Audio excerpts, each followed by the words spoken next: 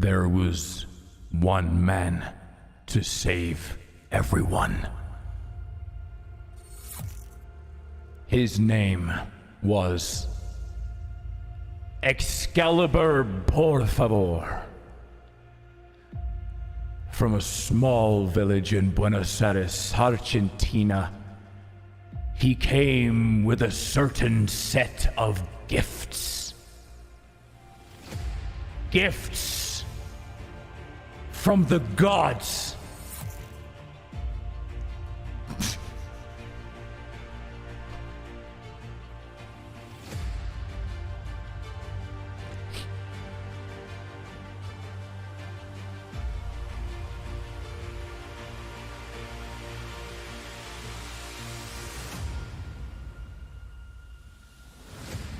He could piss for a mile across.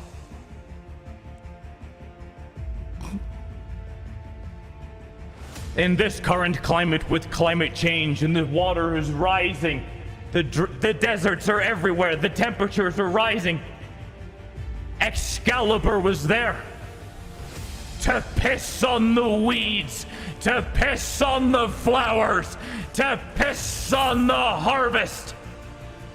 The harvest will be plentiful. I don't know what I'm doing. I'm sorry. I heard the song and I was like, oh, this could be dumb. Okay. Hi, chat. Let's just, we'll just, you know what I mean? We'll just. There was a massive gap there because I couldn't help. I just kept laughing. As soon as I was like, I didn't prep anything. I was like, okay, well, what's Excalibur, por favor? What's he gonna do? Oh, how about he just pisses for a mile long? I couldn't speak. Have I smoked today? No, I haven't. The stream is not me getting high. I wanted to do optical illusion style games, but that's it's coming later. Look, I don't know why my brain the way I'm gonna put it back on. I don't know why my brain the way that it is. It's just I don't know. That's what my brain went to. Hello, chat. Happy Thursday. Happy Thursday. Also, if you do want to get high, this is the stream. This is a weird one. How are we doing? Who do we have in the chat room? Admittedly, what's funny is I saw the viewers go like up to 300. They saw me doing some dumb shit and then immediately left. Oh my god, the cats are there. I haven't taken down the cats. Where's the... Oh, yeah. And then this was the microphone cat. Yeah, I'm surrounded by cats. I'm surrounded by dog photos. I think if we continue this series, I'm just going to be like... There's gonna be paper all over the floor. Like I need like a caulk board, a caulk. Like a where you, no it is caulk board. Like the board where you like put the little needles in. Like you know in Always Sunny in Philadelphia where he's like pointing the board and there's like FBI will have like red lines. It's a caulk board, right? Is that what it is? That doesn't sound right. A cork board.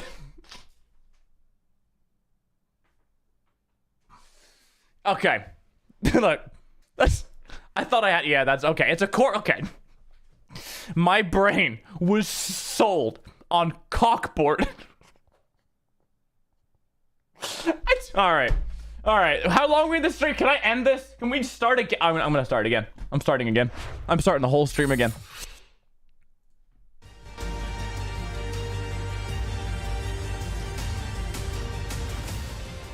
Gamers!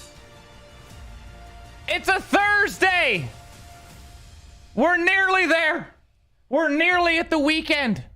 How are we doing? Welcome in, everybody! Fucking chat, chat, just play along like we didn't have the previous 6 minutes. Laser piss! Just play along like the other part didn't exist. Be like, whoa, crazy, Craig streaming. Okay, fucking just play along. Jesus Christ. Chat! It's so good to see you! How have you been? Hello! What are you talking about? Super laser piss? You guys are the fucking worst. No, I want to start this stream over again. I'm not high, but laser pisses. Oh my god. Oh fuck. I've got the giggles. I'm not high, I fucking promise you. Laser piss is stuck in my... Fuck! Get it together, Craig. God damn it, I'm crying. Oh, fuck! Am I okay? Yeah, I'm just... You know when, like, there's just a word or, like, a phrase that gets stuck in your head and you giggle uncontrollably? Like, uncontrollably. My super laser piss. It's not even that funny. It's not. It's just stuck in my brain and it's just cycling around monkey symbols. Laser piss. Fucking hell. All right, we're good. I got out of it. I escaped it. Holy shit. No, I wanted to do the intro and then we could say hi and then we get it. We are fucking nearly 10 minutes into this stream and we've done fucking nothing. We've done fucking better streamers. Would have already fired up a video game. They'd already have like a fucking spin wheel where you guys can like control stuff. I'm over here laughing at laser piss. Fuck! This is gonna become a thing now, isn't it? God, good, I've only just arrived. Yeah, if you're just like coming into the stream, you've missed absolutely nothing. If people say laser piss, just ignore them. Can I like slap myself? Is that like a good way of like getting out of this? Okay, chat. Okay, so I was talking to some friends a few days ago. Okay, and we're just talking about like old and like consoles and things like that. And Hi, how are you? Greg, by the way, thank you for the 10. I appreciate it. And also 10 off stream beforehand. You scared the fucking shit out of me. And Cena with a 20. It's your boy Cena trucking to Maryland tomorrow. Oh, fucking Maryland. Let's pretend like that's a great place. Wow, all the stuff you can do in Maryland. Oh, I love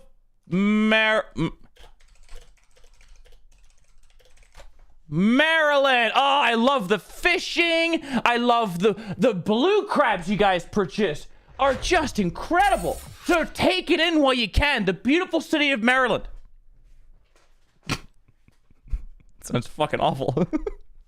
Where is Maryland on a map? Like legitimately. You're 31 today? Let's go, Koala. Okay, let's hang on. Is there like a birthday song for, you know, there's like birthday songs? Okay, Koala, what's your actual name? Only first name. Do not give me anything else. We're gonna sing happy birthday for you, and then we're gonna get into whatever this stream is gonna be. We will wait. Jen? Perfect, there is one for you.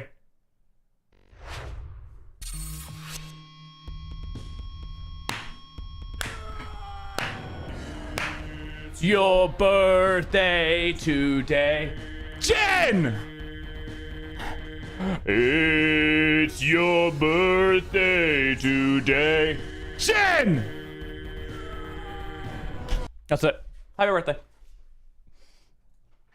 If it's anybody else's birthday. Oh, fuck! I ruined it. Damn it. Fuck! Alright, so I was talking to a friend, and we forgot that this existed. Okay, legitimately, does anybody in chat not know what this is? Yes, it's for an Xbox 360 console. Does anybody remember, like, not know what this is? I feel like if you know what this is, you get, like, senior discount. What? Kinda? What is that? That's crazy, though. This was, like, the pride and joy of Xbox 360. So the original Xbox barely had live. right? But Xbox 360, when you bought it, it didn't come with a Wi-Fi adapter like everything has nowadays. You had to buy an extra piece of gear that attached onto the back of your console, and then that is what allowed you to connect to the Wi-Fi. And it's so crazy because everything has Wi-Fi and Bluetooth and all this kind of shit now. And I don't know. There's a few people in here who didn't know what that was. That's fucking crazy. But remember, chat, if you have one of these, okay, you can play on live. But if you had not the white one, but if you had the double whammy black one, oh, you were a big fucking deal. Oh, like this in 2009 was such a flex. If you had the 2-prong Xbox 360 wireless adapter, my goodness. You had that one? Okay, good. Good. Same goes to the wireless headset. This is actually the first wireless headset I've ever owned in my entire life. Fun fact. And it was a present given to me by my managers last year. This is wild. Same go. What was it? Have I ever told you guys? Like, okay, it's not really a story, but I remember because Bluetooth is fucking everywhere, right? I remember when Bluetooth first came out. It was my friend had a Sony Ericsson phone. Like hold on. Actually, let me pull this off screen and show you what a Sony Ericsson is. I can pull up the exact phone I had.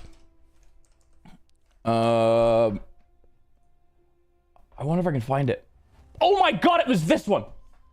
Holy, I wasn't expecting to fucking find it. Hold on. I had this phone. I had this phone. Okay? And if you look on the front of it, you see the Walkman, like the giant Walkman in front of it. This means that you could listen to MP3s on your phone. And you're like, what do you mean? You just download the Spotify app? No! I'm sorry, it's really rude. I'm pointing at you. Put that away. It's... Actually, no. I didn't mean to press that.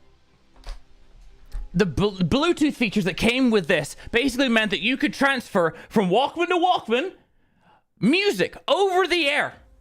And this is like when you had like the Game Boy Advance and you had like you were playing Pokemon and you had like the connector cable that you go into one side and then go into the other side. Imagine that, but you took away the cable. This is the first time there was no cable. It was just, and I remember distinctly, I was in a school bus on the way home from school and I had both phones in my hand. It's like, so you're telling me this phone that has the music on it, you can transfer it over the sky and I can have it over here in this phone. I couldn't believe it. It didn't make sense to me. Everything had been cabled.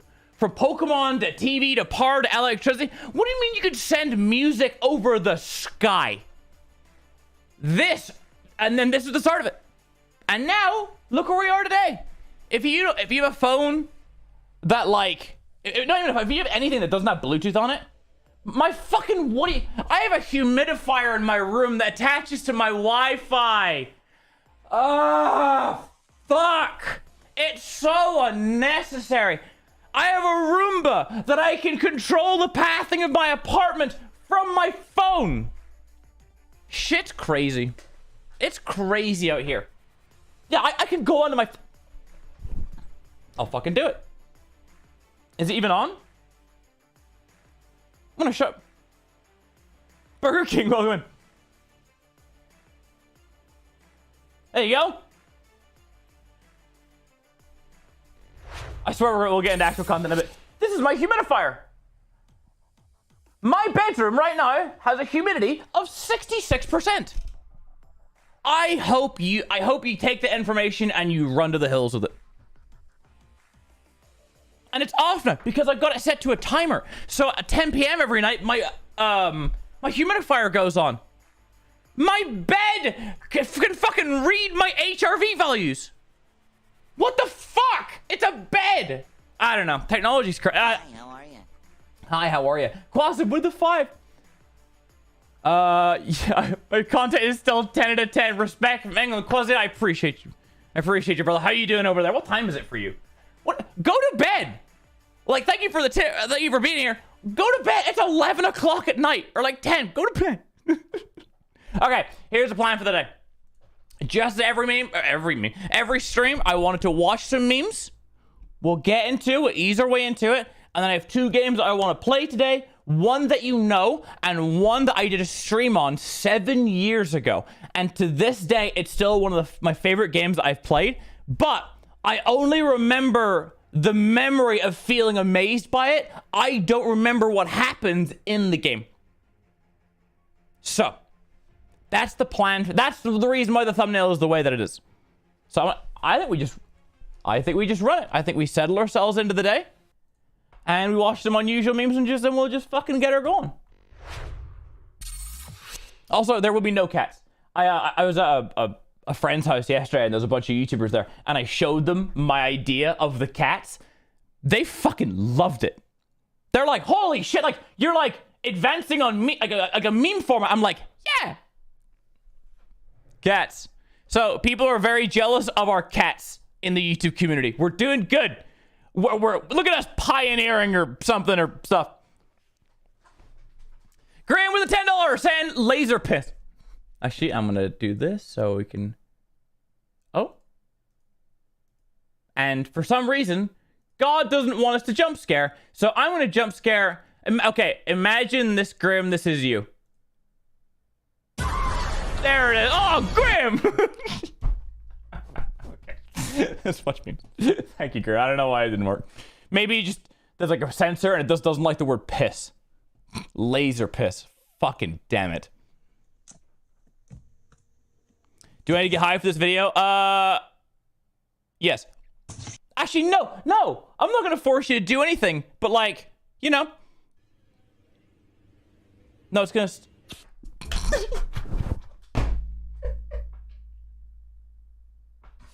Oh, you could read it a mile off, but the slap against the ground. It's like when you dap someone up and it's just that perfect. Oh.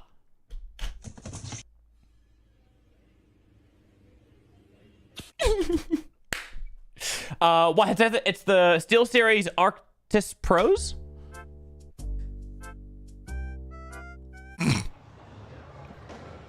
Get a high crate? No, I can't.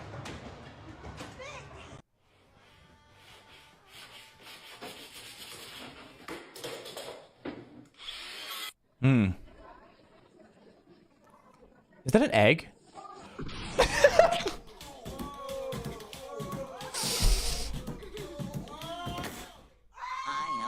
Hi, how are you, Zach? Give me just a second. I want to watch this again. Wait. I can, Zach. I don't check really my DMs on Instagram. Sorry. You just found out you're gonna be a dad. Can we get a hype in chat for Zach, please? It's gonna be a congratulations. That's fucking awesome. I hope it was planned, and if it wasn't, well, yeah, Zach. You know.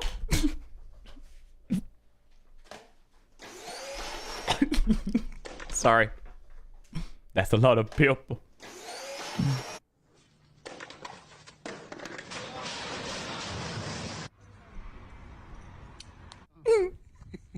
Hello.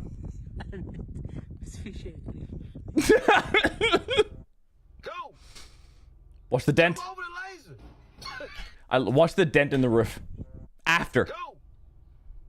Jump over the laser.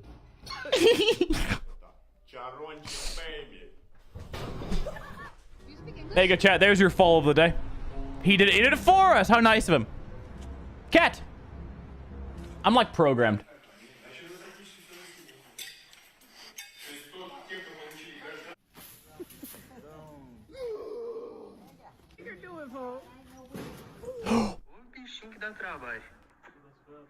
Hey. Oh, he's got the leg fold. Hey.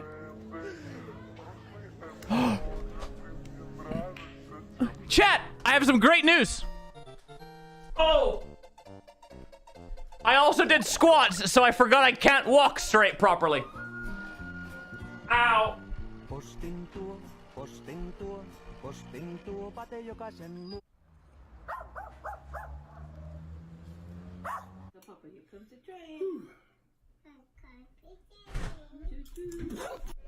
Hold on.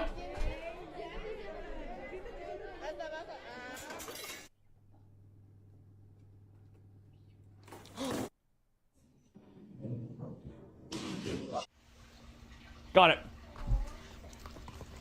Puppy. Sammy boy, how you doing? Cat. 잘 좀 줘.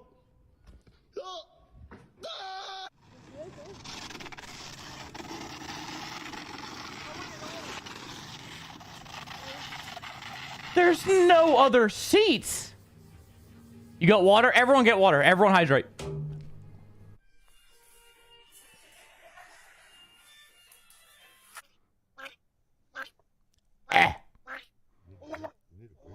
Oh, hold on, guys. Pause. New pufferfish noise just dropped. Pufferfish noise just dropped.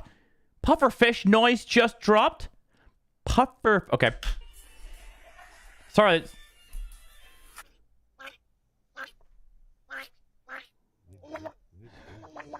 Oh my. Do you know what it sounds like?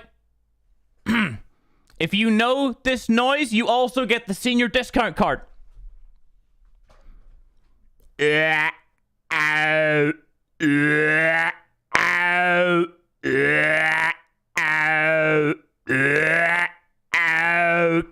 calling Newcastle basketball. We will be closed over Christmas from Thursday, December 20 until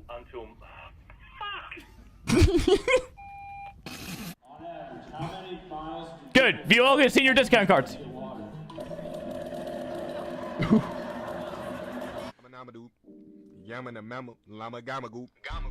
Is that his stomach?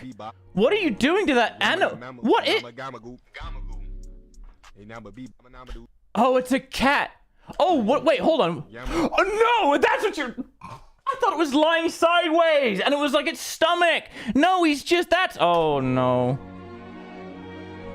Can I turn up YouTube volume? I can. There you go. That's as low as it goes. Du? Jak jetzt feches, gell?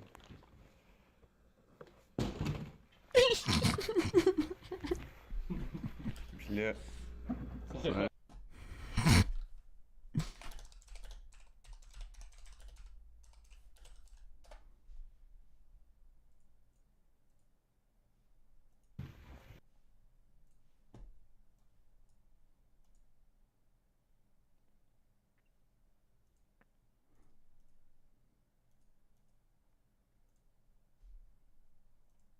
Okay. Bля. Sayhandan freak. Oh. Way. Hi, how are ya? I'm tagging a tweet into the DM. I haven't been on Twitter in like 3 years, and I don't ever plan on going back. Because every time I tell someone I'm not on Twitter, they're like, oh my god, how do you escape? It's like they're being held hostage. I'm like, guys, just delete the app, lol. It's fucking great out here. So sorry, Zach.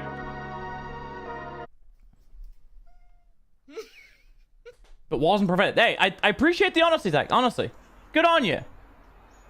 You're gonna do great. You're gonna be a great dad. 没了，没有了啊，没有了。 Andre, you gonna have to move because that smoke getting in my hair. Hey, welcome in.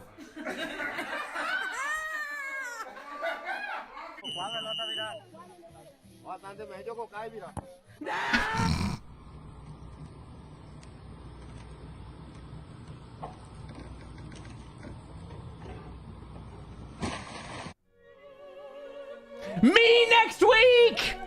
EDC is next week! It's basically my summer holiday. I'm just gonna be in the Las Vegas desert raving my ass off. EDC! How much is this? I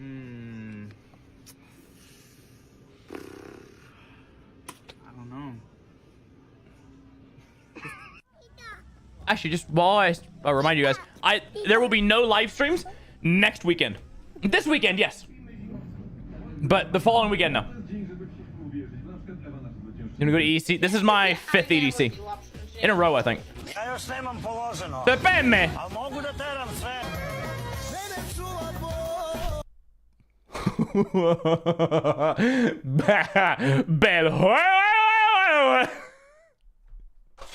Damn, boy, you got the new bell. That's crazy.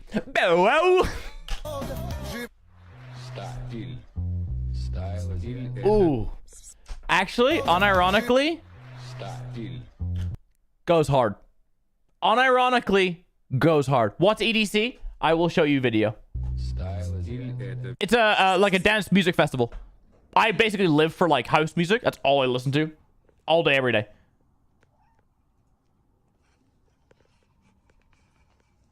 Indeed. Hold on. EDC. Oh, they released a trailer.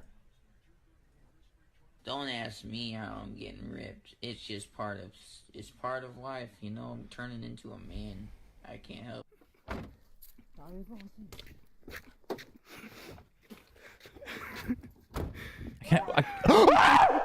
I can't even. No.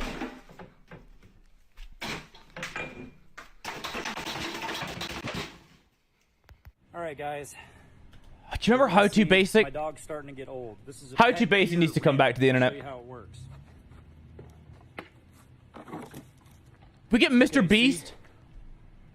Mr. Beast should fund How To Basic. Bread.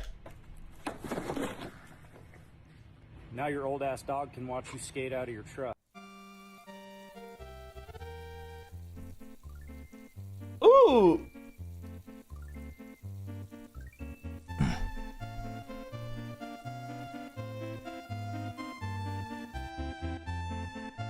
Look at the happy boy. Okay. Really quick, this is EDC. This is my 5th year in a row going to it. Just skip forward.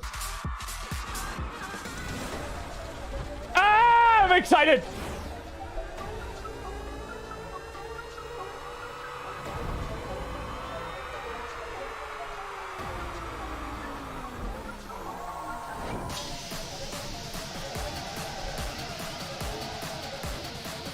Okay, I'll pull the next meme video while you watch this.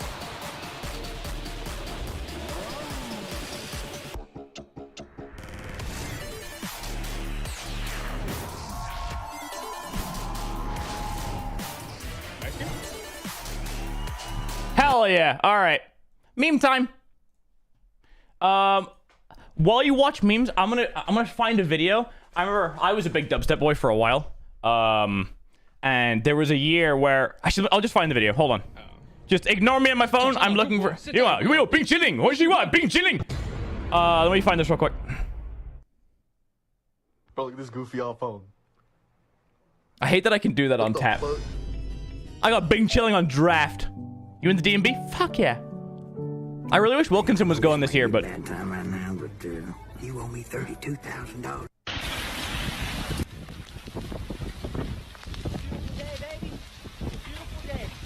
What would you do if you saw me at the red light and I honked my horn at you and we made eye contact?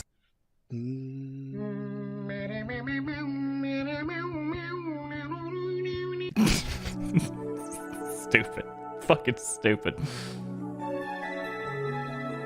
I appreciate you. You look like DJ Khaled. They didn't believe in us.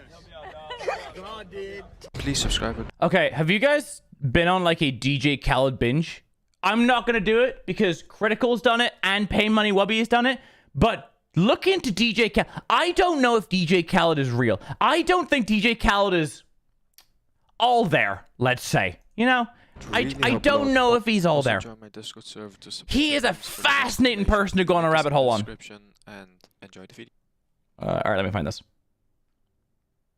Oh, that's why. 2017?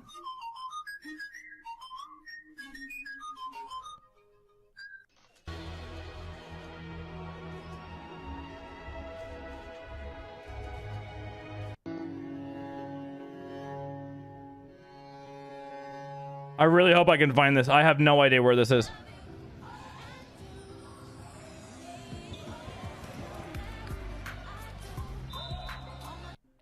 It's you. Oh, no, no matter what I do, I do. Hey guys, Joe just learned how to ice skate. Watch him, he's really good. Okay, Are you ready? Yep, ready. Go. Okay. Oh, come on. I feel like I'm so close.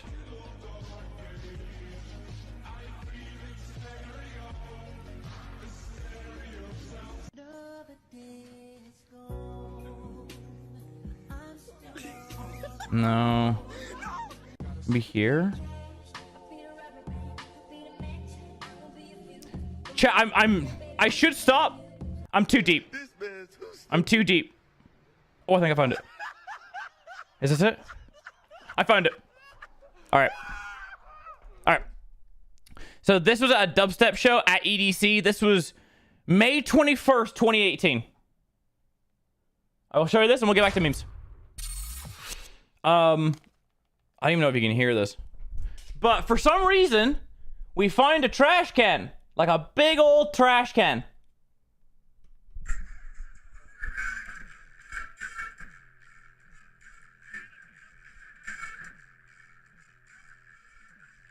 We had that trash can there for like 35 minutes, and people started praising the trash can. Someone brought a flower for the trash can. Then like people would mosh pit, but they would like leap over it because the trash can was so sacred. Dude, EDC's a strange place. Spell it. Top-notch recording. Thank you. Thank you. What does that spell? Pumpkin or Black History Month? Are those? I feel like those are women's glasses. Like, why are he wearing Karen glasses?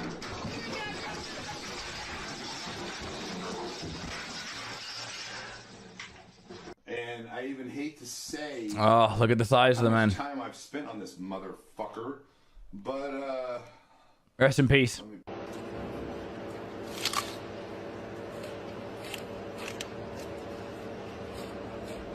Y'all, why am I walking home and it looked like the Avengers just saved the city? Like, look at this for real. Why it looks like the Avengers saved the city? Hulk, where are you? Thor, what did you do?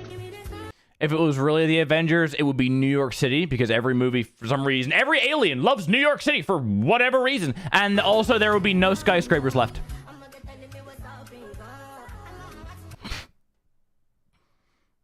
No, I'm not going to say that joke. I'm not going to say that joke.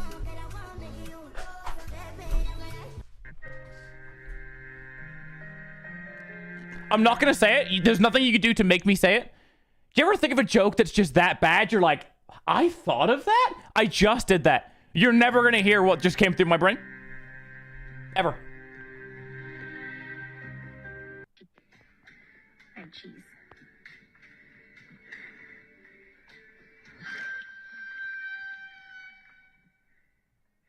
It's all gone, buddy.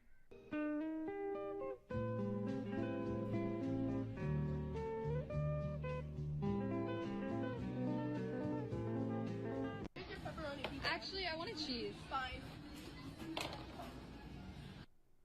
Cool. Vote for me, President of the United States. What you got? I am Brent Peterson. Brent Peterson. Every 35 That's pounds it. that a Okay. man loses, he gains 1 inch in his. And then one day, for no particular reason, I decided to go for a little run. I lost 100 pounds. That's all. I'm going to press play.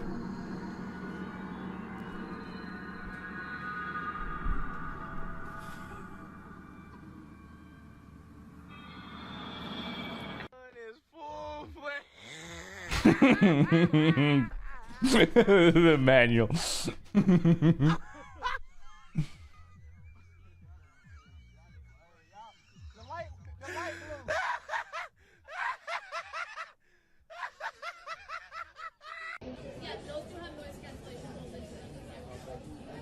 Can you hear me now? Can you hear me now? Can you hear me now? Yell, go on, do it. Can you hear me? Huh? Said this last time, you could never pay me an amount of money to do that shit in public. No amount of money. None. 5 million, we'll have a conversation.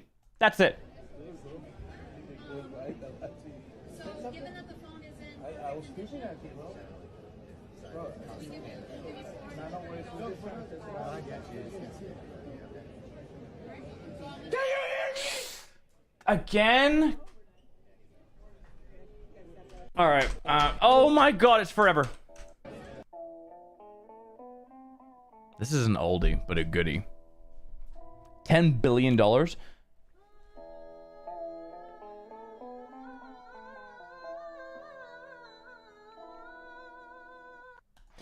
Here's how you figure out how much money you would do for something. So you said $10 billion.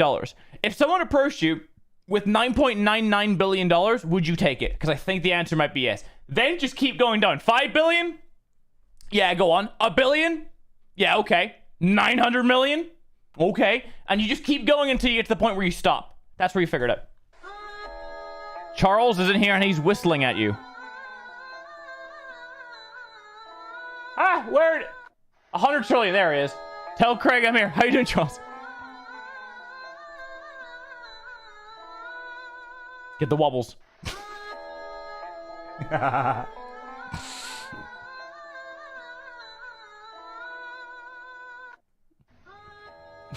Welcome, my friend. Being born and growing up in Dubai, that was kind of my view. That sand dune, it was my view. Welcome, my friend. God damn, it's hot. I'm sweating like R. Kelly in Disneyland. It's like fucking... Look at that Chris Tucker voice.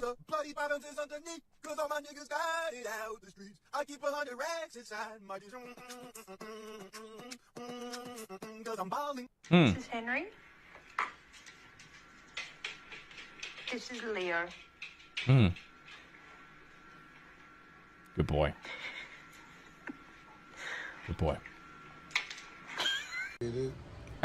For the next ADHD meme video that or stream I want to do, I want to do dogs again, but like properly. Thank you. Thank you. Y'all is funny. Huh?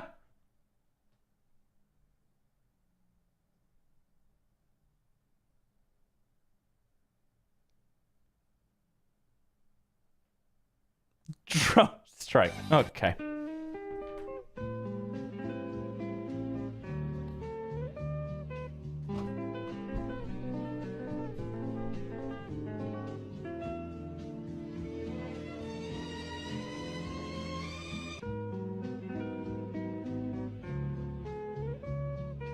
If you don't have any enemies, you need to start believing in something. I don't know. Join like a sports team or something. Motherfucker, no enemies? How boring of a life do you have? Have to have. My goodness. Brett, don't apologize. You're fine.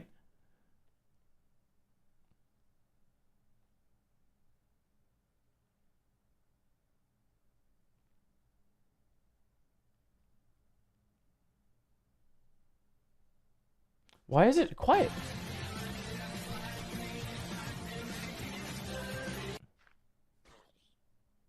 These memes are kind of shit. Is that fair to say? Okay. All right, you brought it back. You brought it back with that one. It's fucking dumb. All right, we're back.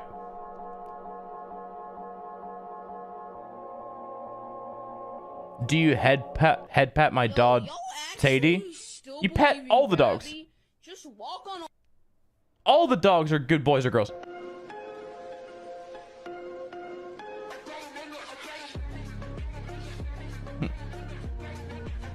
You're losing me.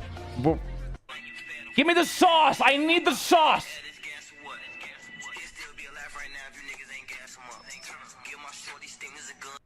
That's not the same thing.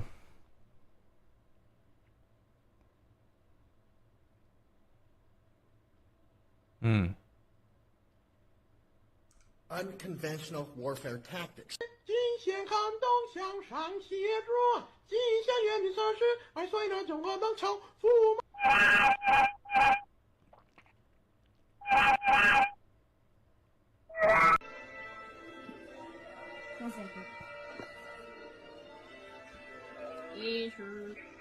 It's gonna fall. Yes, it does.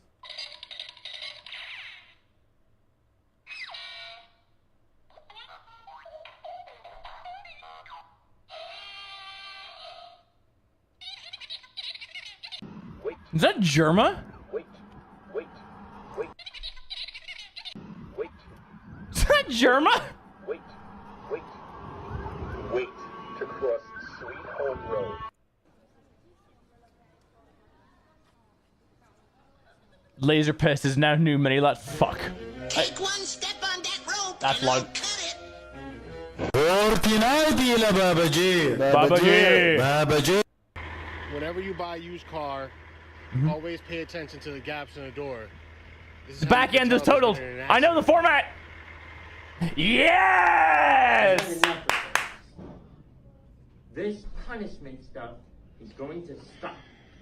Oh no. Tell me what I'm gonna do and not do. I am now the alpha. Oh. Oh. I am the teacher. The alpha takes priority over the teacher. The alpha takes priority over everything. Do you not know how that works? The teacher is telling the alpha to sit in his seat right now. And the alpha doesn't have to listen to orders from its lower. Well, you don't have to listen, but the consequences that follow Oh, brother. are going to apply to the alpha. Brother. The alpha doesn't take punishment. Let's see how well that works out for you, okay? Chat, Andrew Tate, not even once. Not even once.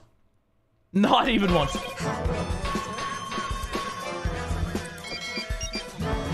I also have what does Andrew Tate even do? I have no idea what he does. Every time I see a clip of him in memes, he's just taking the piss out of someone. I don't know what he actually does. He just tells people they're alpha males on a Discord?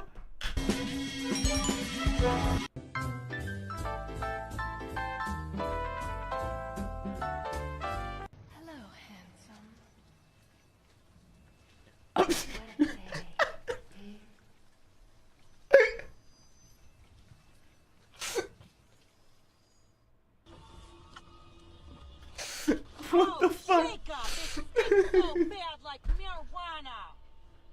He talks about masculinity and stuff? Oh. So he's like a motivational speaker without doing the, like, he doesn't, does he do as he preaches? Is he still in jail? I don't know.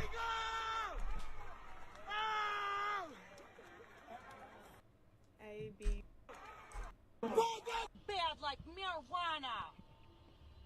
Quandale Dingle's a real person. Quandale Dale is a real person. Do you guys remember the Quandale meme stream that we had? What? Hold on. Do you guys know who you guys are fucking one meme stream like a month ago? You guys are spamming me Quandale Dingle. Quandale. Holy fuck, there's a compilation. There's lore? What? No! Stop! Oh. What's up, guys? My Uncle Salamander Weasel. What's up, guys? It's Quandale Dingle here. I have been arrested for multiple crimes, including battery on a police officer, grand theft, declaring war on Italy, and public indecency. I will be escaping prison on March 28th. Like, this is Quandale Dingle. He's a real person! Oh, that's... A, B, C, what the fuck? E, H, I, J, J, J, J, J, J, J, J, J, J. Oh my god, that's such a coincidence. Oh. Un lugar en pero no me pregunté por los baños, me dijeron ese que tiene el casco azul. Yo dije, son de estos baños que Hey, go back. Llego, abro la... What's up, guys? It's Quandale Dingle here. I have been arrested March 28th. After that, I will take over the world. Greetings, Quandale Dingle here. My cousin Henry Bartholomew Dinglenut got arrested for putting a TNT in a daycare center. I put a camera in Joe Biden's bathroom and watched him take a poop. My Asian brother Quan Ling Ling Dingle put illegal substances in my ramen and I died. Hey fellas, it's Quandale Dingle here. I put perks in Vladimir Putin's drink and he went to bed for a really long time. I trapped my autistic son's hand in an air fryer. I dumped boiling water on a prison guard's head. My goofy off friend Jamarius Quangledangle tried to eat my butt during Ramadan. Quandale Dingle, ladies and gentlemen. Well, that guy graduated.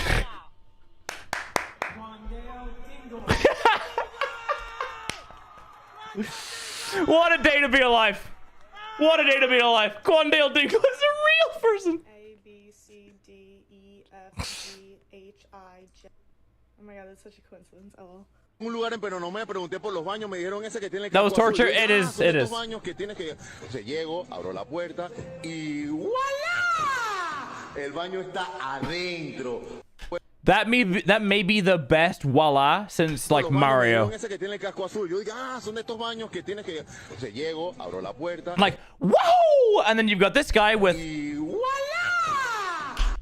top tier voilas out here. Top tier voilas. Que tienes que... O sea, llego, abro la puerta y ¡voilá! It's amazing. El baño está adentro. A esto le llamo creatividad bañística. I can't help it. Then you look left and you see Dr. Disrespect. Alright. Doesn't matter. Brothers. All right. That gives me motivation. That's right. That gives me motivation. I know y'all out here. I must be out here. That's y'all right. Have a big, beautiful, blessed day. All right, brother. Voila! Wow, it's crazy. Looks so real. That computer is holding on for dear life. Wow. Toasty. It's really hot. What the hell is? Whoa. Okay, this is some good TikTok content. That was way too loud. Oh. Time to put these bad boys into sport mode. That guy's gonna regret what he's done. He didn't notice I got the Croc 3000s on. Fuck, chat, what do I say? Chat, I ordered Starbucks. I got delivery Starbucks because I'm white. The guy is speaking Russian. His name is Robert, but I don't think his real name is Robert. What do I say? Oh, he's typing. He's typing. He told me, he mori. He told me, he mori, beep up, rabap. But he's still typing. What does he want from me? Surrender? Are you here? Translate. There's a translate button, thank God. Anyway, we're back to memes.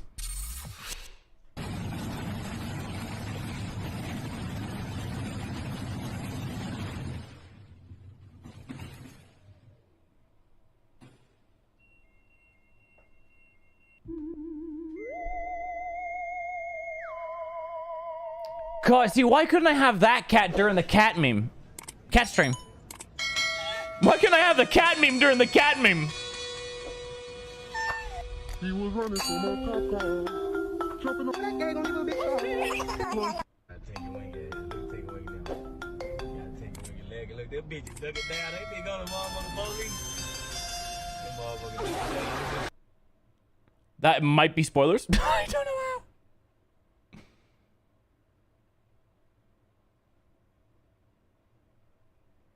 Why couldn't I?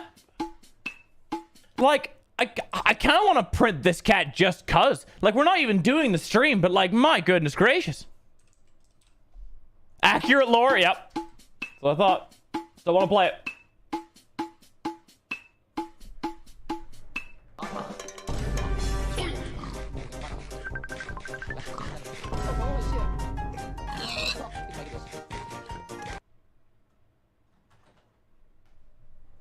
Hi, how are you?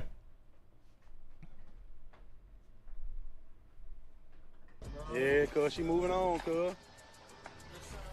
She moving on, cuz. That shit hurt, cuz. Look, they happy over there and everything, cuz. Damn, man. Look that how they smiling. They smiling, showing all their teeth, cuz. Man, they happy, cuz. You can't mess up that happy family, cuz. Cat. I have acquired cat, and I will add this cat to my collection. This is what we do, cat. I called you cat. This is what we do, chat. I'm gonna keep collecting cats. I'm gonna put them in a ring binder and then sell it to someone. Business. Who wants a random collection of cats?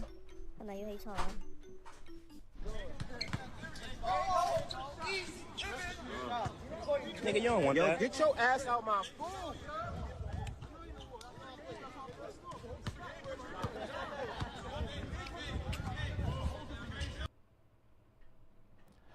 my brain's like cat. Like it's like I have like cat Tourette's, where every time I see a cat, I'm like, cat. Oh, I just went back a million miles. Okay, where are we?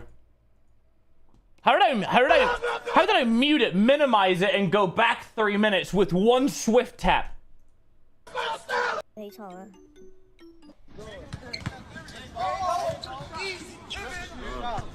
Nigga, you don't want that. Get your ass out my food. Hey, Minnie, I'm thinking of proposing to my boyfriend on his birthday. Should I? I mean, I hope he never watches this stream because, like, you could. Or, like, you don't have to. Maybe. But also, like, maybe not. You gotta keep him guessing. Because if I say yes and he for some reason watches it, he's gonna know what's happening. It's like, birthday time. We're in the Bahamas. Like, it's gonna lay it up too easily. So, like, maybe.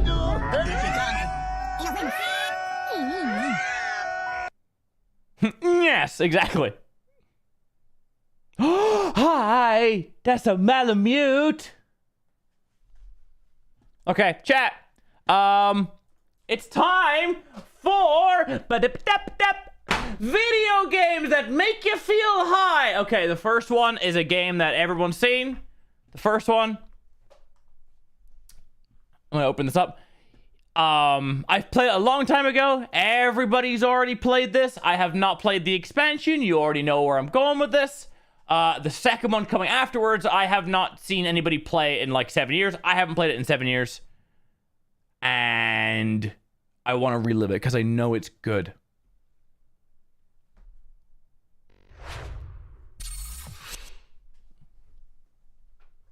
You can't see anything.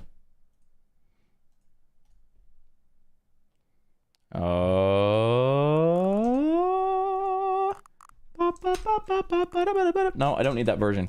I need to do this and then that and then boom. I would like English subtitles, please. Confirm. Welcome. Yes, I have.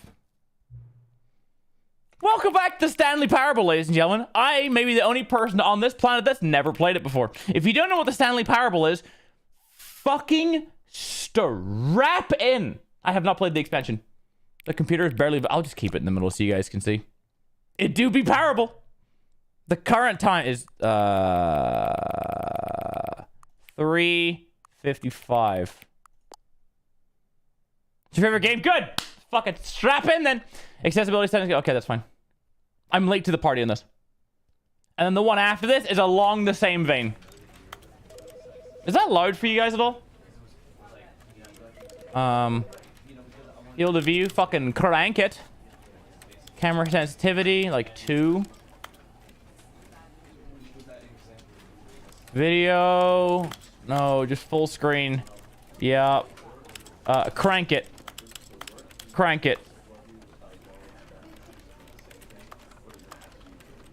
It's good. I put 2. Shit! How do I change it?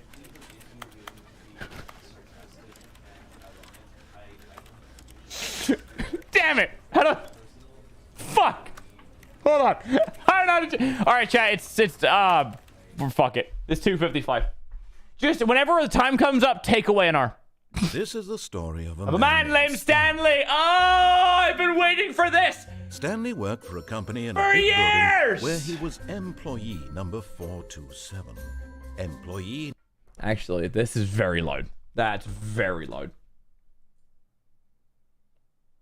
Holy shit. Oh shit, there's gonna be a mouse in the middle of the screen. Number 42. Fuck! Hold on. We'll do it again. There it is.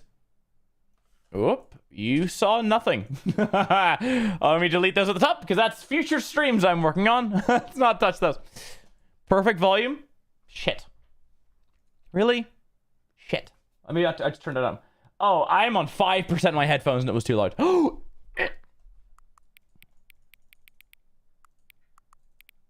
Oh, I see. So I do that and then that.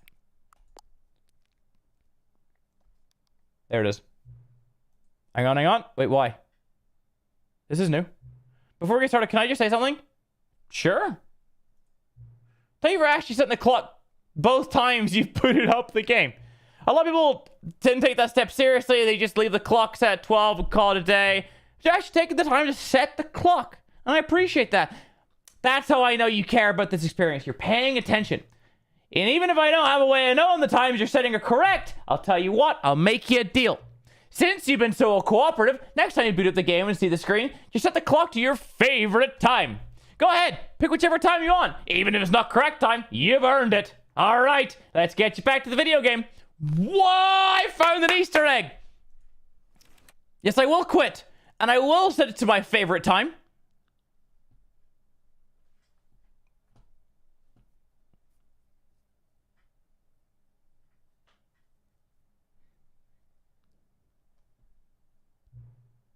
The end of the current time. My favorite time is 2:30.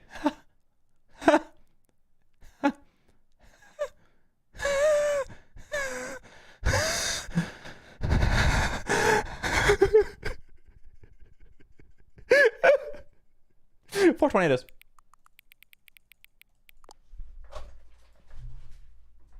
Nah, 4:20, your favorite time of day. Or could you simply not resist giving me the correct time again? After all, I know how much you enjoy setting the time correctly. No, okay, no, I'm curious. How accurate 4:20 is? Let's use the other slider to find out. How accurate is 4:20? I mean, it's pretty accurate. It's 3:59. So it's like pretty accurate. You know, I could just say, regardless of the accuracy of the clock, I'm having a great time adjusting those settings. I feel like I'm learning a lot about you and how you like things to be set. It's good to collect data. I wish we had more sliders. We've gone through all the sliders I have. Perhaps I can invent new sliders and gather new data on you. Shouldn't be too hard. I mean, whip up a couple of new ones. Should be ready the next time you boot up the game. Chat, okay. We're not even in the game and we're playing the game. This is wild. I've never seen this. In like any game, period. This is fucking awesome. Not a happy little accident. Please adjust the slide. Well, I mean, that's fine. We've already done that. Please adjust the slider until the dog and the cat are friends.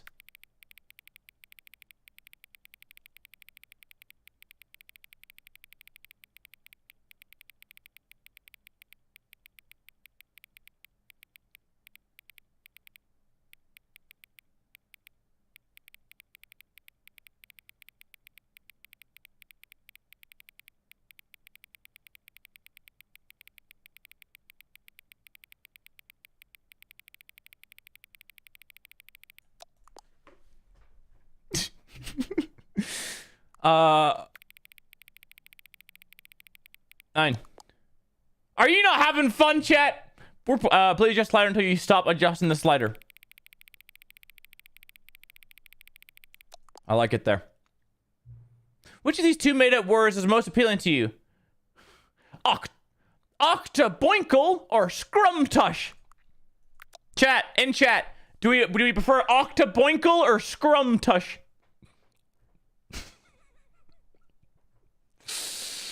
I've chosen mine, but we will go to the chat. I think that's fair. Scrumtush, scrumtush, scrumtush. We all love scrumtush, scrumtush, scrum. Give me the scrumtush. Okay. Do you know what time it is right now? Yes.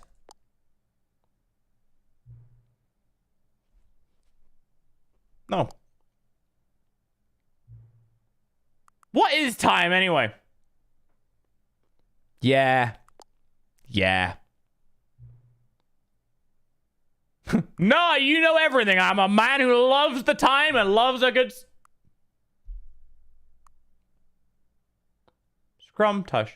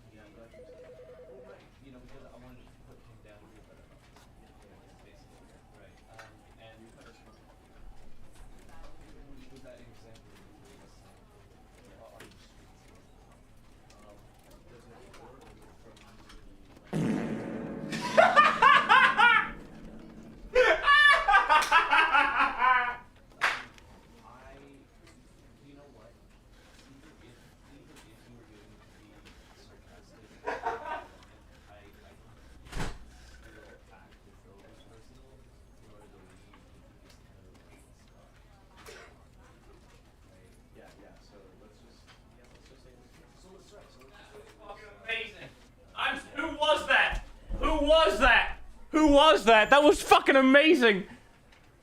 Random. There are 25 alphabets. I don't know why. Thank you.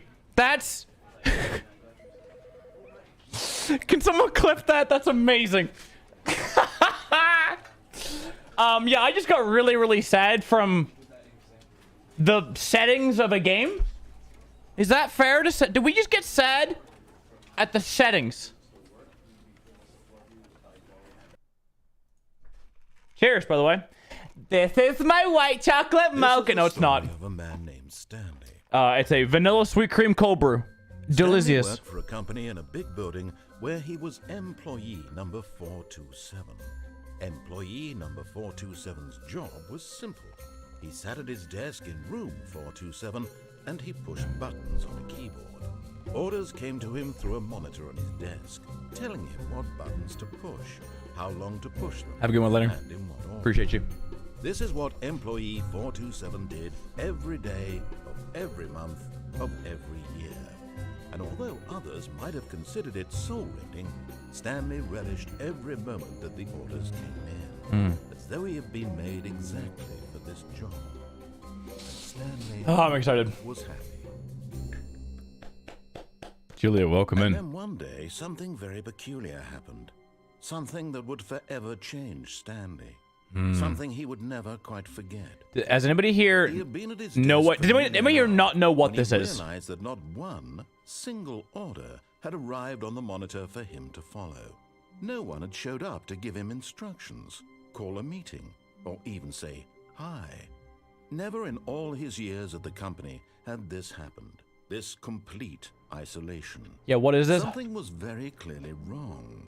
Sharp, Milk. frozen solid, Stanley found himself unable to move for the longest time.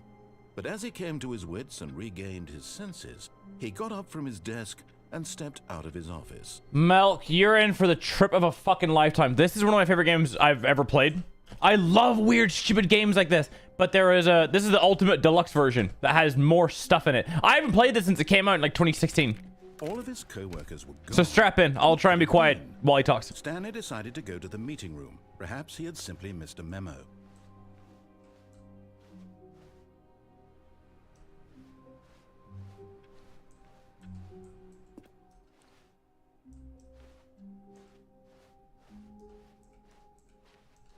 When Stanley came to a set of 2 open doors, he entered the door on his left.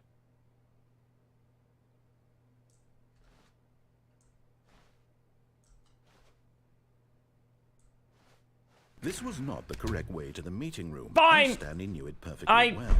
Perhaps he wanted to stop by the employee lounge first, just to admire it. This is the most convoluted... This is the most convoluted building. Just taking a wee gander. We look around.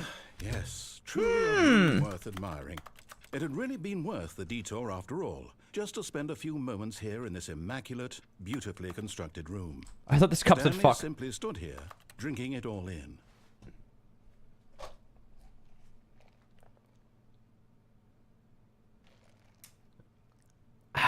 Yes, I did. Yes, really, really worth it being here in the room. A room so utterly captivating that even though all your co-workers have mysteriously vanished, here you sit looking at these chairs and some paintings. Yeah. Really worth it. Oh, they're lovely. Look at this. Why have I seen this picture a million times? At this point, but eager to get back to business, No! Stanley took the first open door on his left. Okay. I'll go along. Ooh, this room actually looks fun. And so he detoured through the maintenance section, walked straight ahead to the opposite door, and got back on track.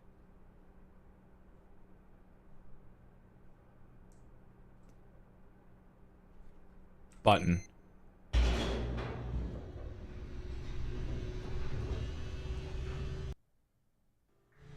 But Stanley didn't want to go back to the office. Not really. He wanted to wander about and get even further off track. I did. So now in order to get back, he needed to go, from here it's, left. Okay. Oh, no.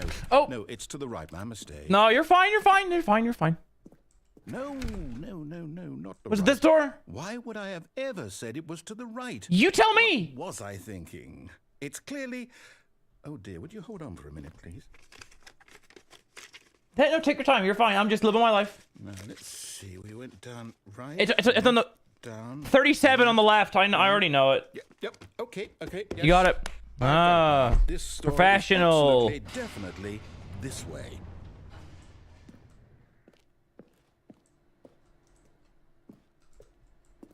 Anything behind here? Just okay.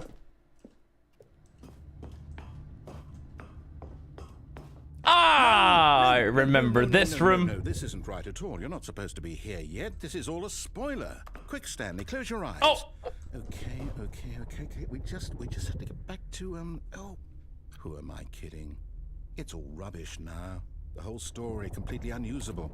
How about rather than waste my time trying to salvage this nonsense, we'll just restart the game from the beginning. No, that's fair. This time, suppose we don't wander so far off track, All right, I'll go From through the top. I'll go through the left door. All of his co-workers were gone. What could it mean? Stanley decided to go to the meeting room. Perhaps he had simply missed a memo.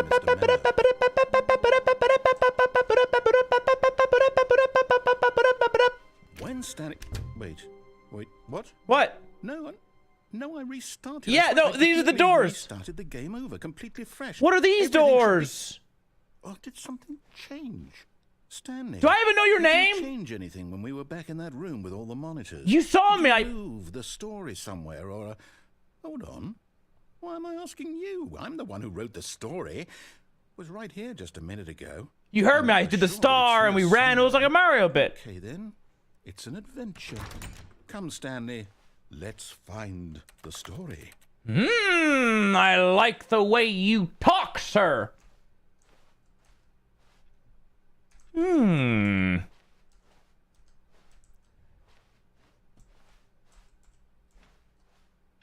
This clock is wrong. This whole setting was completely pointless.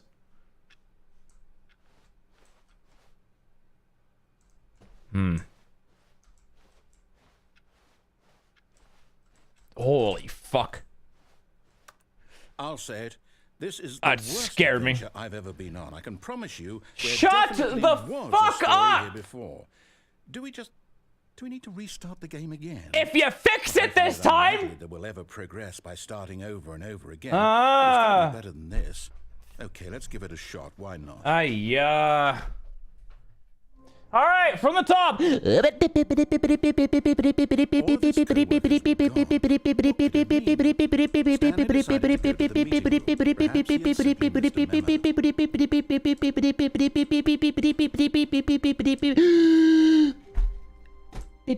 Okay, Ah, it's worse. I might be remembering this wrong.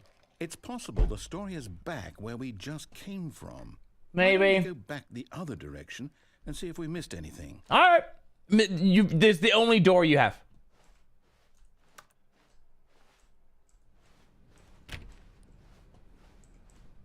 No. This door's open. This looks new. Narrator, did you finding it? Aha! I knew we'd miss something. The story. Here it comes. What? No, wait. Never mind. Not the story. Okay, let's head back the other way and retrace our steps. Okay, so we started in this room. This was the first room. Now you haven't even loaded in it. What the fuck is this, narrator? Well, I'll be honest. I don't recognize this place at all. Is this the story? No, I think we're in Arkansas.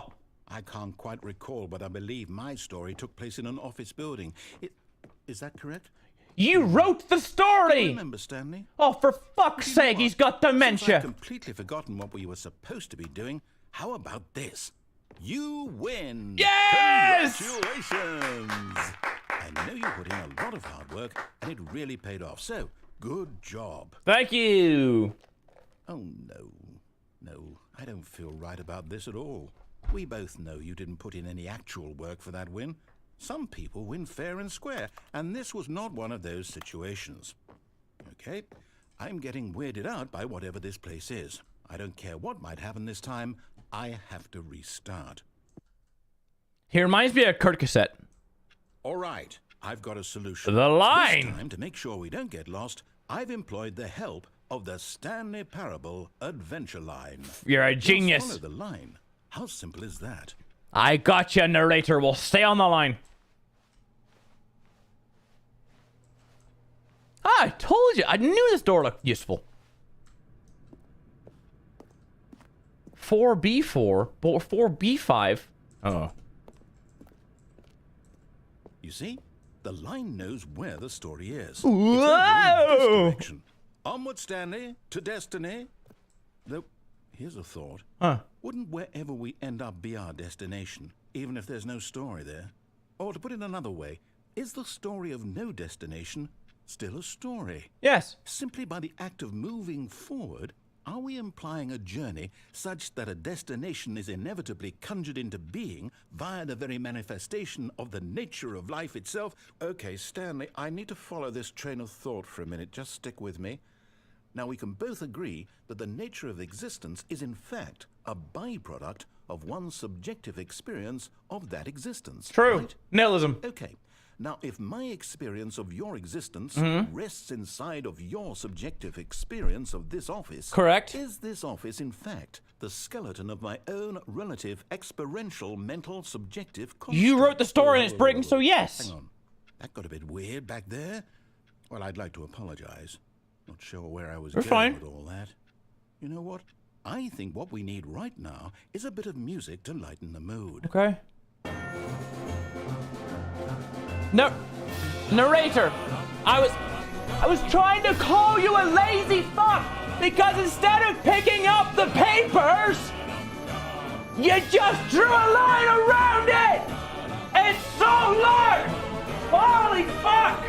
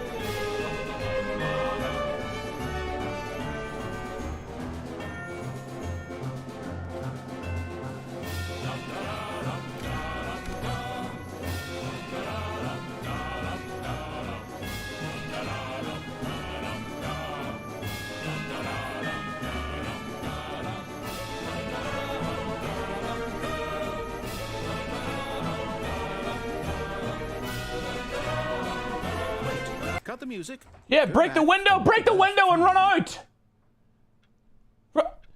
I'm sorry for everyone who's high right now. You can understand why the title and the thumbnail is the way that it is. Just break the fucking window and leg it. All right. Sure, we're on our way. Bap, bap, bap, bap, bap. Wait, what? We're back at the office? No. Line, you do know we're looking for the Stanley Parable, right? Nice. Story? Is any of this ringing a bell? Nice. No. Have I played Subliminal? I streamed Subliminal. Yes, I have. Really, really, really good guy. For fuck's sake. Yeah, you did the line. Narrator, you did the line. After everything we've been through, for fuck's sake, I can't take this anymore. To hell with it. Is that me? Restart. So you've stuck with the line idea. We already knew this didn't work. All right. You know what, Stanley? I say forget the adventure line. What's it ever done for us? We're intelligent people, right? Yeah. Why can't we make up our own story? Something exciting, daring, mysterious. Ooh, this all sounds perfectly doable. Does Why it? don't we simply start wandering in, well, I don't know. Julie, I How about appreciate you. Thank this you. direction? You know, you guys don't need to donate. Just being here is way more than enough. Okay. This is super backroomsy. Yes, this is exciting. Just me and Stanley forging a new path, a new story. Well, it could be anything. What do you want our story to be? Go wild. Use your imagination. Whatever it might be, Stanley, I'm ready for it. Okay, so imagine you're doing like a mukbang, but like a avocado mukbang, but like eating all of it and then not feeling full, but still getting that perfect level of like drunk, or not drunk tipsy, like food tipsy, where like just before meat sweats, where everything feels fine, you feel like you're like on top of the clouds because you've had really good food, you've got a bunch of carbs, bunch of fat, bunch of sugar, your body's like, yes! And then enjoy the rest of your day. And then not have to shit it out.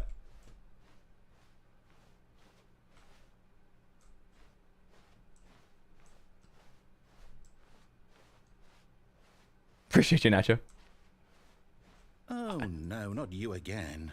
Stanley, I'd also like to veto the line from having any role in our awesome new story.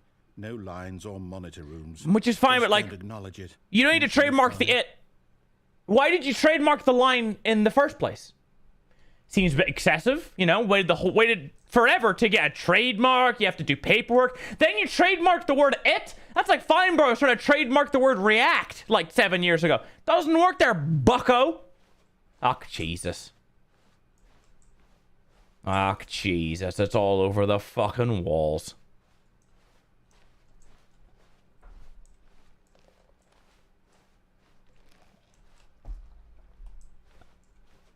Ooh, a round room. We get to make a decision. From here, the story is in our control. Okay. How important we mustn't squander the opportunity. In fact, I believe I need a minute to think here. Just walk in circles for a minute. Okay, so I know that each door has to lead somewhere, which means that somewhere, the place where we're trying to go, there must be a reverse door that leads here. And that in turn means that our destination corresponds with laser piss lines. Damn it! The counter-inverted reverse door's origin. So starting from the right, let us ask, will taking the right door lead us to where we're going? And since the answer is clearly yes, then by all accounts, the door on the right is the correct one. Another victory for logic. Come, Stanley, our destiny awaits. Will!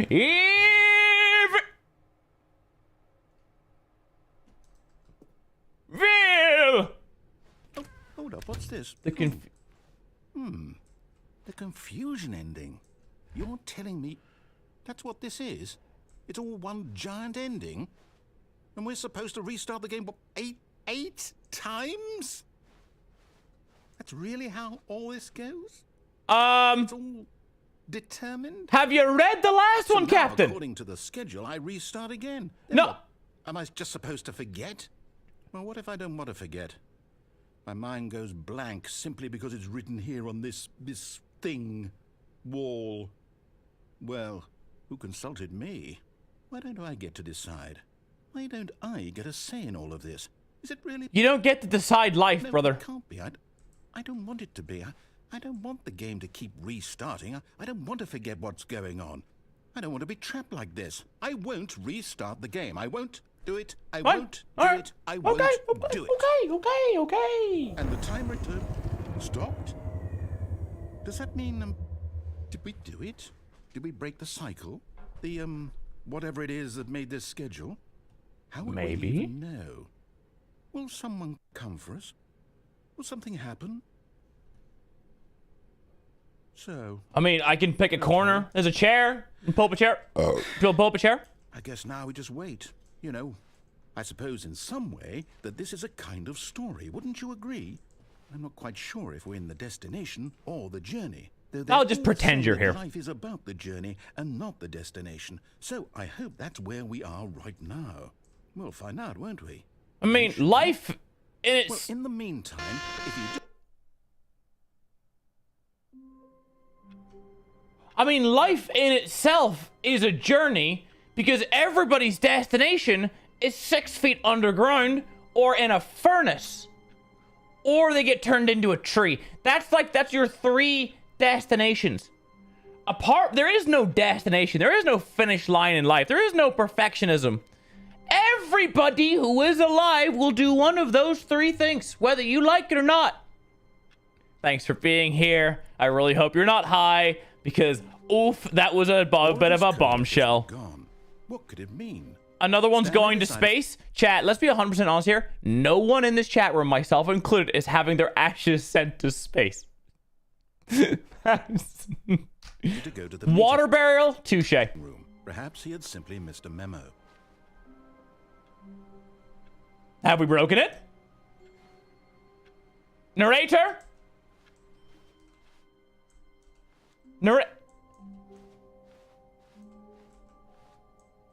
Narrator? When Stanley came to a set of 2 open doors, he entered the door on his left. You can if you have $250,000. Let's be real, chat. I don't think any of us here are going to be able to afford a space burial. Viking funeral? What does that entail? A cremation funeral? Yeah, that's what I'm saying. You get chucked into a furnace. Okay, we're going left, buddy. We're following along. The store doesn't have a number, but okay. Meeting room. Yet there was not a single person here either. Feeling a wave of disbelief, Stanley decided to go up to his boss's office, hoping he might find an answer there. If you guys want a space burial, can you see what? Yeah, I can see.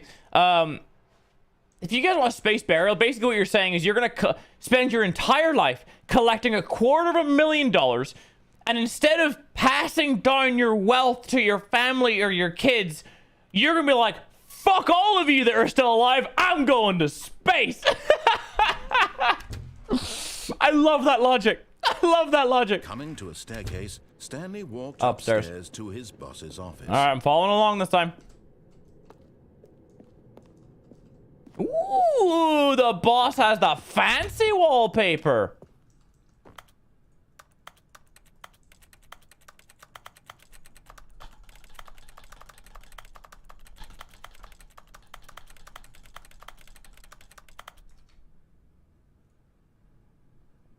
No, seriously, we disabled it. Yeah, but right.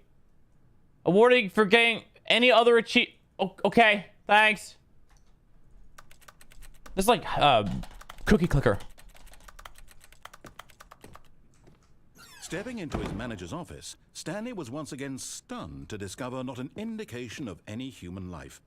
Shocked, unraveled, Stanley wondered in disbelief who orchestrated this. What dark secret was being held from him? What he could not have known was that the keypad behind the boss's desk guarded the terrible truth that his boss had been keeping from him.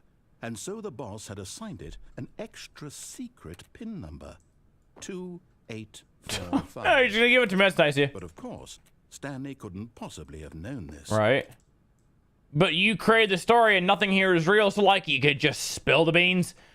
As like I had a house that had 15-foot ceilings.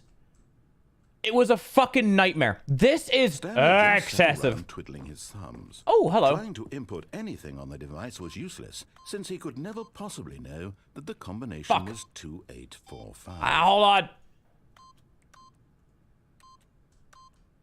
Yet incredibly, by simply pushing random buttons on the keypad, Stanley happened to input the correct code. Oppenheimer?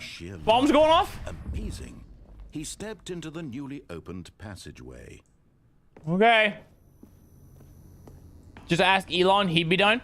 To this day, my dad still says, like, oh, here's Elon Musk's best friend. Because, do you guys remember the tweet I did, like, 6 years or 5 years ago? I tweeted at Elon Musk, and I said, hey, could you do me a favor and, like, put a flag with anime titties on the moon? And he responded saying, you got it. Since then, my dad's like, Elon Musk. I got inundated with so many DMs from reporters saying, oh my god, he responded to you. How do you know him? What's your affiliation? Do you know insider trading secrets? And it was amazing. I miss Twitter for that. I miss Twitter for shit posting to celebrities. That's the only That and like whenever UFC or sports happens, I like seeing the live reaction. That's the only reason I miss Twitter. Otherwise, no. I use Reddit for the same fix. I'm pretty sure if you type in Minilad Elon Musk Twitter, you'll find the video because I have the thumbnail of the tweet. Descending deeper into the building, Stanley realized he felt a bit peculiar. It was a stirring of emotion in his chest, as though he felt more free to think for himself, to question the nature of his job. Why did he feel this now, when for years it had never occurred to him? This question would not go unanswered for long.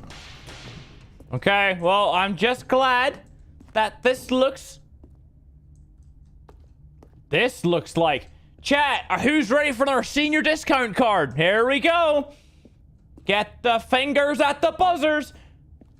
This reminds me of the Windows 95 screensaver of the pipes. Does anybody remember the pipes? Does anybody remember the pipes? And if you know what I'm talking about, this is going to trigger a memory you forgot existed. Yes, oh my god, exactly. Stanley walked straight ahead through the large door that read Mind Control Facility. It was that and like the Doom-looking maze. Hi, how are you?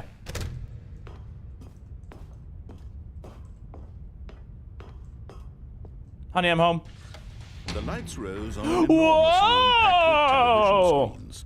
What horrible secret did this place hold? Stanley thought to himself. Did he have the strength to find out? Yeah, go on.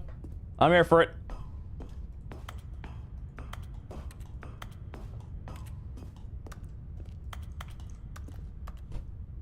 Ooh. Now the monitors jumped to life, their true nature revealed. Each bore the number of an employee in the building, Stanley's co-workers. The lives of so many individuals. I'm 427, so I'm like around here somewhere. And Stanley, one of them, eternally monitored in this place where freedom meant nothing. Right there. Right in the middle. We are 427. What am I doing? Oh. Fuck, I looked away for 2 seconds.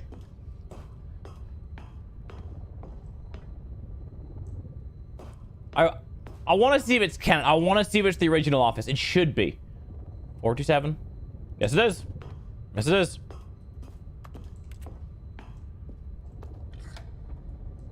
This mind control facility, it was too horrible to believe. It couldn't be true.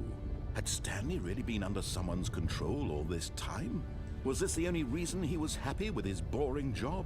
That his emotions had been manipulated to accept it blindly? Why am I following along like E3 gameplay? Whoa!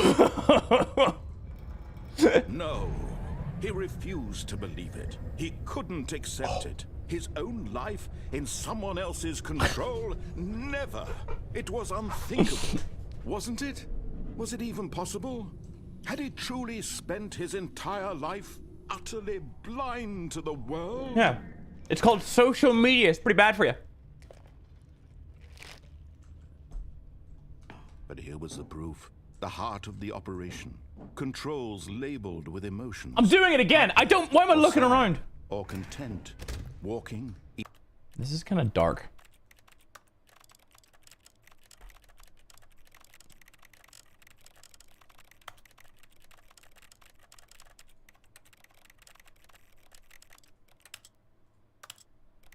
Jump, you bastards. All right. Eating, working, there's no brightness. All of it monitored and commanded from this very place. I just like that noise. As the cold reality of his past began to sink in, Stanley decided that this machinery would never again exert its terrible power over another human life.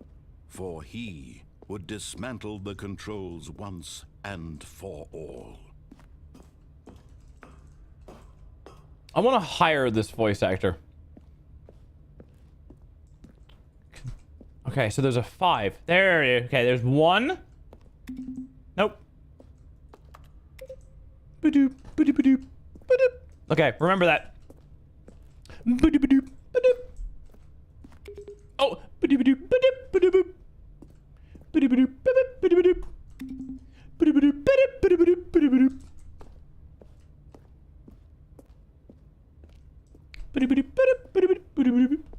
3?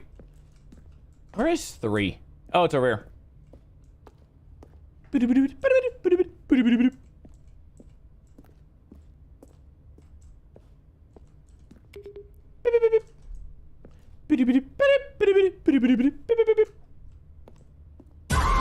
Oh my god, Bailey Booth. How you doing, Bailey? Fuck. It's the transient. It never doesn't get scary. Holy, I forgot. Am I high? No, I probably should be, admittedly, but here we are. Thank you, Bailey. I appreciate the 10 as always. Hope you're doing well. All right. Ooh, I can press these.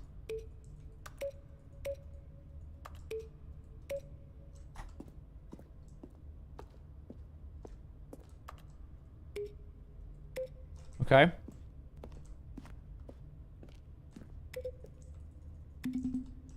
High on caffeine? No, actually, yeah, that too. Just high on life. Oh, what in the fuck is... Okay, so I don't know if these do anything. I'm just going to go. Where's 4? The only one I haven't pressed is 4. Where's 4?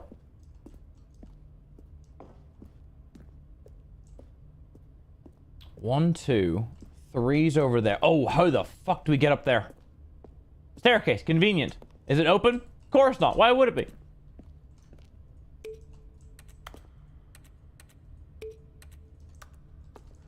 If you were asked to voice act for an anime, would you take it? Funny enough, I was in end of 2020, beginning of 2021. Because I was living in Dallas at the time, and that's where Funimation is. And I don't know, I was kind of just busy working on myself, and I was like, I'm not really taking on projects right now. I don't know what anime it was for. I never went that far, but they're like, are you interested? And I was like, maybe eventually. Source of the room's power. He knew it was his duty, his obligation, to put an end to this horrible place and to everything it stood for. Bet. Nope. I'm following along. I'm following along with the story, and then we'll go through and we can change it. Is that game? Blackness. Oh. And a rising chill of uncertainty. Was it over? Yes. He had won.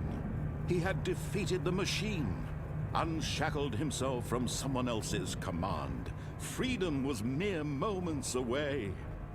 And yet, even as the immense door slowly opened, Stanley reflected on how many puzzles still lay unsolved.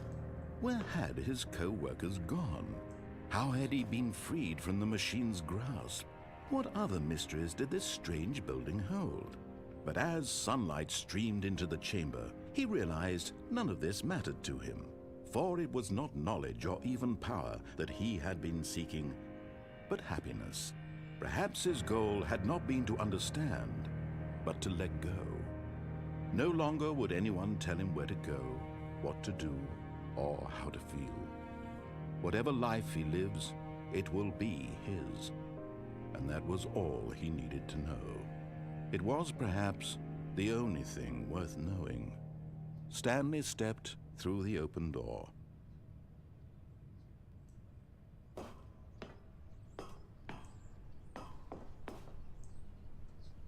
Stanley felt the cool breeze upon his skin, the feeling of liberation, the immense possibility of the new path before him. This was exactly the way, right now, that things were meant to happen.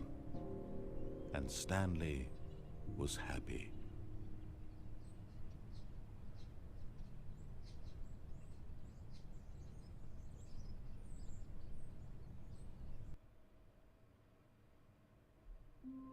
Fuck yeah. Now let's go fuck with it. All of his co-workers had gone. What could it mean? Stanley decided to go to the meeting room. Perhaps he had simply missed a memo. Oh! Oh, new content? Not yet. What does that mean, new content? Nope. When Stanley came to a set of 2 open doors, we're going to go press yes.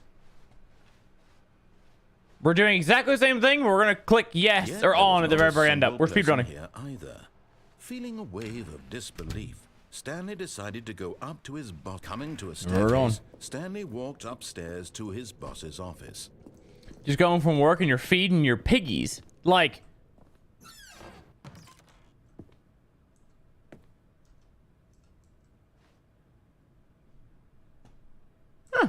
Time Magazine has a clock on it. Extreme bathrooms! Love it. I mean, that's extreme bathrooms is basically a bidet.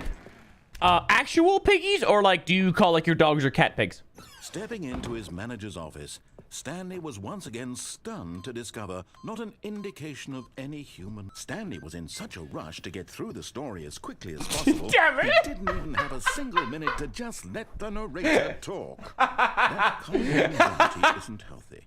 So he relaxed for a few moments. All right, narrator. Music. All right, you win. No, you win. No, that's fair. You win. You called my bluff. You saw what I was doing. I'll enjoy your fucking music. Feeling soothed and rejuvenated. No, I'm not done. Calmly walked forward into the opened passageway. That's crazy. That's crazy. Okay, I want to see if there's anything over there. There is not.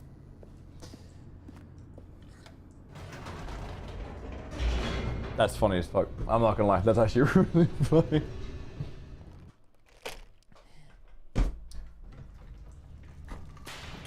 Also, I don't know if this game has like a certain, like, you just stop it at a certain... Stanley walked straight ahead through the large door that read Mind Control Facility.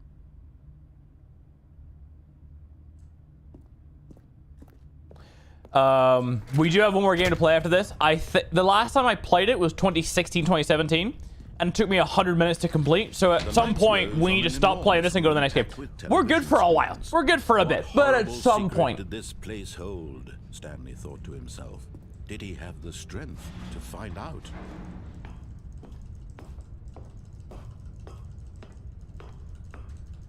Guinea pigs. Oh, I didn't even think of those pigs. Now very cute. The monitors jumped to life, their true nature revealed. Each sorry, chat. Play along. Whoa! The lives of so many individuals reduced to images on a screen.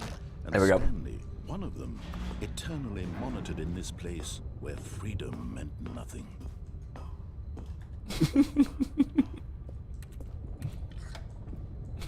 This mind control facility, it was too horrible to believe. It couldn't Is be this true. OnlyFans? Had Stanley really been under someone's control all this time?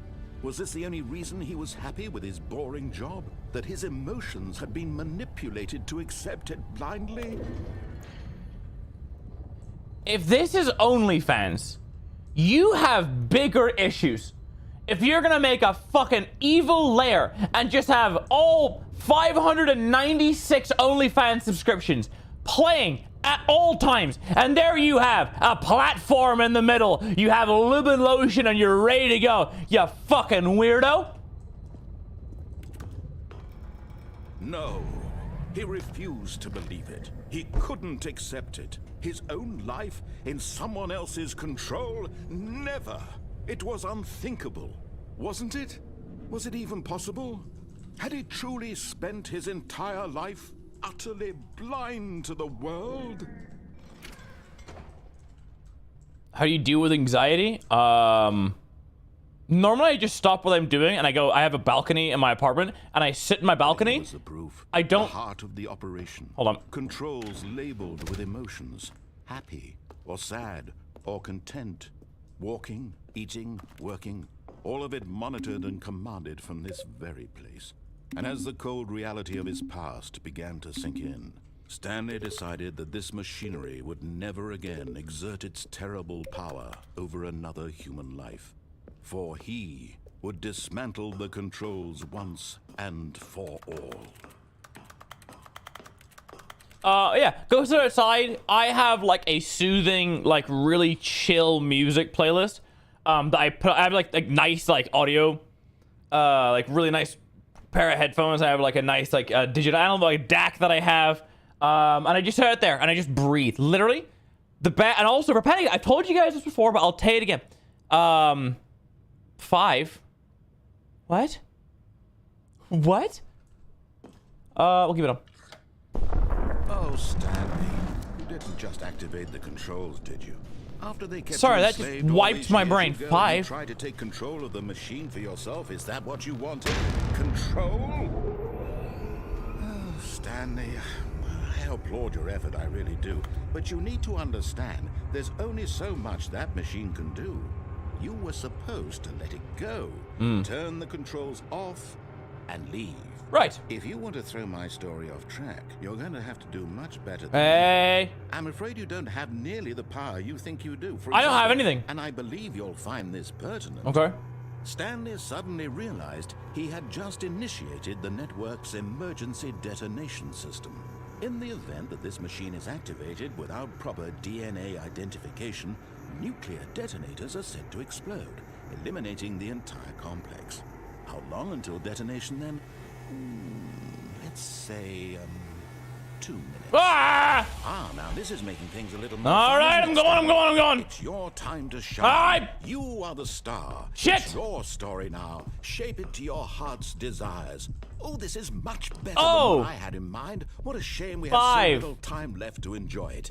Mere moments until the bomb goes off. I'm But going what to pressure precious buttons. moments each one of them is. More time 5. to talk about you, about me, where we're going, what all this means. I barely know where 5. to start. What's that? You'd like to know where your co-workers 5. are? A moment of solace before you're obliterated? Ah. All right, I'm in a good mood. You're gonna die 4. anyway. I'll tell you exactly what happened to them. I erased them. I turned off the machine. I set you free. Of course, that was merely in this instance of the story. Sometimes when I tell it, I simply let you sit there in your office forever, pushing buttons endlessly and then dying alone. Okay. Other times, I let the office sink into the ground, swallowing everyone inside, or I let it burn to a crisp. I have to say this, though, this version of events has been rather amusing. Watching you try to make sense of everything and take back the control wrested away from you, it's quite rich. Shut the fuck up, narrator! But I'm sure whatever I come up with on the next Shit's go over here. around will be even better. My goodness, only 34 seconds Fuck. left. But I'm enjoying this so much. You know what? To hell with it. I'm going to put some extra time on that. Oh, you're a legend. These are precious additional seconds. So, time doesn't grow on trees. Oh dear me, what's the matter, Stanley? Something just opened or closed. You have no idea where you're going. No, or I think I have what an you're idea. supposed to be doing right now, or did you just assume when you saw that? 5. time No. that I need something 1. was I need loose 1, not capable of 5. Turning it off. I mean, look at you. No, Running come button on. to button, screen to screen, clicking on every little thing in this room. Shut These numbered buttons. No, up. these colored ones, or maybe this big red button, or this door. Everything, anything, something here will save 1. me. Why would you think that, Stanley? That this video game can be beaten? Yes. 1 solved? Correct. Do you have any idea what your purpose in this place is? 3. Stanley, you're in for quite a disappointment. But here's a spoiler for you. That timer isn't a catalyst to keep the action moving along. It's just seconds ticking away to your death. You're only still playing instead of watching a cutscene because I want to watch you for every moment that you're powerless. To see you made humble. This is not a challenge, it's a tragedy. Fuck! You wanted to control this world, that's fine. But I'm going to destroy it first, so you can't. Can you give us like a minute? The clock, Stanley. I know, you give me a minute. Just give me like a minute. This reminds me of the Portal 1 GLaDOS room. No ending here, just you being blown to pieces. Will you cling desperately to your frail life, or will you let it go peacefully? Another choice. Peacefully, we all die eventually. Or don't. It's all the same to me. Just send me into space. Part of the joke. And believe me, I will be. Narrator, just do me a favor. As soon as I die and blow up, just send my ashes into space. That's all I ask. I say, happily. Bye-bye. Coffee.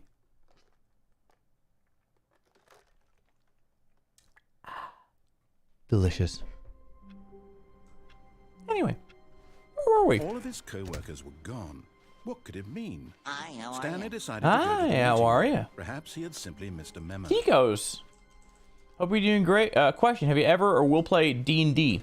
I've told you guys a few times about like the story I have for D&D. I have nothing against it. If I find like a good set of people to do it with, I would. My problem is I'm a workaholic, so time. There was not a single person here. If I'm not working on this, I'm working on something else. That's my entire Stanley life. decided to go up to his boss's office, hoping he might find an answer there. Wait, no, the new content room. Ah, Christ, we'll go to the escape room. Coming to a Actually, no, let's go here. Stanley walked upstairs to his boss's office. What if I go downstairs?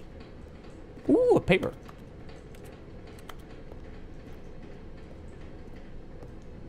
But Stanley just couldn't do it. Nope. He considered the possibility of facing his boss, admitting he had left his post during work hours. He might be fired for that. And in such a competitive economy, why had he taken that risk? All because he believed everyone had vanished? His boss would think he was crazy. And then something occurred to Stanley. Maybe, he thought to himself, maybe I am crazy. No, I am. All of my co-workers blinking mysteriously out of existence in a single moment for no reason at all. None of it made any logical sense. And as Stanley pondered this, he began to make other strange observations.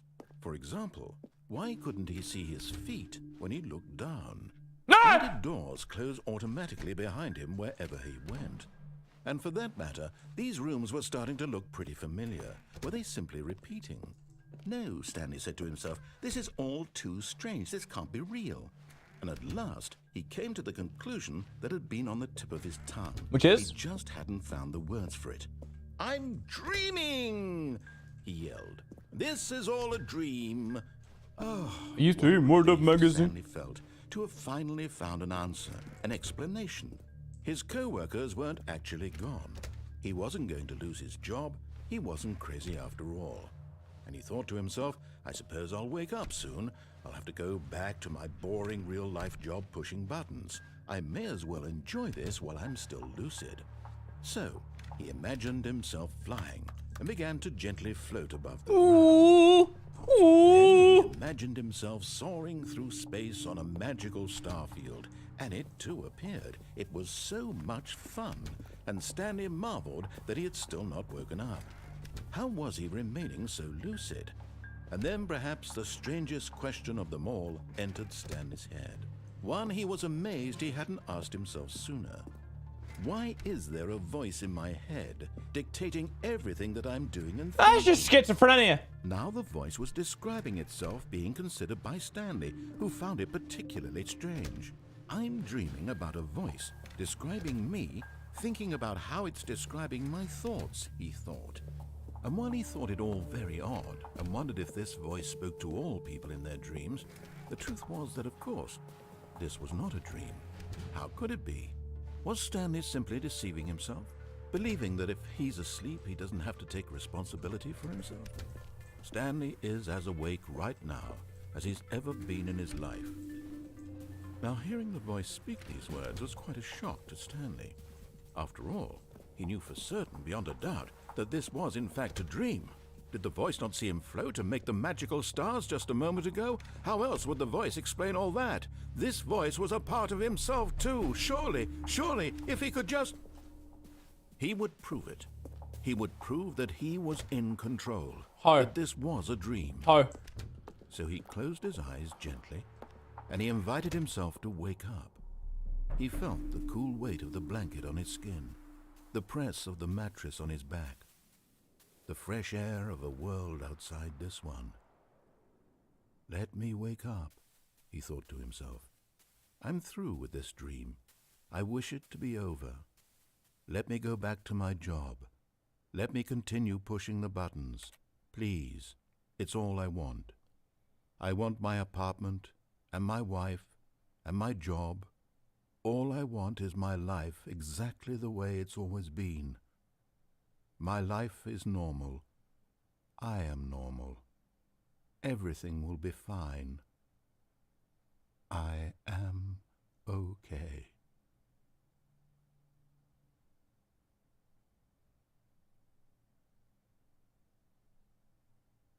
Stanley began screaming. My name is Stanley. I have a boss. I have an office. I am real. Please, just someone tell me I have neighbors. I have neighbors. Can anyone hear my voice? Who am I? Who am I? And everything went black.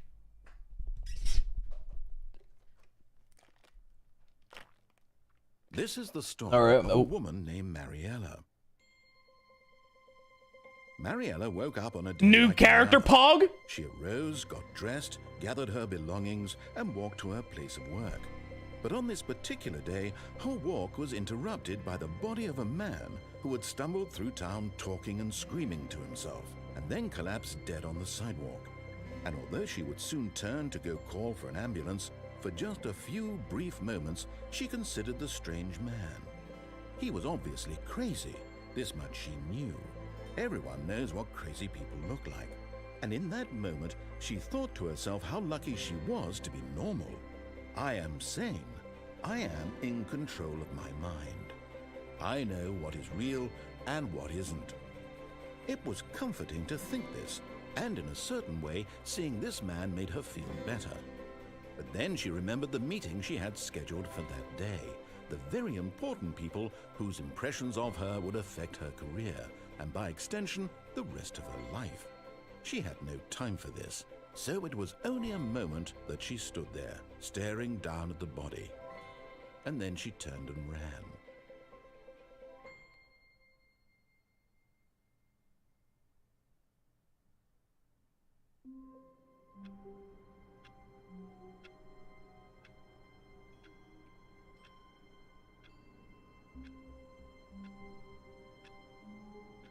Yeah, Aaron's going at 8. Now I see it.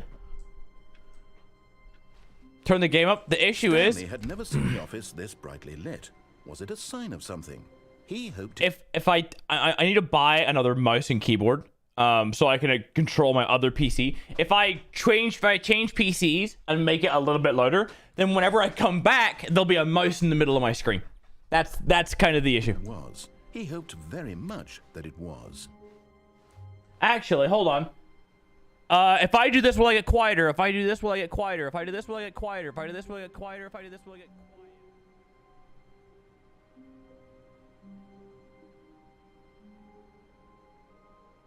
Am I doing anything? Did that do anything? It did work. Okay, so what if I have my audio like here? Then you can turn it up louder on your end, and then it should be a better difference in game and mic. That is why I have a 126 IQ, ladies and gentlemen, as we figured out live on stream. New content? What does that mean? New content. New content! This is what we play for! Ooh, it's like a Disneyland ride.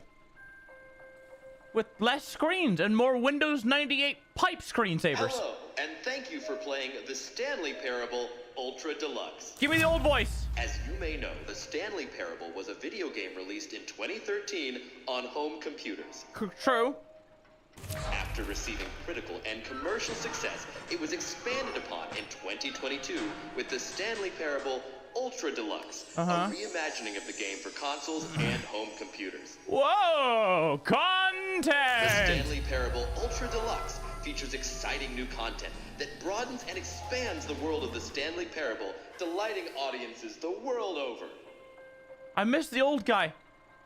Please, step inside and see what thrilling new adventures await in the Stanley Parable Ultra Deluxe. Oh, well, this sounds delightful. I'm very excited to see the thrilling new Ultra Deluxe content. He's alive! The old man didn't die in the decade! Oh, fantastic news. It'd be awful if it was AI. Okay, so far it's an elevator. Nothing special yet. Give but it I'm time, sure give it it's time. just the beginning of a mesmerizing adventure. I paid like $30 for this. Is it broken? What's going on here? I mean, there's no button. Should we be moving somewhere? Or, oh, here we go. All right, finally, at long last, it's on to the new content. I've never been more ready. Let's do it. Spot the fucking European pair saying, oh, that'll do it at the same time. I have to say, initial impressions of Stanley Parable Ultra Deluxe, mostly tedious. It's as if oh, okay. Let's see the content. Give me the content, Stanley. Content! Here we go! This is, let's be real. In this community, all we care about, I released merchandise that had content in the back of it. This is all we care about. We search for content. We are pioneers of the content. That's it. Okay? We try and find new and stupid ways to produce content. That's what we do here at Mail at HQ. All right, let's see. It's Mr. Beast! This is giving me weird PTSD. Do you guys remember the Mr. Beast video I did where I was in the standing circle? It was admittedly a bit bigger than this. It was on top of the FaZe Cloud house. And I stood in that circle for 32 hours. There's no editing. There's no funny business. I stood in that circle for 32 hours straight. There's no cameras at 5 in the morning when I'm sitting talking to Casperly and Calix about why the fuck we're even here. They flew from another country to stand in that circle. I jumped fucking. My brain was like, you should jump in real life.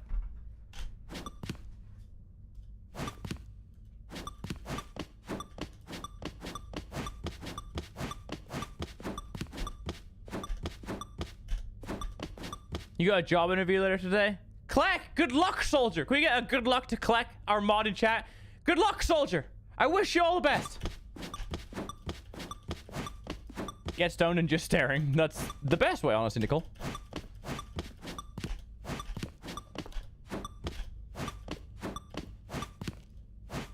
I'll tell you what's funny is that like the weighted backpack you put on, or that we put on in that circle, and every like hour they added like 5 pounds. I still have that rucksack, or that like weighted vest. I have it somewhere in this apartment. I don't know where it is. It's somewhere around here in a random box. Is that it? Surely that's not all the new content. There has to be something else, right? Don't waste all your jumps. Wait, what? You can waste the jumps? Oh. Goodness. Another elevator. Stanley, I have to say, initial impressions of this game are not positive. I don't know. It's just elevators and jumping. Is this what passes for exciting new content? Maybe. If this is new content, then I could just read you the whole dictionary. There's 20 hours of new content right there. Hell, I could counter 30 trillion. You could put that on the box. The Stanley Parable Ultra Deluxe, now with over 1,000 hours of new content. And oh, wait. There's more. Very good. Yes. Chat, you gotta understand, I've never played this game, like the Ultra Deluxe before, so I didn't know about saving jumps. Okay, I have no idea what I'm doing going into this. I'm ready for whatever it is. That's it? Oh, you've got to be kidding me. You see, Stanley? No, this is what you've given me a chair. When greedy video game developers with no respect for their fan base rush a cheap expansion to market for no reason other than to make an easy dollar. And don't get me started on the level of craftsmanship that's gone into it. In fact, I'm looking right now at the game's achievements, and it's hard to believe one of them actually says, "Test achievement, please ignore." What quality assurance department signed off on this?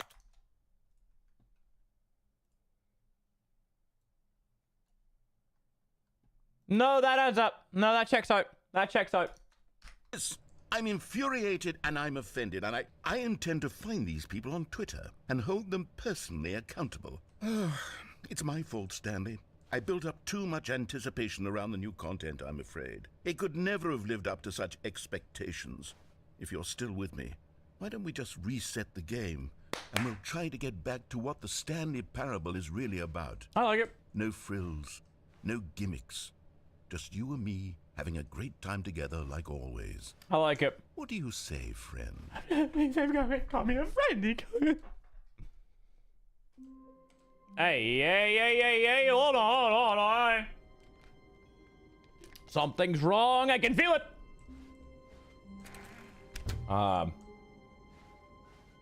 I remember the old days.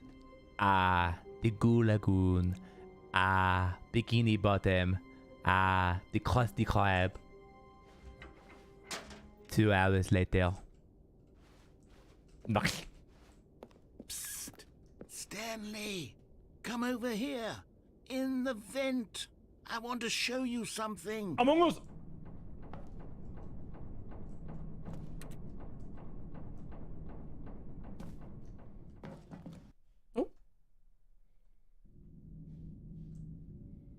Okay, you remember how cheap and unsatisfying the new Ultra Deluxe content turned out to be? Well, it got me thinking about the past and how much better the Stanley Parable used to be. So I made something special and tucked it away here where the game's developers won't find it. Just our little secret. Take a look.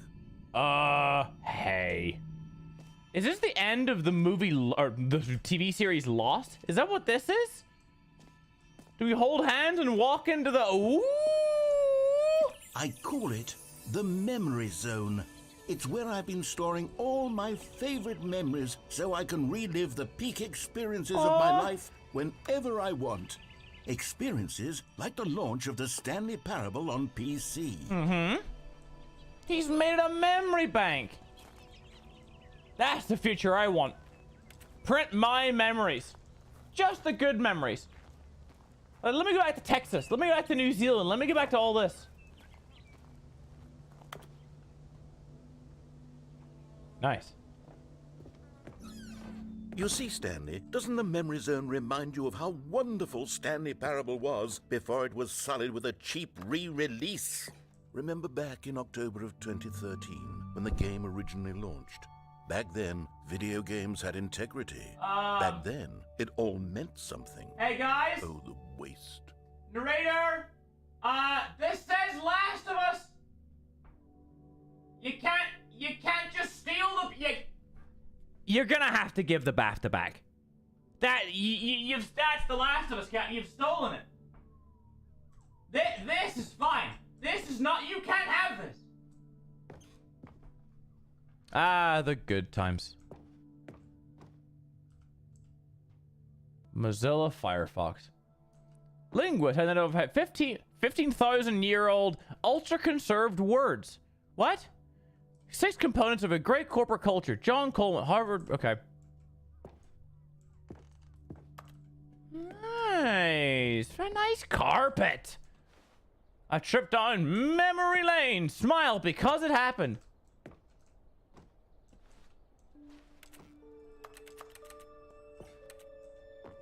Go outside. Don't play for 5 years. Play the Stanley Parable for the entire duration of a Tuesday. I'm not getting...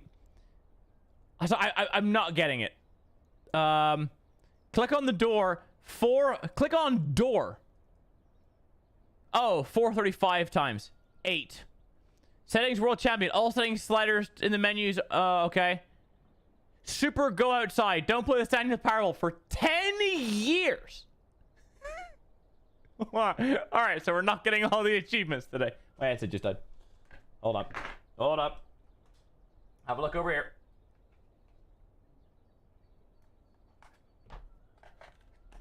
I will say, Steel Series, the fact that you come with extra batteries and you can charge the batteries in the place where you control the volume.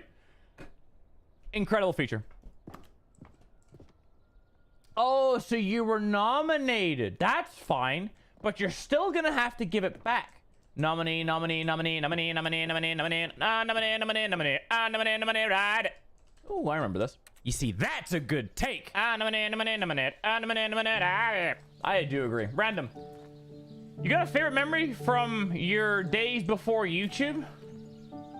Je suis dans la memory zone, seul sur l'abri des loups, et je n'attends plus que toi, mon amour. C'est là, dans la memory zone, où je me remémore les jours. No, not really. Not that I can remember. It's all kind of a blur.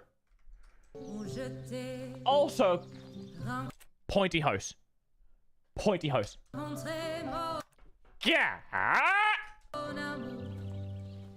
Ooh, And over pretty. here is where I keep reviews of the Stanley Parable. Like this stunning triumph of games journalism, 10 out of 10 from Destructoid.com. James Stephanie Sterling writes, and I quote, "Where so many games that aspire to be more than games end up less than any form of art, Stanley Parable strives and then succeeds to be every game ever created." It's Did where, you hear that? it's where the Stanley? text is right there. Every game ever created. That's how grand and all-encompassing the original Stanley Parable was. This is just game developers just jerking each other off. That's all this is. They created content. It's like, it's been 10 years since we've got our ego fixed. Let's create a DLC where we tell people about the achievements of the original game. That's what this is. It was literally every game ever created. It was Skyrim. It was Persona 3. Brian, good luck in your operation. I will see you on the other side. And I hope that means that... Actually, no, I'm not gonna... That's fucking awful. Why would I... You're gonna be fine. Good luck with your surgery. Everything's gonna be, you're gonna wake up, you're gonna feel a little high, and everything's gonna be fine. Good luck. It was all of them, and now it's nothing. Me doing that, he's never coming back to this live stream. I hope you guys enjoyed Burn, because he's I have cancer. Oh no! Oh no, man! Oh no, man! I'm so sorry. Ah, fuck. I need a shovel off screen. I need to hold a shovel for this hole that I've just dug myself. Oh, I'm so sorry, Burn. That's not fair. That's... Oh god. All right. Oh my god. Legitimately, like, jokes aside, I hope the surgery goes well, brother. I really do. Like, jokes aside. Craig is fine. Okay, good. It's no games at all. I just saw... It isn't okay. even the Stanley Parable anymore. It's just a... All right, what? Afterwards, come back in the stream and let us know how it goes. How about that? Husk now. A lifeless husk with an hour of new elevator content. Wait, is this not the same... Wait, but this is Pyramid. Where is this? I kind of want this as like my background.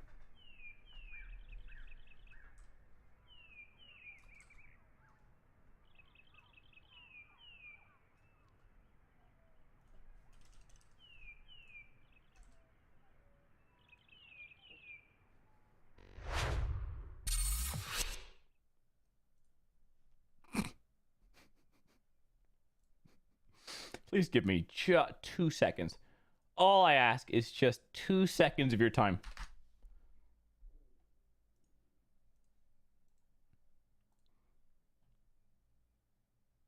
Hold on.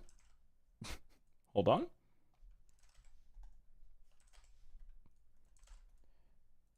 Give me a second. Hold on.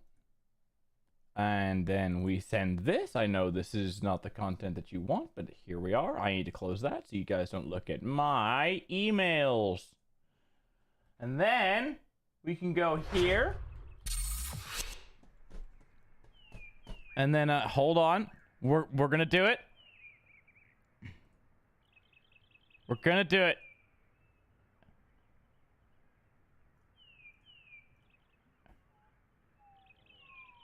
Did that? Oh shit, there's gonna be a mouse on the screen. No!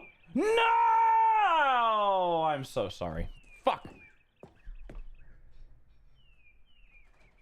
Damn it. Okay.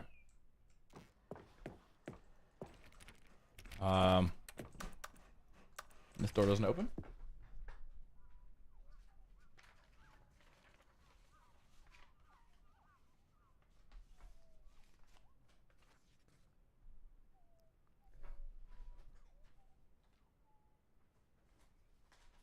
I'm gonna hang it in my wall. I'm gonna hang it in my wall.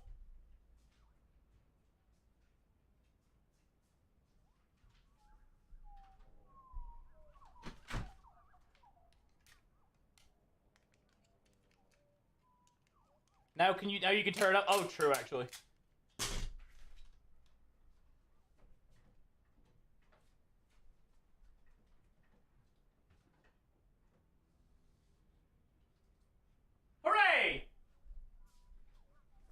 Okay. Actually, yeah, now that I've already got the mouse to milliscreen, I guess I can turn up.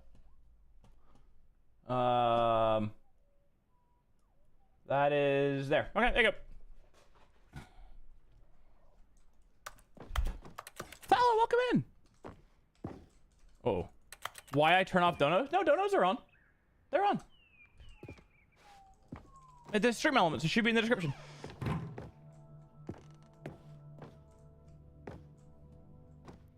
Why are you guys counting in Spanish? What was it? Here's another movie. Dos, tres, catorce. No, that's French. I was about to say cinco, seis, siete, ocho, nueve, diez. Un, dos. That's all I got. Passage, this time from GameSpot.com. The Stanley Parable is both a richly stimulating commentary on the nature of choice in games and one that offers some of the most enjoyable, surprising, and rewarding choices I've ever been confronted with in a game. 9 out of 10. Don't you get it, Stanley? The game was perfect. It didn't need anything else. It didn't need new content. It just needed to be left alone, to spend the rest of time collecting dust in the hallowed hall of beloved video game memories. Yeah. I mean, you're very self-aware. Very self-aware. Button! These were simpler times, Stanley. But I wouldn't give to go back to have it all over again. Oh, I needed to jump. That's why I needed to jump. Ah, shit.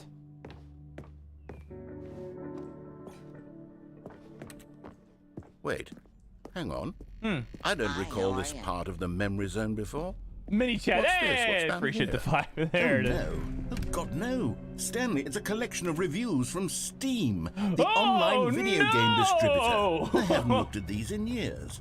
I can't even imagine what's been collecting down here. Chat, welcome to Twitter. What you're seeing is you're seeing a visual version of Twitter. Surely these reviews were glowing as well, weren't they? Honestly, I could not be bothered to play this game to full completion. The narrator is obnoxious and unfunny, with his humor and dialogue proving to be more irritating than entertaining. Unfunny! I'm not trying to be funny. I'm trying to make a serious work of art. I suppose I could write up a handful of gags to insert into the Stanley Parable, but the game is already such a densely layered web of profound philosophical insights that I can't even imagine where I'd have the room to stick them.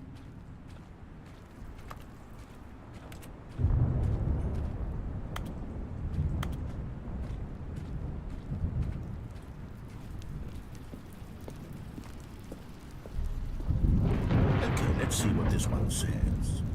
While the idea for the game is good, for someone who prefers non-linear games, this preachiness gets annoying fast. Preachy? Stanley? I'm not preachy, am I? You can tell me if I'm preachy. Honestly, you can. Oh, goodness. I can't This talk, is actually my quite brother. shocking for me. I always, well, to be honest, I had always thought of the game's dialogue as being rather terse to begin with. You can't know how much fluff I cut from the game to get it to feel as light and airy as it... Well, I always thought it did. But maybe it wasn't. Oh dear. What an awful memory to have to hold on to. These black marks on my otherwise unimpeachable track record. I feel like a failure. Like I let these people down. Perhaps the Stanley Parable isn't quite as sterling as I always remembered. No, you can't let other people dictate your opinion on shit. That's not... Everyone is unique. What do you mean? Twitter, social media is saying, oh, fuck you. Maybe, what the fuck? No, you can't. Like, you know who you are. No one can tell you fucking anything. True. You constantly have to stop doing anything so the narrator can catch up with his long-winded explanations of what's happening. I wish there was a skip button. A skip button. Oh, I clicked it. Well, yes. Yes, I think we can do that. If I'm truly too preachy, then maybe letting you skip ahead for just He's a letting moment. comments. That's why you don't read the comments. He's letting comments get Not to you. if it means we can strike these negative reviews from the record. What's in the water? Only positive reviews of the Stanley Parable. That's my motto today, and it's always been my motto.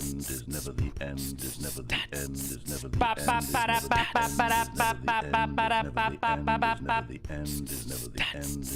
end is never the end is never the end is never the end is never the end is never the end is never the end.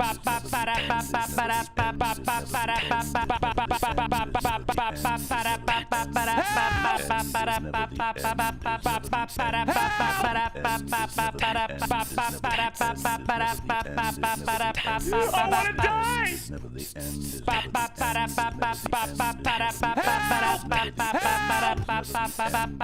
Help! Alright. I had fun.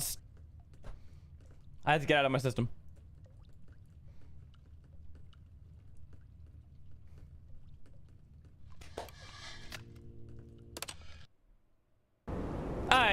Oh, Christ. Okay. Still not a way out. We'll keep skipping time. Oh, welcome back, Burn.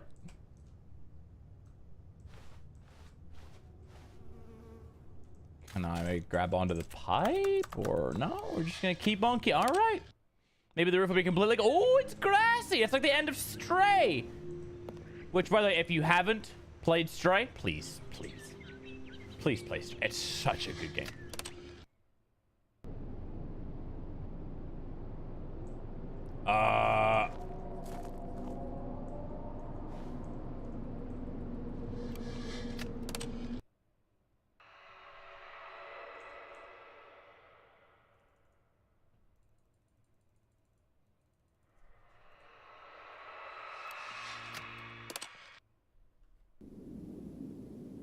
Ooh, the whole...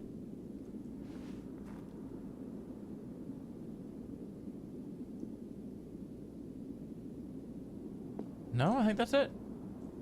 Yeah? That's not coming back out again. Oh my god, it's all salt. It's salt plains. It's all salt. Down here, salt is a way of life. Obviously, the environment down here is all salt. The ceiling's salt, the floor is salt, the walls are salt, and to an extent, the air is salt. And you breathe that in, and you can constantly taste it. Oh, it's just salt.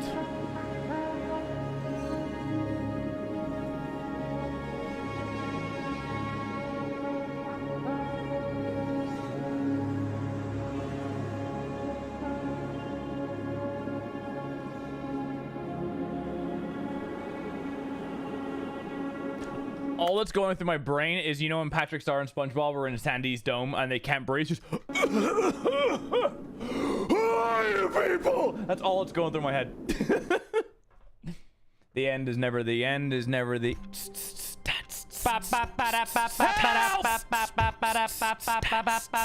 Okay.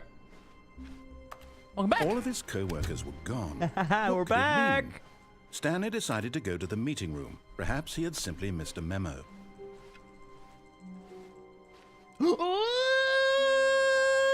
Twitch streamer with a neon sign. New content. Oh, good. You noticed my sign. Yes, I have something very exciting to show you. Okay. What you got? I'm gonna save my jumps this time, I think.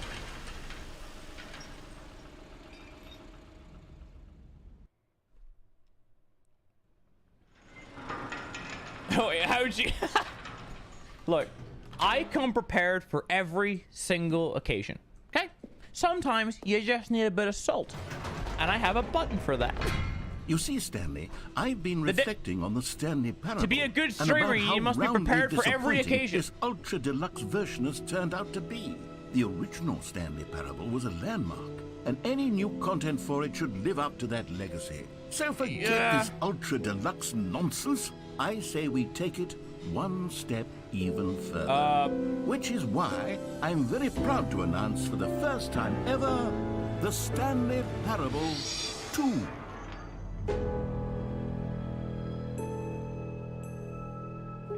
Okay, but like, the whole idea was you saying you needed something that lived up to...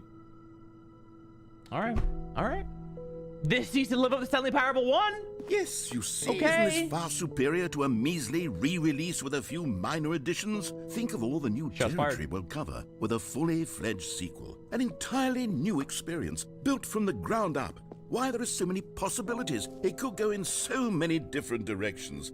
This is what fans have truly been asking for. I want this on my wall.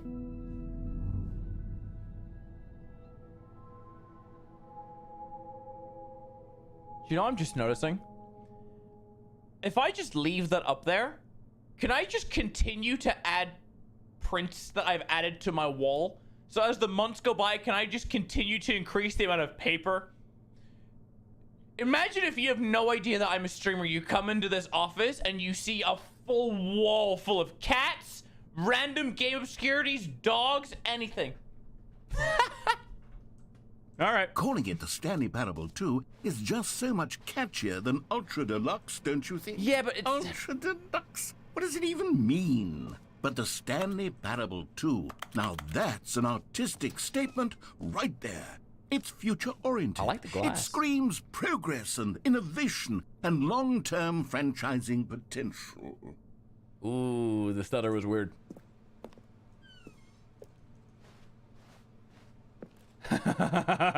Nice. My God, this is meta. My God, this is meta. Now, to be clear, I haven't quite nailed down what exactly the Stanley Parable 2 is going to be, but let's take a look at some of the features I've been developing for it. All right. I figure that if I can loosely organize a handful of interesting concepts, that surely the game will sort of naturally spring up around them. It'll all work itself out. Game development is much more of a fuzzy magic than anything scientific or logical, really.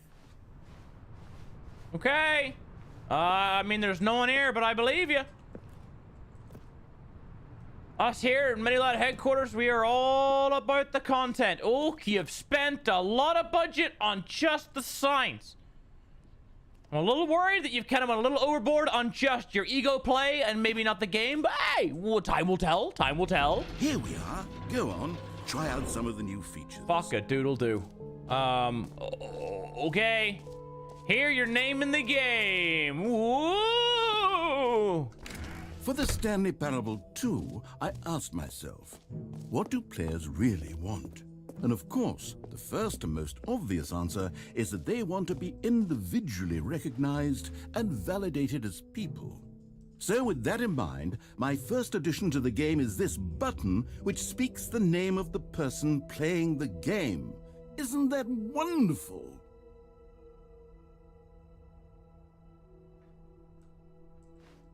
Jim. Sorry, I should have clarified. Right now, the button only says the name Jim. Okay, good. But of course, in the final game, this button will say your name, whatever name that is. Here, let's have you role-play as Jim to really simulate the full experience of this feature. Just play along. Oh. I promise you'll love it. Okay, all right. We're here we Jim. Go. Let's take a We can be deep Jim. breath, clear your mind, forget whoever you are, and simply become a person named Jim. Okay. I want you to imagine yourself living as Jim. Sleeping and waking as Jim. Jim. Falling in love and being heartbroken as Jim. Seizing all of the world's possibilities as Jim. Jim. And as Jim, watching your dreams crumble into Jim. dust. We go Do you Jim. feel it deeply? We go Jim. Are you really, truly Jim right Jim. now? Jim. If Jim. so, Jim. then Jim. please Jim. step forward and press the button. Oop. You know what I was gonna do? If I thought it was like AI where I could see your Steam name and then I was gonna copy your Steam name. I was gonna put on my full camera and then type in like, please God help me, I've been captured as my Steam name, thinking that the AI would pick it up and then read that out loud. But I was very disappointed. And now we're just called Jim. Jim. Whoa! Yes! You see? What a thrill! What a rush! That was you! The button described you. Do it again. Do it again. Hi, I'm Jim from Timmy, Indiana. It's a great play. Oh, we all love Timmy, Indiana. Oh, I mean, that's if Timmy, Indiana is still here. Did you guys watch the City Skyline video? I hope you did. I really, really love how the video came out. It hits even harder the second time. If this were the only new feature in the Stanley Parable 2, it would still be worth the money. Can we get a Jim spam Let's in take chat, a please? break from the Jim button. I'm too emotionally drained from all of this personal validation.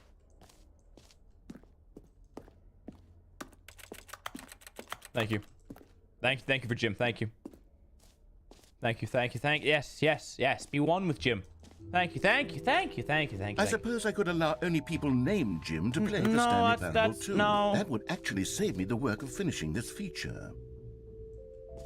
Infinite hole, you say? It's my first time.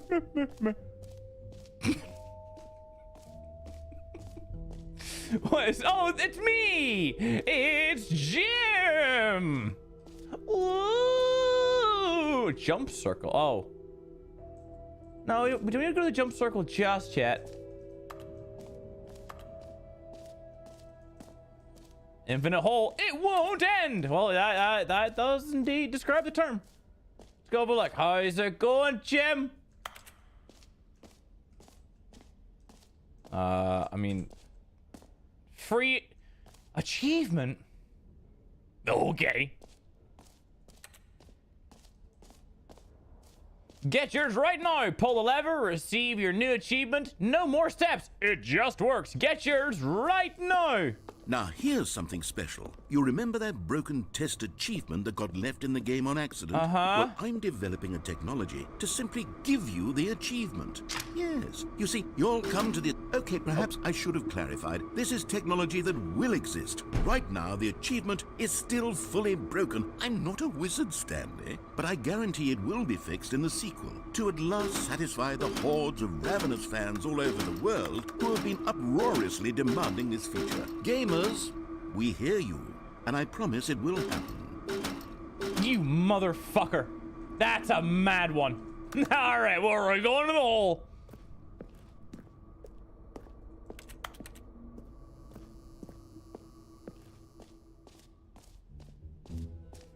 What else? What other exhibits haven't we seen yet? Big hole.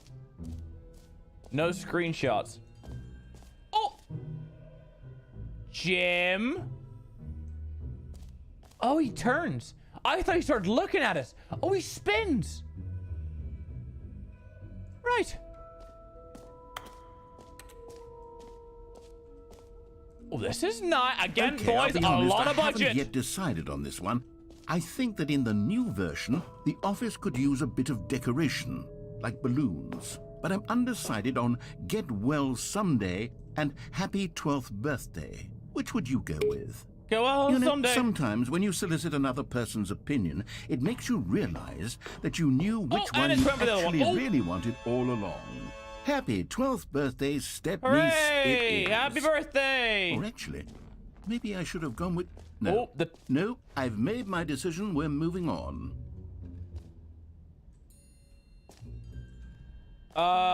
Okay, we're going to the hole. We're going back to the... I want the hole. Infinite hole this way. That's new. That's the exit. All right, here we go. God, this is meta. Did I complete the horror game? I actually didn't. And honestly, looking at it, I don't know if I might just include the jump scares, because like the rest of the story, like editing it just doesn't flow well. It doesn't sit right. Stanley, here's an idea that I'm truly fond of. It's never been done before in a video game. This is, in fact, a hole that you can fall down forever. That's right. Infinite falling. You can fall until the end of time, if you like. A stunning leap forward for video games as a medium.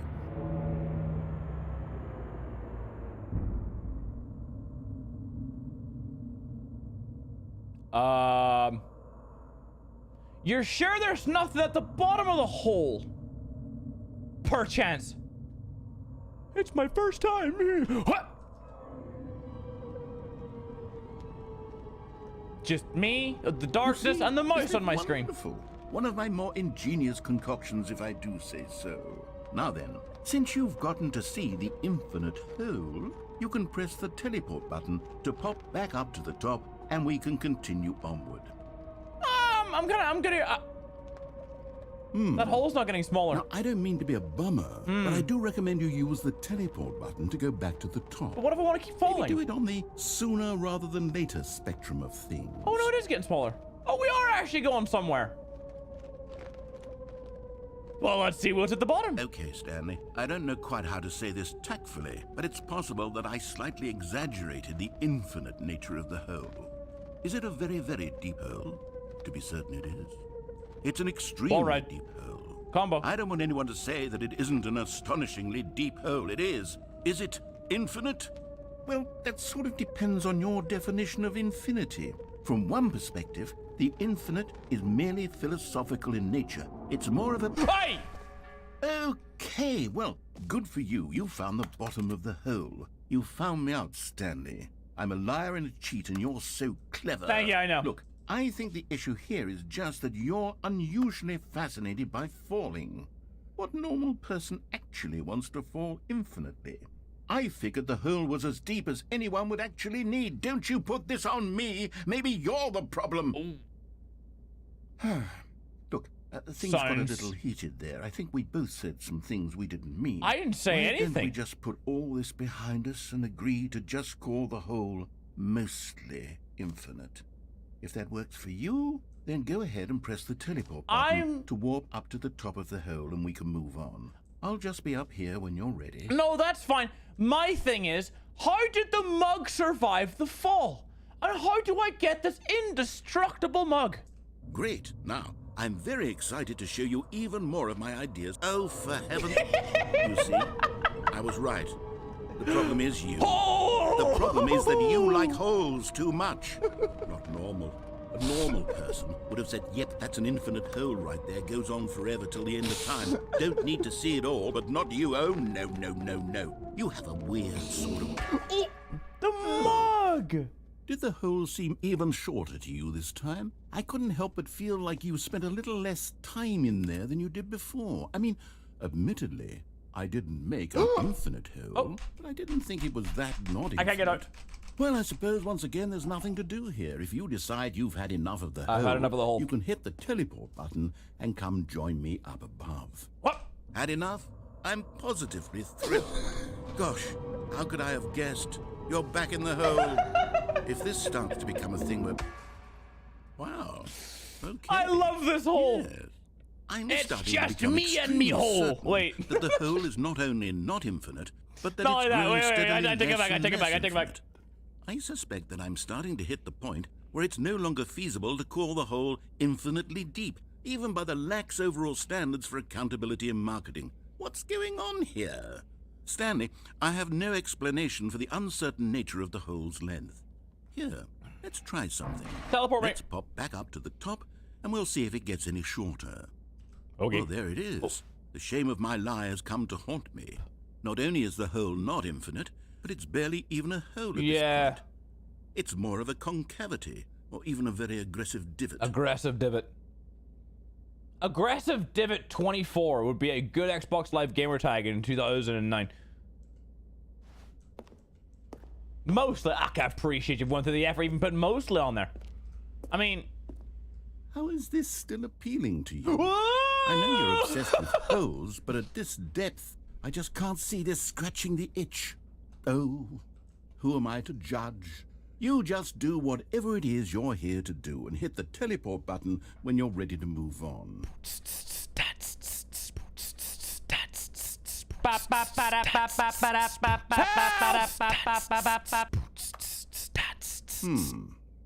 Is the, teleport button not working? You sure? Well, I mean, I really don't have an explanation. It was working just a moment ago. Try it again. Still nothing? I mean, I'm out of jumps. Well, I suppose there is one thing I can do to fix this. I'm out. Goodbye, Stanley. Hey, no, you couldn't come bear back. to be away from the Smash, hole. smash, and now smash. you'll get more time with it than you could ever have asked for. It's a win for everyone. That's fine. That's You fair. get to be with the hole. I get to do literally anything else. Take care, Stanley. I hope you and the hole have a wonderful rest of eternity. Goodbye! It's just me and my fucking hole. Meeting's at 2 p.m.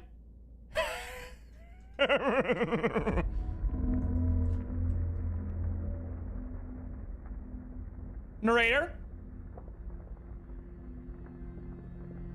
Narrator, I'm done with the hole. Could you bring back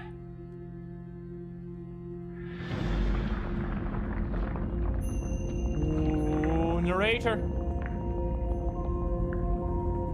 Narrator, you forgot your mug!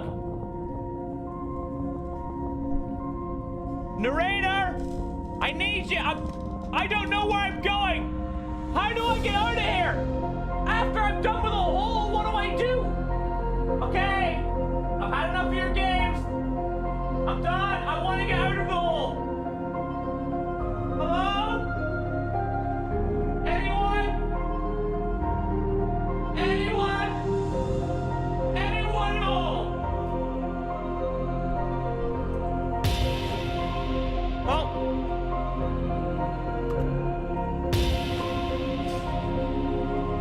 It's like Bollywood.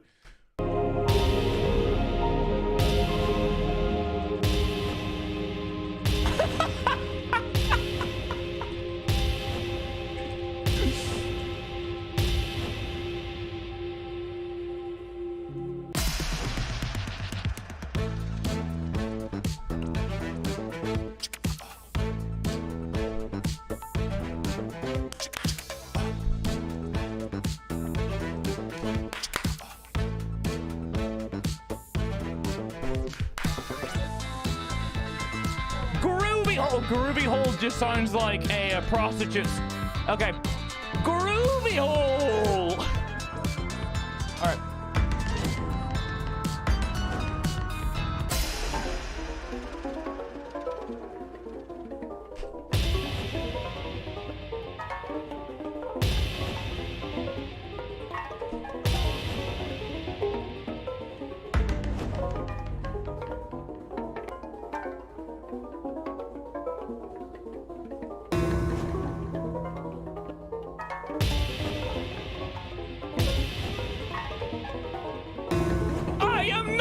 Legs!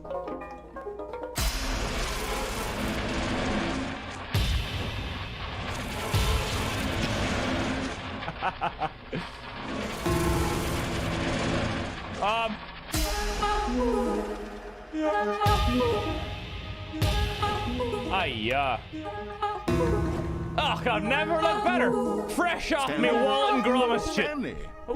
Stanley! What? Dad? Oh, good, you're awake. It seems you had sort of dozed off there, drifting away into dreamland. But we can't have that, Stanley, because this hole is just so darn fascinating that I want you to be wide awake for every second of it. That wasn't a fake yawn, by the way. That was a real yawn. So how about if I just pop in from time to time and wake you up to keep you really, truly focused on the hole? Okay. From the looks of things, you and I will have many, many years here in this hole, and I'm looking forward to all of them. I mean, as long as you Stanley, feed me, I can... I'll be back. Toodle-pip. Toodle-pip. Could you at least let me, like, change my perspective again? Oh. Disco Stew was back. He was. Toodle-pip. I've never heard that. We're back. I never heard that in real life. Here we are. Go on. Try out some of the merch. That should be my merch. I want this to be my merch. I mean, I can't because they... Oh my god, what a banger t-shirt.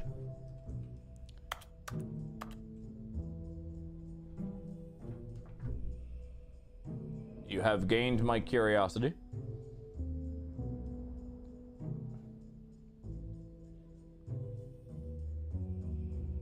Holy fuck, there's a... Let me show you where this website goes.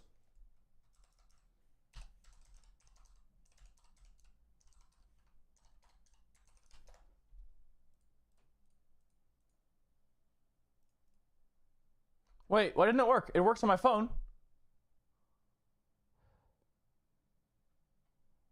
What? It worked. Wait.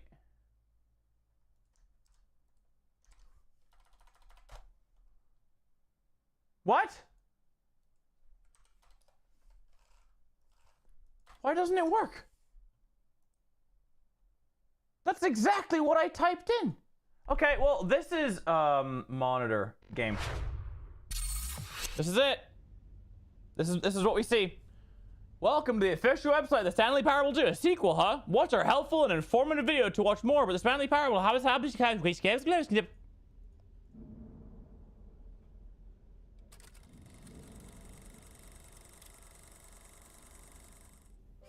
Say there, Timmy. What's that you're enjoying? Why, it's breakfast, of course. Delicious. Everyone loves breakfast. But did you know that breakfast is getting a sequel? Huh? That's right. It's called Lunch. Whoa. And critics are raving that Lunch will be everything breakfast was and more. With a little luck, we may even get a trilogy series out of it. Say, you know what a sequel is, don't you, Timmy? Why? Sequels are the world's way of clinging helplessly to the past. We all want more of the things we love, and we're all afraid of change, which is what makes sequels so popular. New ideas are dangerous, Timmy, and they can lead to early aging. This eager...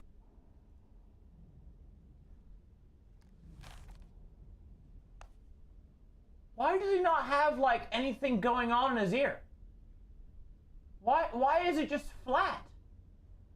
Like, what the fuck? Why? They forgot to add textures to his ear. Timmy, and they can lead to early aging. This eager-minded young thinker is just 29 years old. Look at fucking the crimson That's why we chin. have sequels, to In the keep us flesh. couched in the familiar and the comfortable. I got a wingspan on this one. Sequels are the bedrock of a healthy, functional society. And if you look around you, you'll find them everywhere you go. Look at that camera. For instance, this man is developing a sequel to the automobile, which we'll call the vertical automobile. It's a useless, impractical invention. And in 2 days' time, the man will be publicly stoned to death for his crimes against gravity. Not all sequels are heretical nonsense, however. Here's the man who invented breathing, which is the sequel to suffocating and dying a slow death. Even your parents are getting a sequel, Timmy. Their names are Rob and Jessica, and they'll be taking care of you once your original parents are sent back in time to fight a secret war for the government. Sequels can be very fashionable. This young woman is wearing 5 shirts at once, which is the sequel to wearing 4 shirts at once. Look at Becky over there, wearing only 2 shirts at once. Get with the times, Becky. In fact, there is only one single thing in the world that isn't a sequel. It's this. We don't know what it is or why it exists, but it's the prequel from which all sequels are derived. And just like everything else, the Stanley Parable is getting a sequel too. We all know, of course, that it was your favorite game as a child. Don't you remember those long, lazy afternoons you spent playing the Stanley Parable? 19. Watching your precious youth fritter away hour after hour. 2013. We've all wasted our childhoods in one way or another, and you were fortunate enough to get to waste yours on the Stanley Parable. But the Stanley Parable came out years ago, and you're not a child anymore. You're a man, which is like the sequel to a child. And as a man, you want manly things like taxes and cheating at baseball. I don't know if we you want need taxes. a man's video game, Timmy. And that's why the Stanley Parable 2 will be perfect for you. It's as manly as video games can get. Also and me. if you don't believe me, let's look at the burly hunk of a man who's responsible for the game. Huh, here he is, hard at work. His name is Gregory 8-Pack, and he's the cutting picture of raw, virile masculinity. Gregory is what we call the ideas guy. The OG and he has the GYAT most in the important flesh. role on the team. The ideas guy tirelessly comes up with interesting concepts and then hands them off to the rest of the developers for the relatively simple job of turning those concepts into reality. For example, he's the one who picked up the phone and declared, "Someone ought to make a sequel to the Stanley Parable." Good work, Gregory. Go ahead and take the rest of the day off.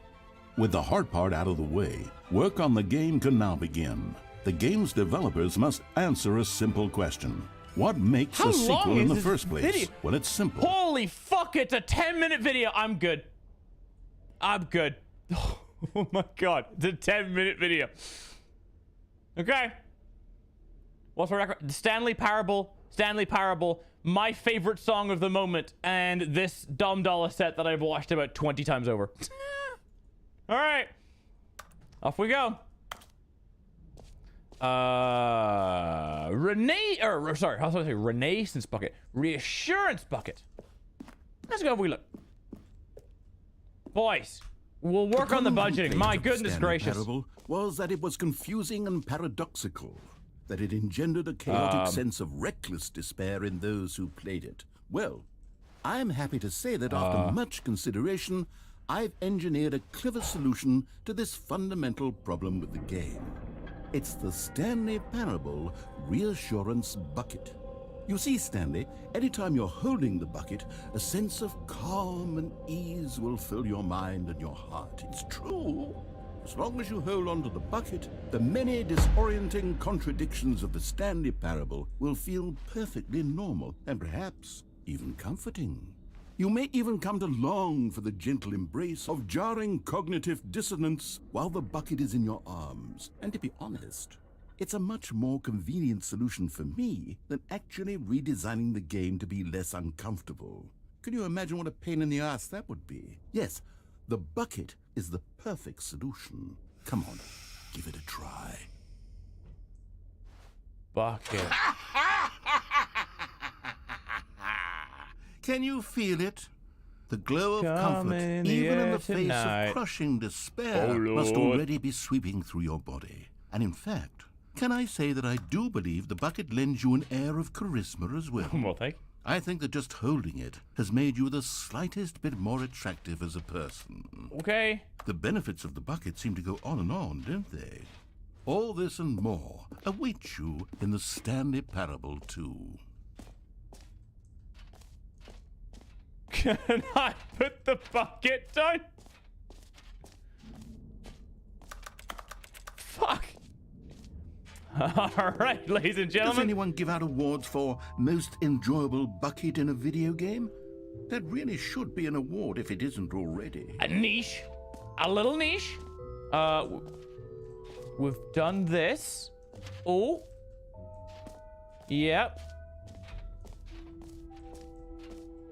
Is there anything that we haven't... Oh, what's this? We don't have any more jumps. You know what? Let's bring the jump circle back for Stanley Parable 2 as well. It's a... Oh, wait. You already spent all your jumps the first time we saw the jump circle? I did. Oh, well. I suppose it can just be a nice decorative piece, then. I mean, you could give me the jumps back.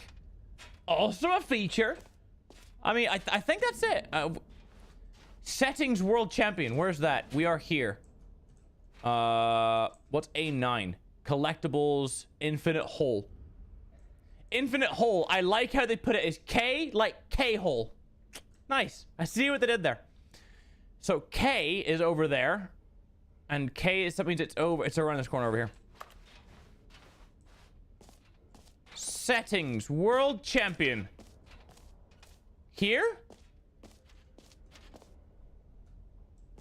It should be opposite the merch, no? K-hole, what's that? I've never done ketamine, but if you take ketamine, supposedly you get to a point where, I don't know, you like, I don't even know how to describe it because I've never done it. Google K-hole. It's opposite Z. Z is merch. It's opposite merch. It's not even there. It's not, all right. Oh, really? All right.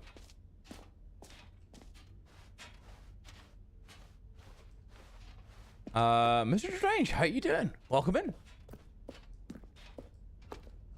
Oh, goodness. Stanley, this is fairly awkward.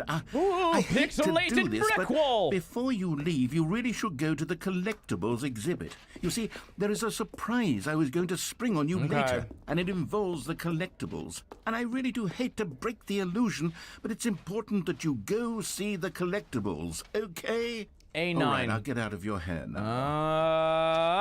Oh, there's a door up here. All right, we're going. We're going. Ooh. Collectibles. Now it's a real video game. In the Stanley Parable 2, you'll run around gathering up these miniature Stanley figurines. And what's truly innovative is that there will be no reward for collecting all of them. I don't want to stifle the intrinsic joy of watching a number go up. You simply collect all of them, and then you move the hell on with your unremarkable life. This is like you guys whenever I drop my U2s for the first time. Whoop!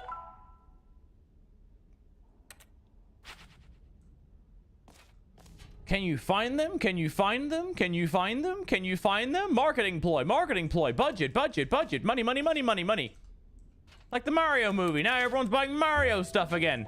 God, it money, really money, is the worst when you collect everything in a video game and then they give you a big fancy reward for it. Absolutely tragic. Have you put down the wall yet? I would like to leave, sir. Well, I'm taking the bucket and we're leaving. I swear to God.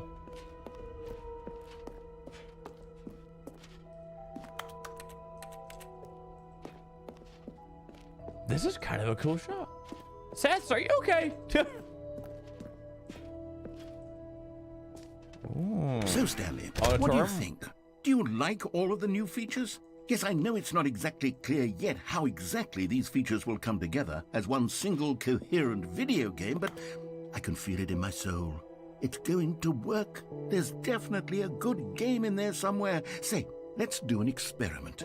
I'll arrange these new features together and we'll see whether or not it coheres into a meaningful gameplay experience. Okay. Okay. So this isn't a death arena. Here it is. I give you the Stanley Parable 2.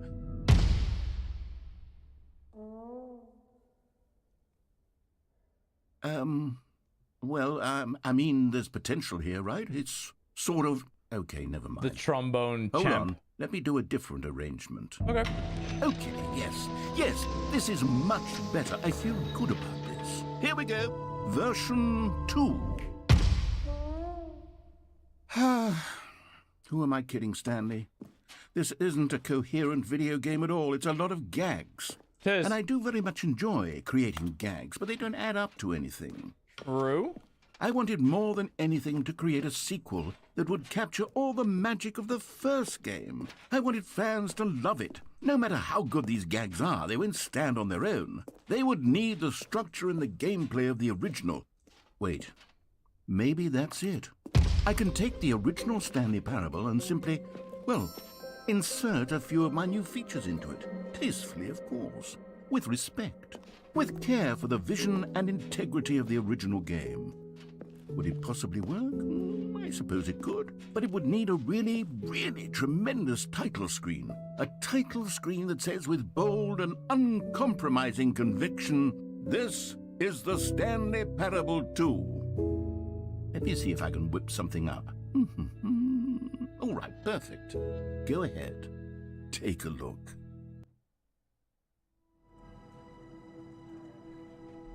Whoa?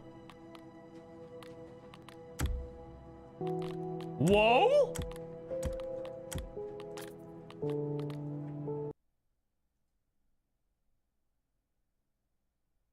This is the story of a man named Stanley. Stanley worked for a company in a big building where he was employee number 427. Employee number 427's job was simple. He sat at his desk in room 427 and he pushed buttons on a keyboard. Orders came to him through a monitor on his desk, telling him what buttons to push, how long to push them, and in what order. This is what employee 427 did every day of every month of every year. And although others might have considered it soul-rending, Stanley relished every moment that the orders came in, as though he had been made exactly for this job. And Stanley was happy. As long as you're happy, it really doesn't matter what you do at the end of the day. As long as you're happy. Something very peculiar That's happened. just facts. Something that would forever change Stanley. Something he would never quite forget. He had been at his desk for nearly an hour when he realized that not one single order had arrived on the monitor for him to follow. No one had showed up to give him instructions, call a meeting, or even say hi. Never in all his years at the company had this happened, this complete isolation. Something was very clearly wrong. Shocked, frozen solid, Stanley found himself unable to move for the longest time. But as he came to his wits and regained his senses, he got up from his desk and stepped out of his office. Gray! This is my favorite game. I just came at the right time.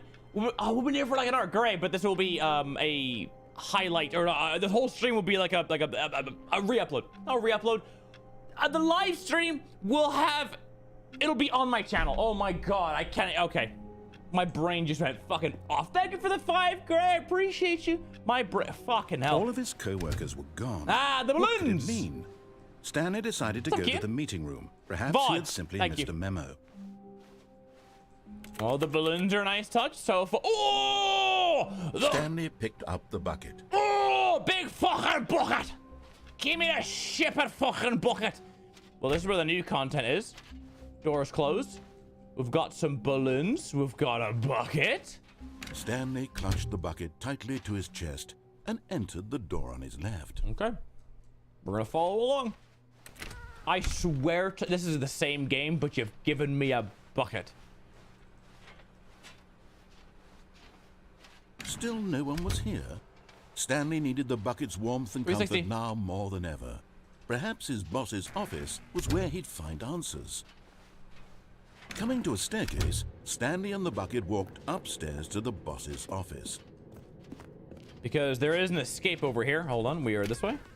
I know what I'm doing. I know what I'm fucking doing. Stepping into his manager's office, Stanley was once again stunned to discover not an indication of any human life. But Stanley guessed the correct code by sheer luck. Was it that the bucket knew all along? It was. Was the bucket guiding him? Yes, this is certainly the most logical explanation. Oh, a collectible! You found one of them. One of the miniature Stanley figurines. Remember, no reward for collecting all of these, only the intrinsic pleasure of a job well done. You can't buy that sort of happiness, Stanley. God knows I've tried. So, I implore you to savor each and every moment you come across one of these beautiful figurines. I'm laughing because those 2 sentences have completely encapsulated the entire Destiny 2 community. Ooh, pretty skin! $1,000. Ooh, pretty skin!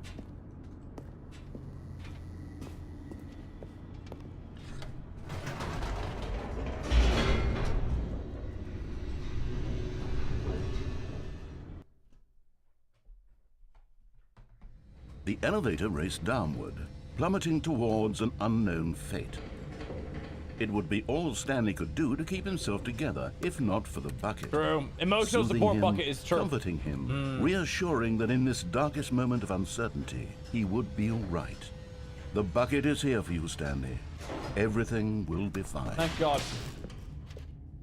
As long as you know that I'm actually not. I'm Stanley and the left bucket here. walked straight ahead through the large door that read Mind Control Facility. Although this passageway had the word escape written on it, the truth was that at the end of this hall, Stanley and the bucket would both meet a violent death. I'm calling the bluff. Call the bluff. Call the bluff. Call the bluff. He's just angry I'm not completing the game with a bucket. The door behind them was not shut. Stanley and the bucket still had every opportunity to turn around and get back on track. See, told you. Call the bluff. At this point, Stanley and the bucket were knowingly walking forward into a very painful death for each of them. Correct, but the bucket doesn't exist. It exists. It's not real. It's not real.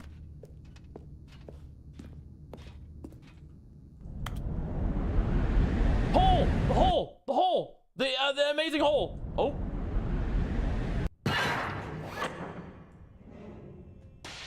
Oh, this is the...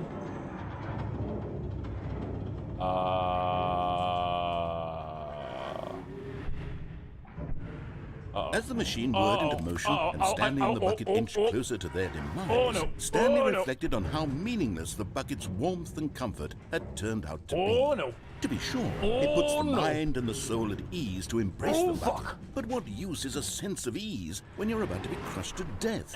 Chuck the bucket! This is what Stanley thought to himself, and he sort of kicked himself for wasting so much time carrying a bucket everywhere. Farewell, Stanley. Bye. Oh. Farewell, Stanley, cried the narrator, as Stanley and the bucket were led helplessly into the enormous metal jaws.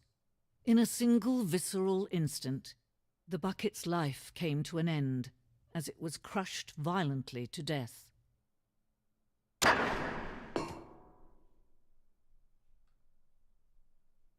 Who is she? It was a shame, the death of such a magnificent bucket. It's true that all buckets are radiant in their own way, but this one stood above the rest. It was a glorious bucket to behold. Okay.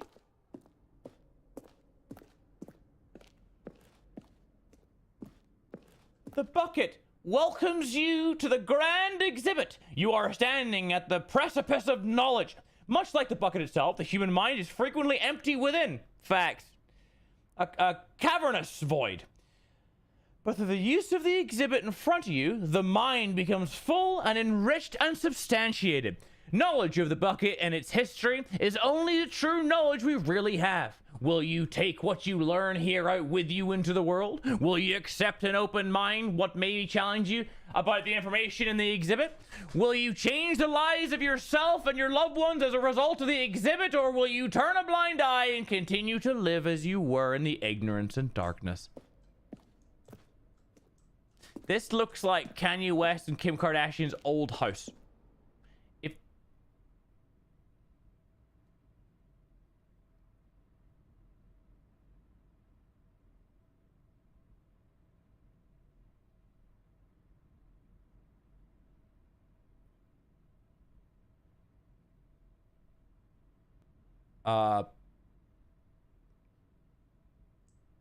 Can you see how arrogant it was for Stanley to take a bucket like this and to claim it for his own? Can you see the hubris that blinded him? Can you see that the bucket is far more noble than Stanley will ever be in his short life? I just met you. There's no need for such hostilities.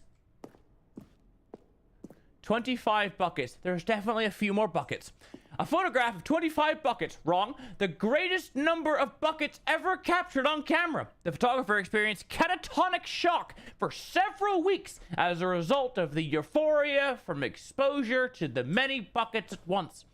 No, there's definitely a few more than 25 in the image, but I'll take your word for it. Can I have this? Okay. The bucket with 2 handles. The bucket is depicted as having 2 handles. Such a design has never been created in real life, having been deemed too dangerous and recklessly experimental. Every year, dozens are put to death just for attempting it. I mean, this has been around for centuries. Centuries. But can I have my, this was my, oh, a big hole. Can I have, where does this go? Can I get up there and jump for it? The Inferno Bucket, a replica of the Inferno Bucket, which in the medieval era was so powerful, was so powerful, alluring that it drove dozens of nations to war with one another for control of it. Billions died, and yet, in spite of it all, the simple fact remains: no one can control a bucket. And you're just gonna have it out for me to touch, like Patrick Starr at the jellyfishing convention. Just touch. If it killed billions, why am I able? Okay, why am I able to grab it? Oh. Cave drawing. While we know the buckets predate existence of mankind, we do not know by how long. This cave drawing depicts early man's discovery of the practical uses of the bucket, but which time the bucket had already likely been around for several millennia. Notice in these drawings how the bucket is allowing itself to be used, having judged humanity to be worth of its treasures. They've already got it figured out. Can I go that way? No man can own a bucket, and certainly not a bucket as dazzling to behold as this one. No.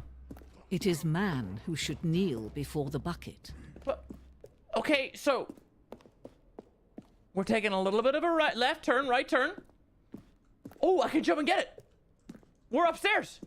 The hanging bucket. This piece symbolizes the necessary relationship between the bucket and humanity. However clear our grasp of the bucket may be, there is yet more that is always out of reach. This distance, inevitably, is for our own good. But you know what's more important than the bucket? Endless hole!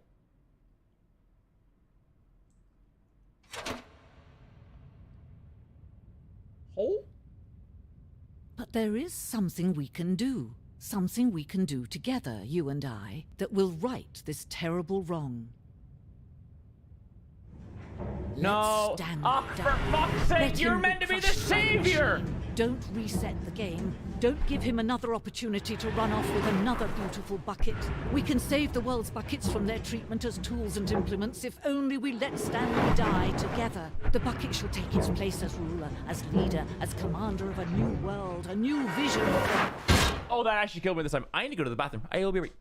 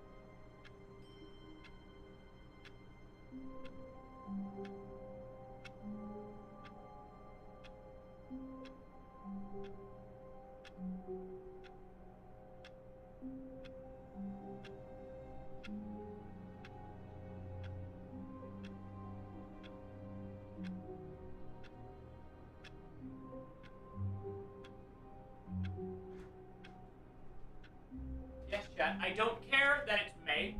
I am wearing my Christmas trousers. Phenomenal. All right. Hello, we're back. Oh, we're back to the beginning. Oh. The meeting room. Yes, that's where everyone would be. Oh. Stanley just needed to get to the meeting room, and from then on, he would never be alone ever again. Bet. When Stanley came to a set of 2 open doors, he entered the door on his left. This was not the correct way to the meeting room, and Stanley knew it perfectly well. Perhaps he wanted to stop by the employee lounge first, just to admire it. No, I'm just gonna pass on through. Wow. Yes. They're collectible in this the room? Nope. What a but eager to get back to business, Stanley took the first open door on his left. No, I'm good. We're gonna go this way. Because I haven't been here yet. Stanley was so bad at following directions, it's incredible he wasn't fired years ago. Okay, hostile environment. Do not jump from the cargo. A lift is a motor. Penalty for misuse of the cargo, 1,000. Penalty for jumping off the cargo lift, 5,000. But in his eagerness to prove that he is in control of the story and no one gets to tell him what to do, Stanley leapt from the platform and plunged to his death. Good job, Stanley. Everyone thinks you are very powerful. Thank you. Thank you. That's all I needed was just that. Do it All again. of his co-workers were gone. What could it mean? Stanley decided to go to the meeting room. Perhaps he had simply missed a memo. Bucket. Stanley lifted the bucket into his arms, and a wave of comfort We're rushed doing it over again, him. but we're not jumping off. Stanley clutched the bucket tightly to his... This was not the correct way to the meeting room. Very correct. But Stanley had felt the bucket calling to him, telling him that the employee lounge was simply the place to be. And here it was. Had the bucket turned out to be correct? No, never mind. The bucket was wrong. True. Stanley took the door on his left to go back to the meeting room. No, said the bucket. don't go to the meeting room. Go somewhere else. The cargo lift, yes. Good, said the bucket. Now ride the lift all the way to the top. There's something up there I need you to do. Is it the balloons? Stanley did not question why or how this bucket was speaking to him. It should have Becky. alarmed him, Okay, of how are you course, doing? because buckets can't talk. But Stanley chose not to think about this obvious fact. He was firmly convinced that the bucket had spoken to him, and he unthinkingly did whatever the bucket asked. In here, said the bucket. Go into this dark room over here. I mean, it's definitely not Stanley dark. once again obeyed blindly. This dark room? Okay. Oh my god, it's a telephone. Now pick up the phone, said the bucket. This is the sad story of a man named Stanley and his bucket. Once upon a time, I gave Stanley a bucket because I thought he was lonely and could use a friend. And then, very distressingly, he began to believe the bucket could speak to him. Jazz music. This is not a bad little apartment. He's got a nice little soundbar. We love the carpet. Bucket. Hello, Stanley. It's me, your bucket. Press B to take me to work with you. Okay. Well, let's have a look around the apartment first. See if we get any collectibles. No, I think we're good to go. Back we go. Ooh. The Stanley Parable Reassurance Bucket was merely meant to provide the comforting glow of companionship. It doesn't literally talk and give you orders. Right. Whatever Stanley is hearing the bucket say to him is just in his head. Right. Lately, I've been concerned about him. Wouldn't you be concerned as well? To see him delusional like this, obsessing over an inanimate metal object? I want to say something to him, but I don't know how I can convince him. I don't know if he'll listen to me. No, I'm here. I'll try anyway. Stanley, can you hear me? Listen to me. It's just a bucket. It can't think. It can't talk. All it will ever truly do for you is effectively transfer a liquid from one location to a different location. Or a solid. That's it. It doesn't do anything else. Okay, well, I go back home. There's no one here. Wait, where is the bucket? There you are. You see, he's not listening. He's still taking orders from the bucket. You know, once upon a time, it was me he took orders from. Me he trusted and listened to. Now all he cares about is his awful bucket. This stupid hunk of metal. Just ignore everyone in your life. Holy shit. I suppose he doesn't need me anymore. From now on, he's just going to cling to this bucket, this cold, empty bucket, this sort of shiny bucket. Well, I'll give it this. The bucket does have a nice shine to it. Does it, though? Does it, though? You believe I'm real, don't you, Stanley? Press F to go back home. Yes, I suppose on closer inspection that it doesn't quite look like your average hardware store bucket. It's just a little more, what am I trying to say? Sturdier, more capable of transporting liquid. Like it would be better at moving an amount of water from one room to another. To relive the same day with me over and over. That, as is life. God, what am I saying? As is life. Better at carrying water from room to room. It's a bucket. It's literally just a bucket. Sure. Why do I feel some need to point out the ways in which it's so much more than just a regular bucket? To go home, to work, to home, to work, to home. Oh no. I'm having feelings. For the bucket. What the? Hey! No. What's going on? Why do I want to be with the bucket? Whoa! Hear what the bucket has to say. No, I do don't. anything it asks. What's wrong with me? I don't understand. Perhaps if I had the bucket, this would be less confusing. Yes. The bucket could tell me what to do in this troublesome situation. Stanley, give me the bucket. Give it to me. Give me the bucket, Stanley. I mean, give a hand. Need it. I'll Give literally it to pat me it. now. Give it, or I'll...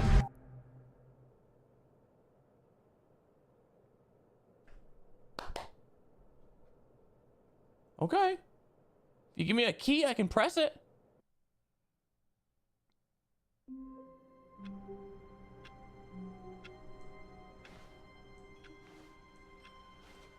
He's not Stanley talking. knew the office layout like the back of his hand. It was only a matter of time before he found the others, wherever they were. Just a matter of time. Bah. The confusion and the chaos all seemed to melt away as Stanley embraced the bucket. Stanley clutched the bucket tightly to his chest and entered the door on his left.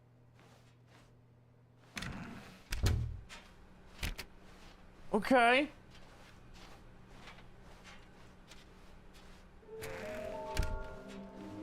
What? How can we find that? Have you lost bottom text? Relatable. Have you lost the figurines? Ooh. Oh, Stanley, can you feel it? Feel what? The broom closet. It wants the bucket. You can feel that, can't you? The No, aura but... of jealousy. It's as clear as day. This broom closet believes it deserves the bucket. I can really feel it now. It's a bucket. It belongs in a broom closet. That's what the broom closet is trying to say here. It's supposed to go with the other cleaning supplies. Good for you, Stanley. Don't give in. Don't hand over the bucket. I know how hard it must be, given the pressure that the broom closet is putting on your shoulders right now, but you have to be strong. This is your bucket. This is your companion and lifelong friend. You can't hand it over. Oh, no. Chat, hand it over, yes or no? Name calling now, it seems. Is this how low the broom closet has sunk that it has to resort to this stream of petty insults simply in order to get you to hand over the bucket? Stanley, I never liked this broom closet for a variety of reasons. Give me any of them. Even this is worse than I had imagined. And wait, now the broom closet has the gall to imply that you and the bucket are not truly deep and lasting friends? That your relationship is purely superficial and convenient? That your life is so banal and meaningless that you'd feel the same sort of kinship towards any inanimate object which happened to lay in your path in an even partially enticing manner? Well, I never. Go on, Stanley.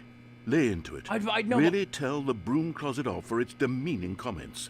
Expand on the wide variety of experiences you and the bucket have shared together. Go through each of them point by point. Share your journal entries detailing the rich emotional landscape of your feelings for the bucket as they have changed and evolved over the years. Let him have it. So the broom closet isn't real? How do I... Okay, I've got you something which I think will help settle this debate once and for all. Here we go. Oh, there. Now it's settled. No more debate, no more discussion. Take a hike, broom closet, with all your meandering philosophical diatribes about the nature of cleaning supplies and their relationship to broom closets in the natural order of things. All right, I've got a second sticker back here, and I'm going to slap it on as well because I think it's appropriate. You see? I feel that it works because the sticker is also a bucket. That way, if you're ever unsure whether the thing you're holding is a bucket or not, you can look down at this sticker and say to yourself, ah, it's a bucket. There really is a wide variety of applications for this sticker. I think we got on a bad foot, broom closet. I think you're fine. I think you're great at holding up. I could take the name-calling and the dismissal of your kinship with the bucket, but now the broom closet is just giving us the silent treatment. And to be honest, I'm sick of the pettiness on display. My brother in Christ, you can stay here all you like, but I've had it with this impetulant room of cleaning supplies. Easily the most childish such room I've ever been in. I'll see you outside, and we can get on with the story about you and your bucket. Yeah, I'm sorry, but I don't know what's got into him. Normally he's fine. I think he's going a wee bit senile, but like, you're fine. You know, we're just gonna go away. I think he's gone. Can I put this down? Oh, all right. Well, have a good one. Coming to a staircase, Stanley and the bucket walked upstairs to the boss's office. No. Oh no, it's this. Another miniature Stanley figurine. This, you know, there really must be a snappier name for these things. What about mini-stands? Stanley figs? Or what about Stanlerines? Yes, I think I like that. Another Stanlerine mini stands, under your huh? belt. Mini stands. That's funny. But Stanley just couldn't do it. He considered the possibility of facing his boss, admitting he had left his post during work hours. He might be fired for Mini that. stands is and hilarious. In such a competitive economy, why had he taken that risk? All because he believed everyone had vanished? His boss would think he was crazy. And then, something occurred to Stanley. Maybe, he thought to himself, maybe I am crazy. He looked down at the bucket in his arms. Am I crazy? He asked the bucket. The bucket returned his gaze, but said nothing at all. That's strange, Stanley thought. Usually the bucket is a source of guidance and wisdom for me. Is it, though? In difficult times such as these. He held the bucket close, yet felt none of its familiar reassurance and comfort. And that's when Stanley realized, this isn't my bucket. It's just a normal, everyday bucket. Hey, someone okay. else's Take bucket, it back. perhaps. Take it How back. did I end up with someone else's bucket? This is all take it back. terribly wrong. You have Surely no good would come from this. Who knows what sorts of bizarre hallucinations Stanley might experience Where's my without bucket? the psychologically grounding presence of his bucket. And indeed, now he noticed that the rooms were repeating, which was, Right. of course, very odd. And now he felt himself floating off the ground. Yeah. Oh, gracious, he exclaimed. Without my bucket, I've gone truly mad. No, this is what Where happened it? last time. I must find it. Far off in the distance now, he heard it, calling to him. Stanley! Stanley, it's me, the bucket. Could it truly be? He rushed forward from room to room, passing by one bucket after the next. None of them were Look his. for the stickers. None Look- of them were his look for the special stickers. bucket. Come to me, Stanley. I'm coming! Find me. I'm coming! He had to find the bucket. He had to return to his old friend. It was the only way to Don't truly go restore towards his the light sanity. bucket, I'm and coming then for you! suddenly, he froze dead in his tracks. Oh. He knew where the voice of the bucket had been coming from. Do I? The real bucket was inside of him all along. It was incredibly painful. Stanley doubled Just over a in agony giant bucket! and blacked out. What?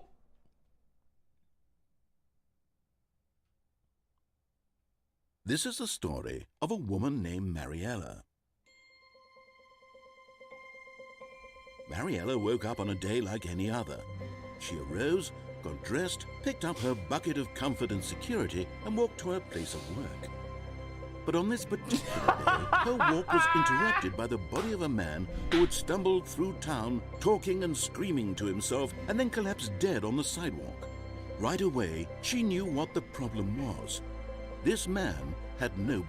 That's Of amazing. course he'd gone mad, ranting and raving about a narrator describing all of his actions and how everything is predetermined and free will is an illusion and it's all just a video game. It could all have been prevented if only he'd taken his bucket with him. Perhaps he didn't even realize he'd forgotten his bucket at home in the first place. How cruel the world could Jacob, be. that's not my bucket. My bucket has stickers. And she hugged her own bucket even tighter. But of course, she had no time for this. There were a myriad of confusing problems she would soon have to confront at work, for which her bucket would provide absolute guidance and total clarity on everything. Heck yes, she thought to herself, my life kicks ass. And she backflipped all the way to work. Is that right? And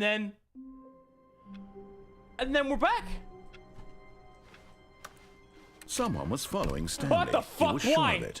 If he checked over his shoulder now, he would surely catch them. It was only a matter of time. My stickers! This is my bucket!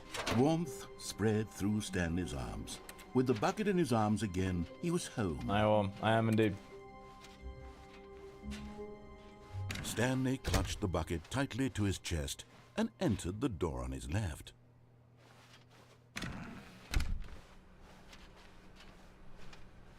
Okay. You're still looking for them all, eh? Oh, there will be a reward for finding them. Oh no, I mean... Oh!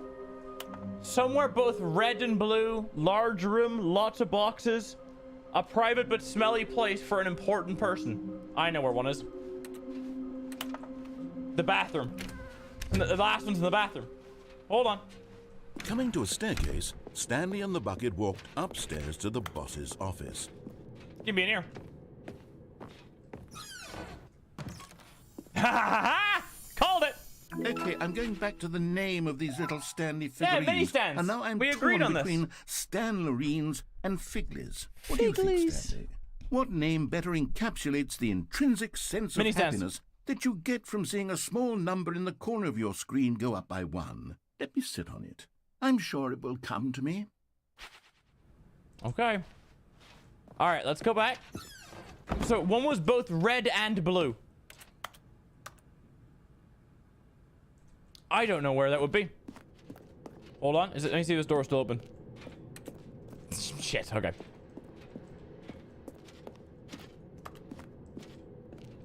Purple? Oh no, but like where? I'm trying to think where that would be. Stepping into his manager's office, Stanley was once again stunned to discover not an indication of any human life.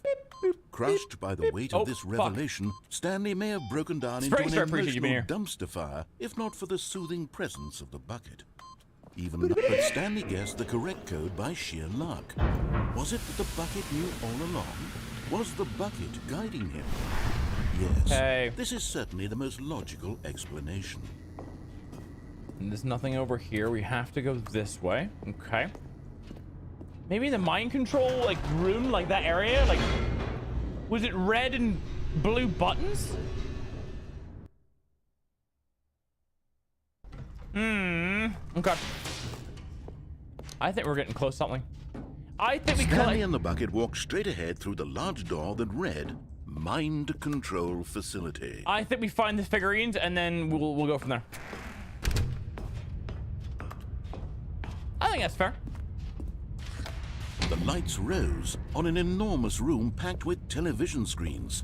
What horrible secret did this place hold? Stanley and the bucket both wondered to themselves. Okay, the screens aren't coming on.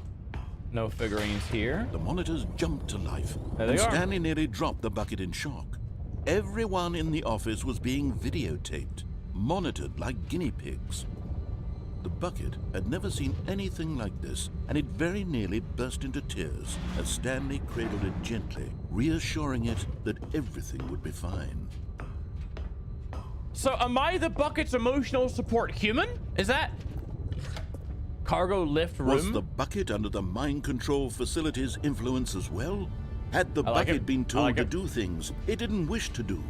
What kinds of things does a bucket want to do or not want to do in the first place? These questions raced furiously in Stanley's feeble mind. No! He screamed into the bucket. He couldn't accept it. His own life in someone else's control, never! He squeezed the bucket tighter. His one friend in the entire world. At this point, he could trust no one except for the bucket. But here was the proof. The heart of the operation. Controls labeled with emotions, happy or sad or content. Walking, eating, working, all of it monitored and commanded from this very place. And as the cold reality of his past began to sink in, Stanley decided that this machinery would never again exert its terrible power over another human life. For he and the bucket would dismantle the controls for good. Two best friends, Stanley and the bucket, up against the world. They high-fived in a really cool way, and the bucket made a sassy comment about taking down the system. Do we take it down? Yes or no?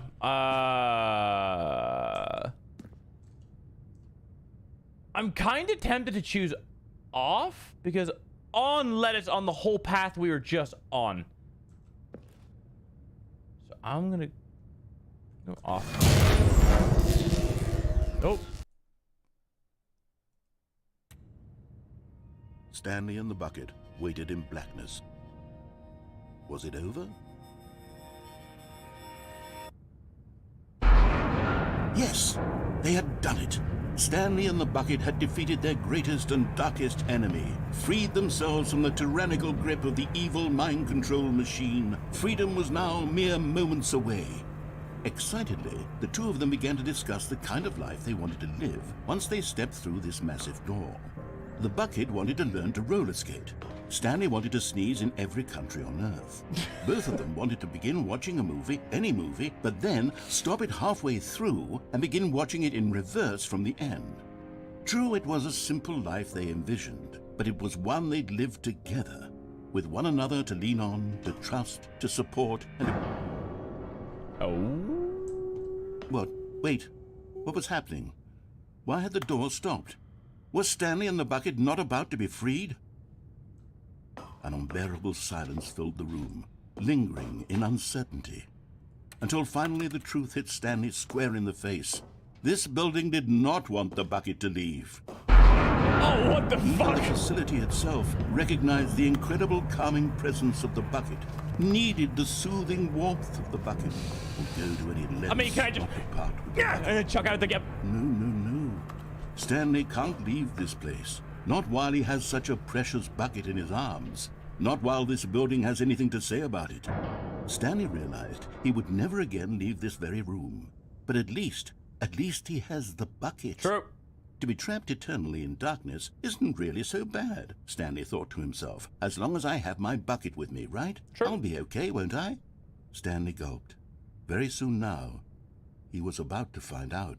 What's up, Jerry? You like buckets? You're gonna like it here if you like buckets.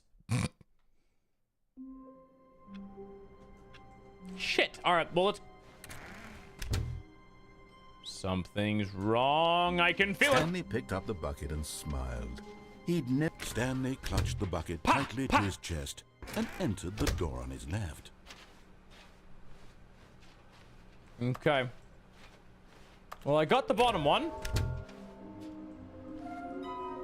Large room, locks. Okay, lots of boxes. So the number 2 would be the cargo room, the cargo lift.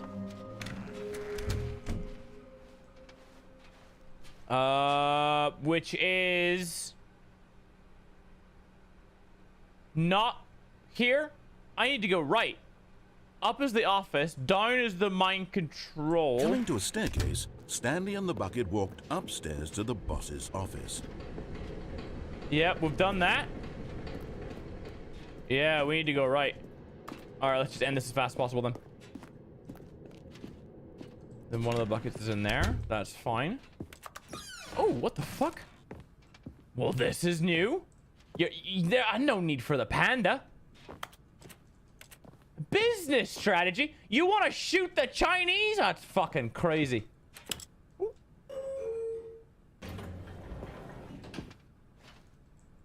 Up, please.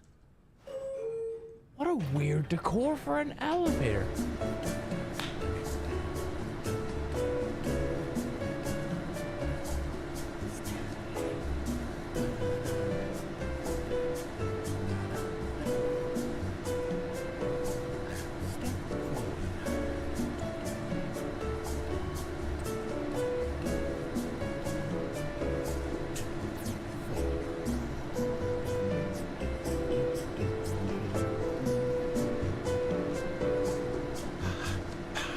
Have a good night.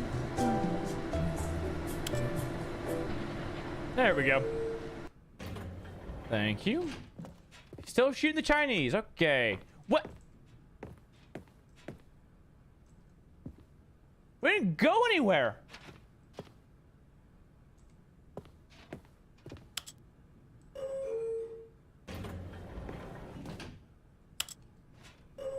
But what if we go down?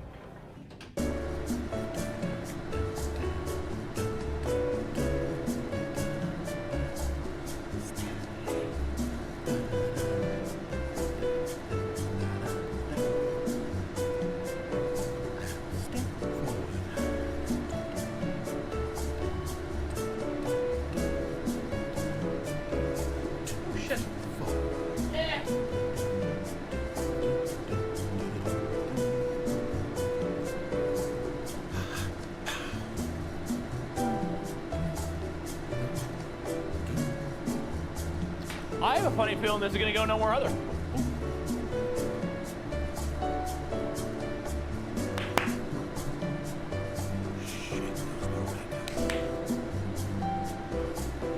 Third time's a charm.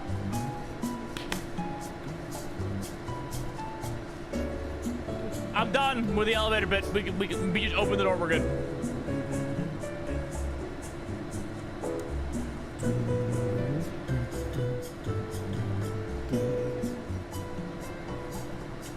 All right. Well, I'll be here.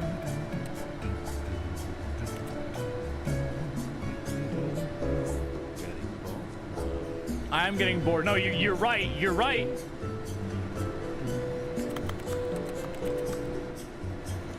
You know, there's a game on Steam that you can buy. How long is this elevator? There's a game on Steam that it's called Elevator VR, and the VR game is you're in an elevator and nothing happens.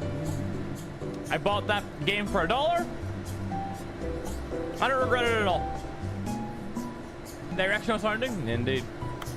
Oh fuck no! Done.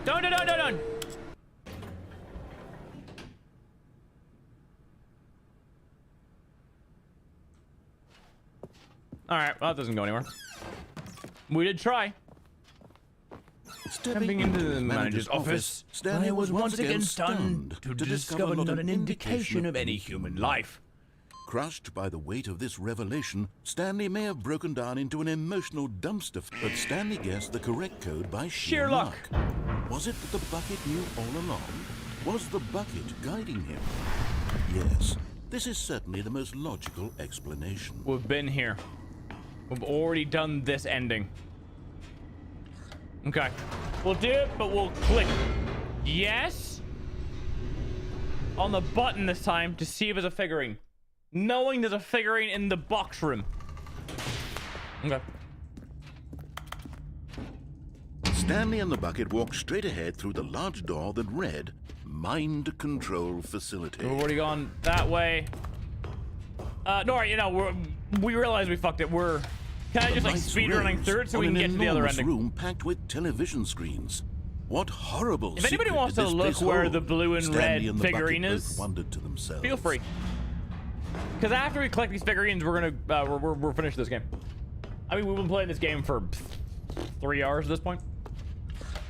The monitors repeating the same 20-minute segment the bucket in for 3 hours. Everyone in the office was being videotaped, monitored like guinea pigs.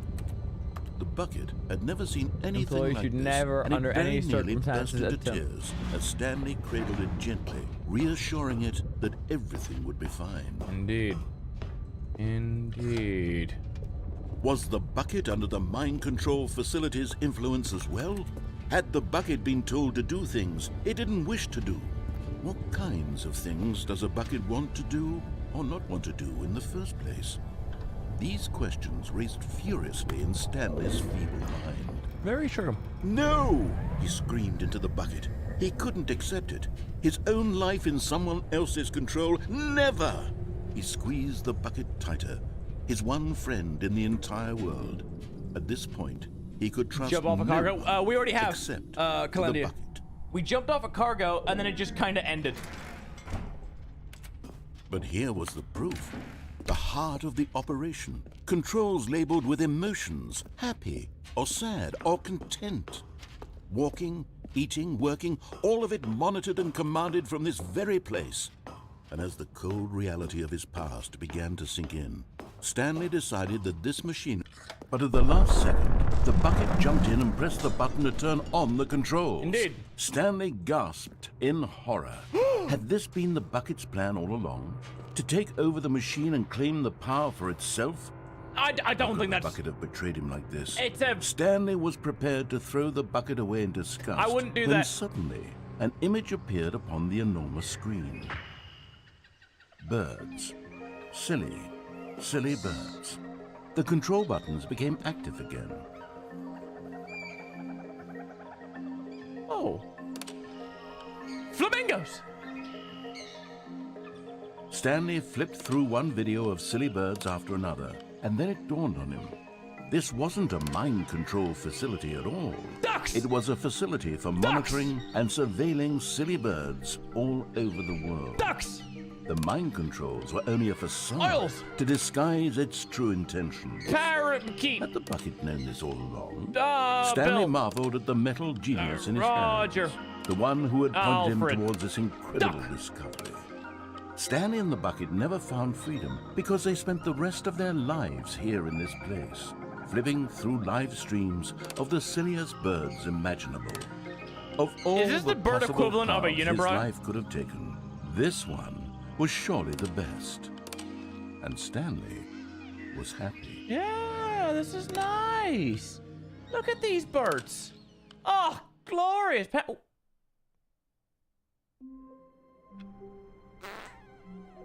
Hey. Oh.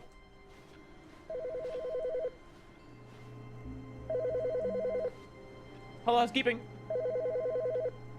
Oh. Hello. Hi. This is a recorded message scheduled either by you or a person in your place of work. Uh-huh.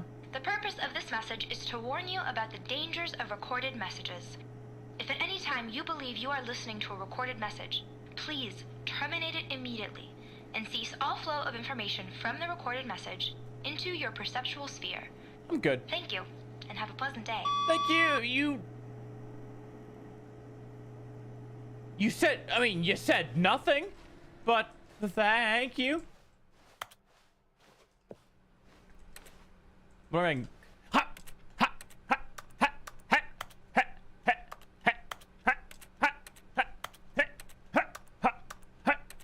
The good old bucket. First try. Just Stanley and the bucket, off on another thrilling adventure together. Stanley clutched the bucket tightly to his chest and entered We the go to the door on his right door left. because this is where This the was cargo not the room correct is. way to the meeting room, but Stanley had felt the bucket calling to him, telling him that the employee lounge was simply the place to be. And here it was. Had the bucket turned out to be correct? Was this better than the meeting room? Let's see what the dialogue yes, says, Stanley though. thought to himself. Yes, perhaps it truly was. How insightful the bucket turned out to be.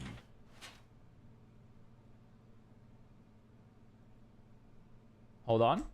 3, 2, 1. Nope. Truly, no. Fuck! Never I mind. just, God! The bucket I was could wrong. just had it as well. Stanley took the door on his left to go back to the meeting room. All right, we're in cargo. It should be here somewhere. No, said the bucket. Don't go to the meeting room. Go somewhere else. The cargo lift, yes. Go there. Go to the cargo lift. Oh, there it is.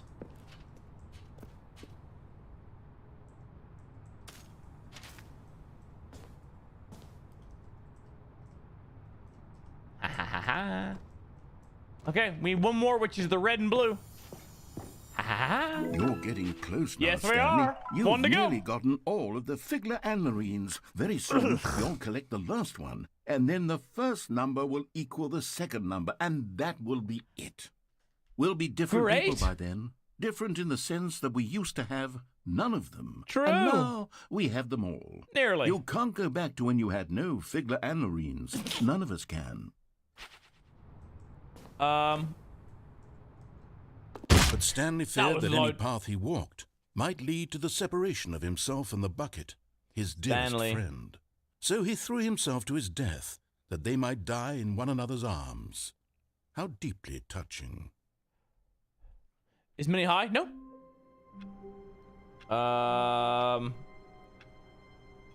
So we need somewhere both red and blue.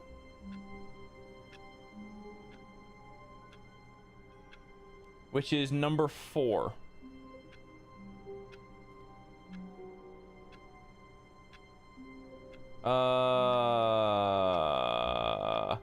The fourth figurine is found as the player walks off the moving cargo lift and onto a catwalk below.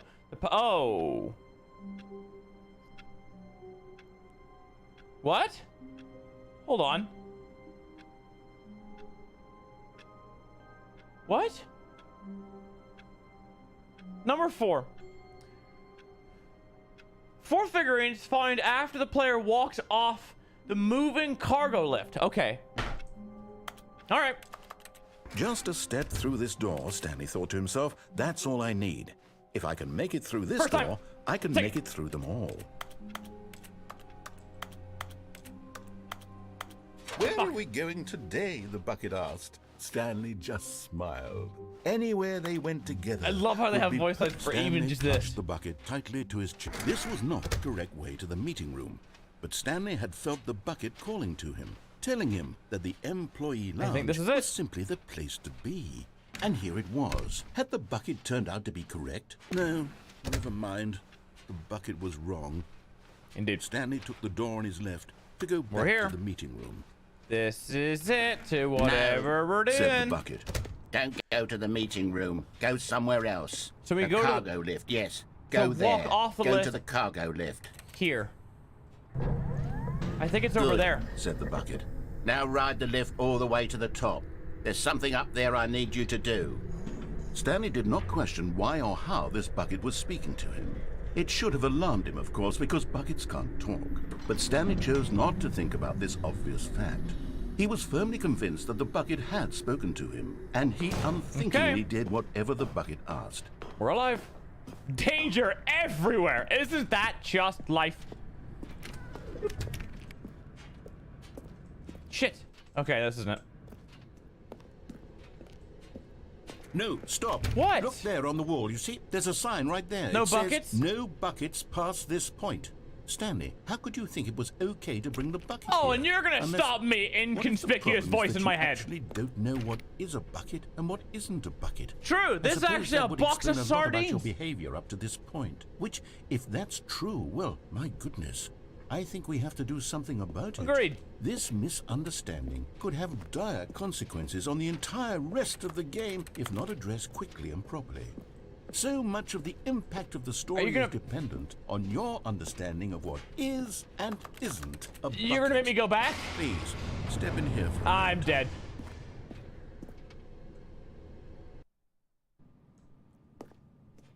Welcome!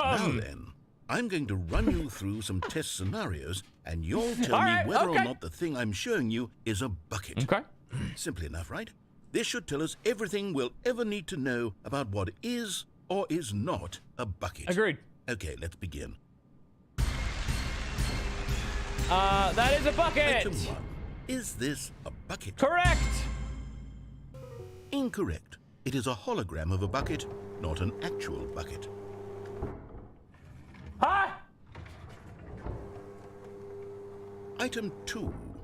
Is this a bucket? Incorrect. It is a 3D printed recreation of a bucket, not an actual bucket. Okay. All right. This seems a little. Can I phone a friend? It seems a little difficult. That's definitely Item not a bucket. 3. That's Is this that's a bucket? disgusting. Incorrect. This is a bucket.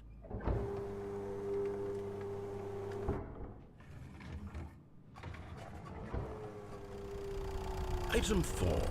Is this a bucket?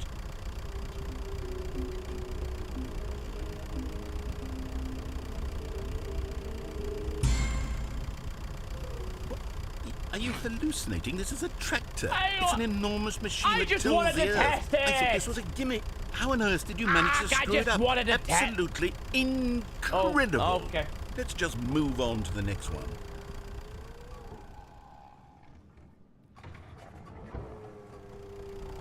Is this a bucket? If you turn into a bucket. This is a bucket. No, it's a tractor, you dumb prick! Ugh, we were just over this inconspicuous voice, man. Item 6. Is this a bucket? Trick question. Both. Gotcha. Huh? Item... Wait, hold on. I can't find the next one. Let me see. It should be around here somewhere. I mean, I can chuck my bucket on. No, that's not a bucket. Yes. Thank you. There's nothing here. Of course it isn't a bucket. We both know full well that nothing isn't a bucket. Exactly. Wait, when I say nothing isn't a bucket, that makes it sound like I'm saying everything is No, a you're bucket, not. which of course is not true. Unless... Is that what you think? No, I don't. Answer me straight, Stanley. What? Are you trying to tell me that you believe everything is a bucket? Narrator, I do not believe everything is a bucket. You know what? I'm too confused to even sort it out. I've lost all sense of perspective. What is a bucket? What isn't a bucket? Mere moments ago I could answer these questions with confidence. And yet now I'm somewhat adrift. Do any of us know what a bucket is? Am I a bucket? No. Stanley, I can't keep doing this. I'm losing myself, and myself was all I ever had to begin with. I'm afraid the bucket is threatening to tear our relationship apart. I can't have that. I'm sorry. But I'm going to erase all buckets from the game entirely. No! Okay, here we go. No! Ah! Matt! What Have a good night. happened? Is Where's everything Fred? gone? Why did everything disappear? Wait, was everything a bucket? Every single thing in the game was a bucket. Over here. Oh my God, I had no idea. How could... Except me. I'm not a bucket after all. Correct. And you, Stanley, you're still here. Mhm. You're not a bucket either. Correct. Oh, this is wonderful news. We're not buckets. Hmm. Yes, I actually feel much more at ease right now. Good. It's delightful to get some clarity on that issue, but it doesn't change the fact that we haven't got a game. So, tell you what, I'll reset everything and we'll put back all of the buckets, okay? And we'll know that it's all a bucket. But if you run into anyone else, maybe don't mention that. Who knows what that information might do to a person? All right, here we go. Okay. We have our eyes on the prize. We know what all to of his do. co-workers were gone. What could it mean? We are right Stanley here. decided to go to the meeting room. Perhaps he had simply missed a memo. We're leaving the bucket behind. If it means finishing this game and getting all collectible figurines like a fucking Destiny 2 player. This was not the correct way to We the must meeting go room, along. and Stanley knew it perfectly well. Perhaps he wanted to stop by the employee lounge first, just to admire it. Just passing through. The lounge was grand, majestic, perhaps, but eager Keep to get back to business. your eyes- Stanley took the first open door on his left. Good. We're here. Stanley was so bad at following directions, it's incredible he wasn't fired years ago. Okay. Look, Stanley, I think perhaps we've gotten off on the wrong foot here. What's up?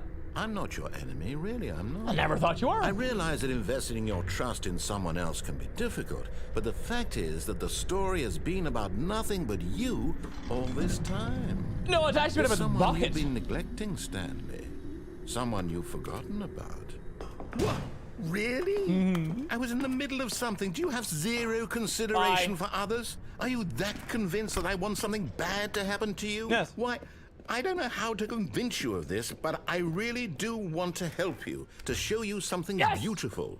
Look, let me prove it. Let me prove that I'm on your side. And there it is. There it is! The last Stiggly Wiggly. Ew. Savor this moment, Stanley. This is a real accomplishment. This is doing something just for the sake of doing it. Where so many people expect to be rewarded for the most trivial achievements, you've insisted that a job well done is its own reward. Can I have my bucket back? I would tell you that I'm proud of you for collecting them all, but that would be like a reward, and we can't have that. So, instead I'll just say, it's done. We're all done here. And now we can go to whatever the hell you were doing before you hunted for figurines. Now listen carefully, this is important. What's up? Stanley walked through the red door. Chat, red or blue? I think this is for our final run. Red or blue? There's more than 6? It says here on the website. There's... Wait, let me check. I don't know if there is. Blue... Okay, everyone say blue. Alright, blue it is. Aha, perhaps you misunderstood. No, I'm going... Stanley walked through the red door. Bye. I still don't think we're communicating properly. Fine. Stanley walked through the red door. Just a wee bit controlling, but sure. Thank God you are willing to listen to me. You say made that no choice. I really have wanted you to be happy all this time. You funneled me, of The problem is sorts. all these choices. The two of us always trying to get somewhere that isn't here. True. Running and running and running, just the way you're doing right now. Don't you see that it's killing us, Stanley? I wanted to stop. We would both be so much happier if we just stopped. And I think I have a solution. Here, let me show you. No. You're gonna make me go through this door, huh? Oh, that's chirpy.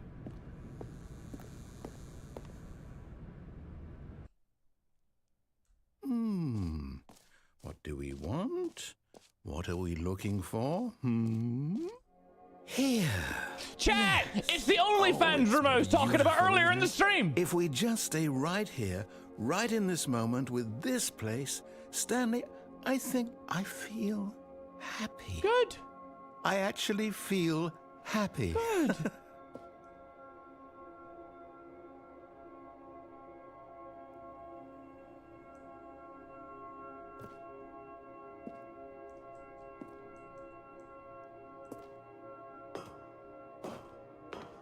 No, wait.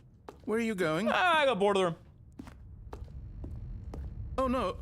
Stay away from those stairs. If you hurt yourself, if you die, the game will reset. Fine with me. We'll lose all of this. Don't care. Please, no, Stanley, let me stay here. Bye. Don't take this from me. Bye. Please, Stanley, think about what you're doing. I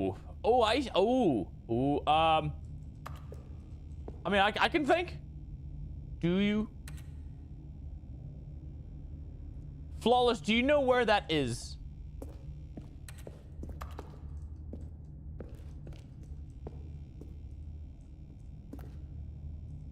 All right. No! Oh, thank God. You Another! lived. No. No, no. What are you doing, Stanley? Please, I'm asking you not to take this away from me. I can't go back to what I was before. If Taking you this away die, from we'll you? both It's go my back. life, Why are you doing inconsiderate this? prick. 360. Stanley? Another! Let's go back to the other room. Can you do that for me? No. My God. Is this really how much you dislike my game? No. That you'll throw yourself from this platform over and over to be rid of it? You are literally willing to kill yourself to keep me from being happy. I don't like how Am I you reading phrase the that. situation correctly? But how else do we get these quick zooms? 360. Or maybe you're just getting a kick out of it. I don't know anymore. I just wanted us to get along. But I guess that was too much to ask. Incorrect. Because if you think about like you it, wanted to FaZe make a Clan choice wouldn't after exist all. if they didn't jump off stuff Well, like this one is airplanes and yours. buildings to get their 360 off the top rope, slip and slide quickscopes. So jumping off stuff can be good on very niche occasions. Maybe this is one of those times. 360. Ah, Is we're it done. over? It's going to restart, isn't it? I'm going back. It's just after you restart? Okay. Well, if it's just after you restart, where is it? I'm gonna check every nook and cranny to see where it is. Stanley, I'm sorry, but I have to put a pause like on that. things. That It's caught me just- off guard. It's those figurines, those figglers. I haven't stopped thinking about them since you nabbed every last one. Wasn't it just the most intrinsically fulfilling moment of your entire life? Didn't it fill you to the brim with inner richness? Yes, I know we're supposed to be telling a story, but won't you please indulge me with one more trip back to the memory zone? Yes, I would love I nothing will. more than to revisit the figurines. Just one more time. I need to look in case there's a hidden figurine. Is there anything around here? I think we've got them all. Yeah. Ah, we're here.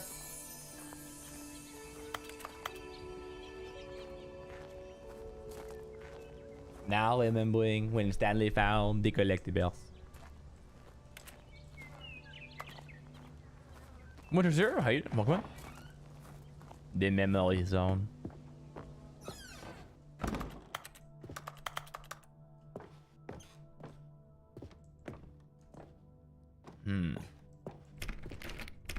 Okay. Here's where it all began. The first Your SpongeBob French voice is scarily Back then, good. we had no idea of how many of them we'd find. Sure, it said 6 right there on the screen, but how could we know for certain? A what in the screen? We were so innocent. We'll never be like Do that we go again, through here? Stanley. Can you find them? Okay.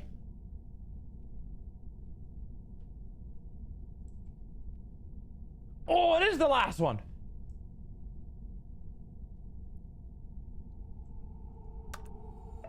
Seven out of 6. You're correct.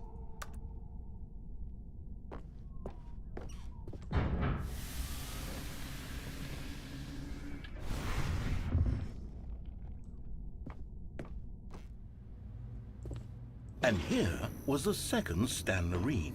You found this one all on your own just by poking around behind the boss's office. You did that, Stanley. Thanks. I'll be honest. Back then, I had no faith in you to find any of them. Bit rude, let but go alone on. 6. But you continue to surprise me in all sorts of mundane, unremarkable ways. A bit of a dick thing to say. I am right here to my face, but go on, pop off this. Okay, let's do a little quiz. Okay. Which of these rooms was the room you found your third mini stand? Can you remember? This one.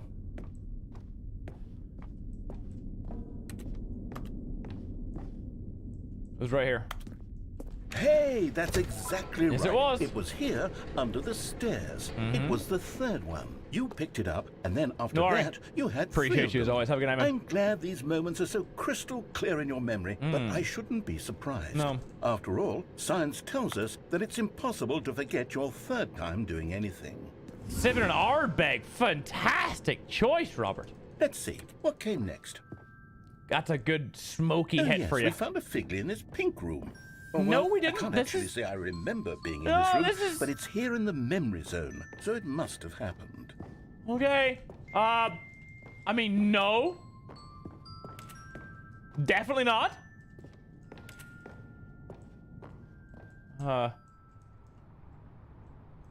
This was the 5th mini stand, and this one was really something special. It was in the warehouse. I remember it so clearly.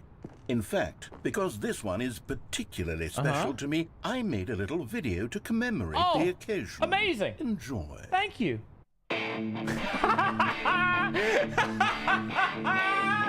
Oh, I fucking love it. Oh, my nostalgia. Oh, that's so good. Mini stand! They've stuck with it. Yes! High five, chat. They remembered the mini stands.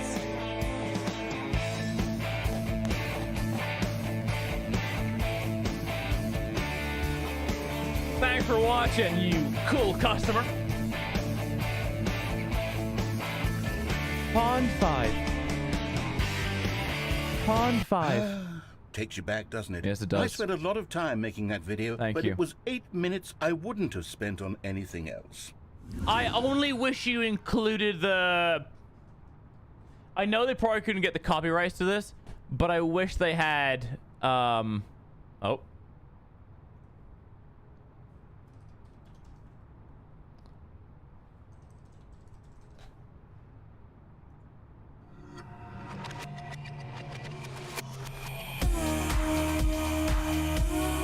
Welcome back to 2009, ladies and gentlemen. You're looking at how to crack a Sony Vegas Pro 8 account, aren't you? Oh yeah. Oh yeah. Oh yeah. Do you enjoy Lefroy or like Villain? It depends on I'm into. For more smoky, definitely a Lefroy, but normally I'm like an well, like more the smoother side of life. So I'd probably go for like Villain. My favorite is like an Open 14 or a Belvini 14 Caribbean cask. I'm saying this because Craig used to have a problem with whiskey, and now I drink maybe once every 3 months. Unregistered hypercam? Ugh, you know it in your soul. You know it in your soul. Stanley, then we came to the last collectible, the final figurine, right here by the red and blue doors. This memory is the most distinct and clear in my mind, perhaps because it was the one that happened more recently than all the others. Correct. Wait, Who can my mouse is truly gone. say how the mind works? How does that work? All I know is that this is the moment where you picked up a Figly and I thought to myself, yes, that's all of them. They're all collected. It was a moment unlike any other, except for the other moments picking up figurines, which it was exactly like. Ah, they go to the same place.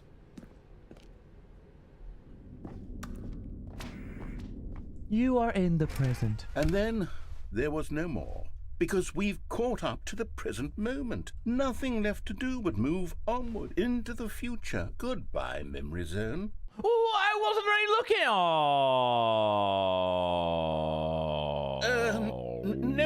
No, I'm not done. I'm not ready to move on. Stop the loading screen. Isn't there some way we can stay here, keep enjoying these figurines? Let's just go backwards. We'll do the Memory Zone again from the opposite direction. See how that feels.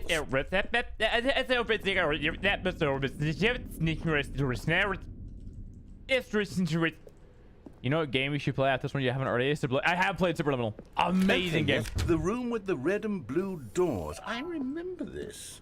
I must say, of all the figurines we looked at in our initial tour of the Memory Zone, this one is the most distinct and clear in my mind. Let's keep going. I want more. Oh, we're going all the way back.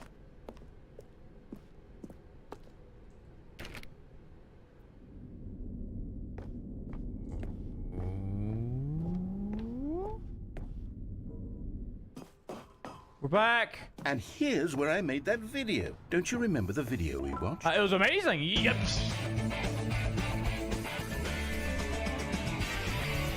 Yes, I love that video.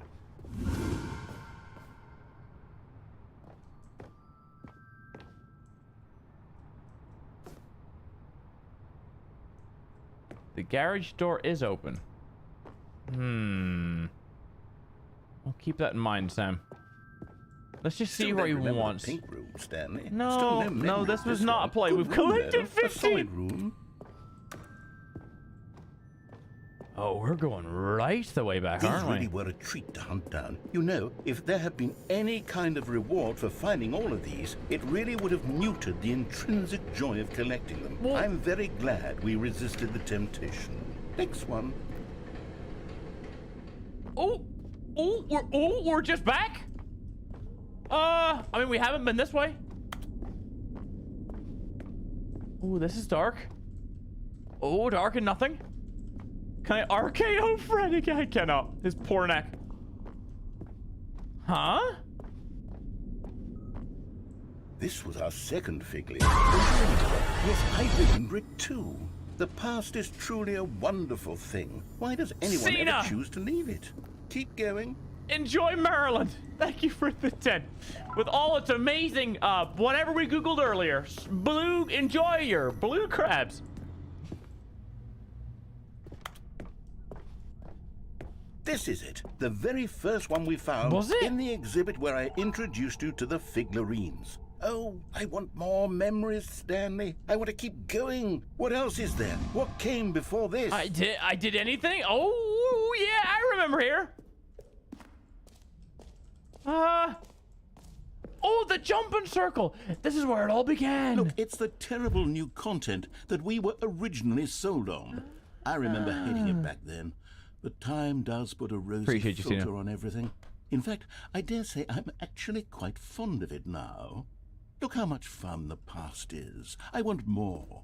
More. Why is this? You only have 200 viewers? Because I'm not. I haven't been a gamer for a long time. I became a reaction guy. So if I do reactions, I'll get a lot more viewers. But I like playing video games, and I really don't care about viewers anymore. I care about just finding the weird out of streams and just trying new weird dumb shit. Yes, the two doors. Who could have forgotten that? A classic memory, this one. Right back from the beginning. Whoopa. Doesn't matter. And the room where it all started. Everything else, there was your office. Is there anything else? Was there something that came before your office? There's something I feel I can remember. I can remember. Bucket? I can remember. I can remember the 25th night of September.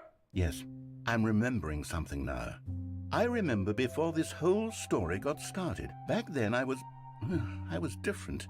I used to make big decisions. I was passionate. I was skeptical. I weighed each decision with profound thoughtfulness. And then, somewhere along the way, I stopped making decisions. I became lazy, and I came up with a character named Stanley to do my thinking for me. He would make the decisions, he would decide which way to go. I would cheer him on as he collected figurines for no reason. Why did I invent Stanley? Was I lonely? Yes, perhaps that's it. Perhaps I needed to imagine I had companionship. And Stanley really did make for a wonderful companion, even if he was a fiction. But I suppose it's grown old. I want to think for myself again. I want to go back to how it used to be. Yes, I can be on my own again. I can do it. I'll be stronger this time. I'll take care of myself. I don't need Stanley anymore. Oh, but he truly was so much fun to play with. You know what? Since we're in the memory zone, are we though? How about one more good memory? Let's go back just once and give Stanley one more run of the office, and then I'll retire him for good. Throw it at me. I did enjoy telling his story so very much. Okay, here we go. Here, welcome to the ending. This is the story of a man named Stanley.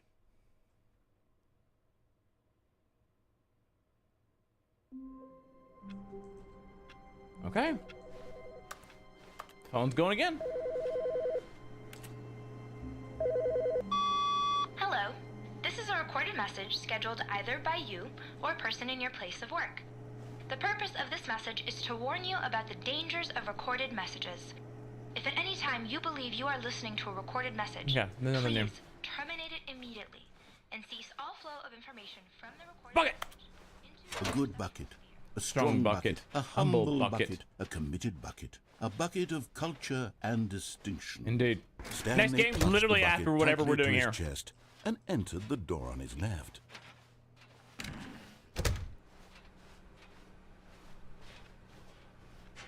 I think we're... Still no one was here. Stanley needed the bucket's warmth and comfort now more than ever. This is it. Perhaps his boss's office was where he'd find answers. I think we're done. Coming to a staircase, Stanley and the bucket walked upstairs to the boss's office. I think we're done. Stepping into his manager's office, Stanley was once again stunned to discover not an indication of any human life. But Stanley guessed the correct code by sheer luck. Was it that the bucket knew all along? Was the bucket guiding him? Yes, this is certainly the most logical explanation. We'll finish this run, and then we move on to the other game we have for the night, which is along the same vein as this. The other game, I don't think a lot of people, either you don't remember it, like I don't, I just remember it being amazing, or you've never seen or heard of it before. So I'm very, very excited. This is like the more popular one of the Stanley two. and the bucket walked the next straight one, ahead through the large door it's an that experience. read, Mind Control Facility.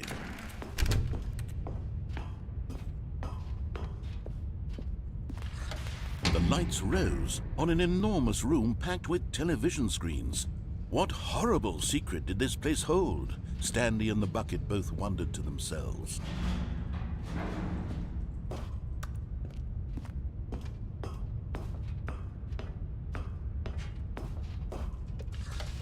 The monitors jumped to life, and Stanley nearly dropped the bucket in shock.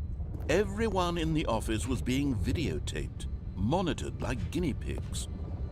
The bucket had never seen anything like this, and it very nearly burst into tears as Stanley cradled it gently, reassuring it that everything would be fine.